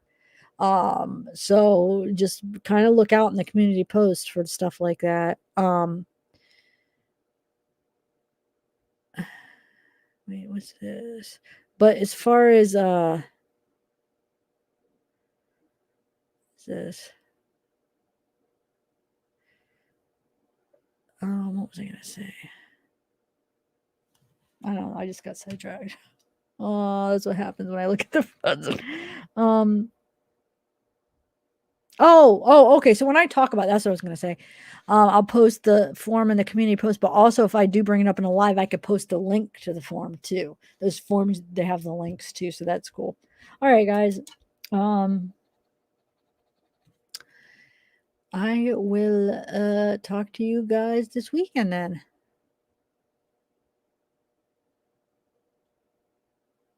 Oh yeah, I could do that, Libra. That's a good idea. For the form, you mean pin it to the live, or do you mean pin the winner to the live? I guess I could do both. I always forget to use that option because I'm always on the StreamYard side. But I could get on my other the laptop and then I could bring up the YouTube and do that. Yeah, I should use that more often. You're right. All right, guys, I'm gonna go. I'm just now rambling on. Oh, thanks, Loving Coco. Thank you so much for tonight. You went way overboard. I mean, you went above and beyond. Like, thank you. And mods, thank you for that too. Libra, who else? What mods are still here? Libra and Loving Coco, are you the only two still? Only two troopers left? I think so right now, huh? Which is totally fine. I mean, 8 hours later. All right, guys. Yeah, when you do drawings. Yeah, to keep track of the past drawings. You mean? Mark. All right, guys. Bye. Oh, doll eyes. Bye, guys. You guys have been awesome. It's been a good night. Jen. Mrs. Kurt Covey. Yeah, I am. Now I am kind of starting to get tired. All right. Bye, everybody.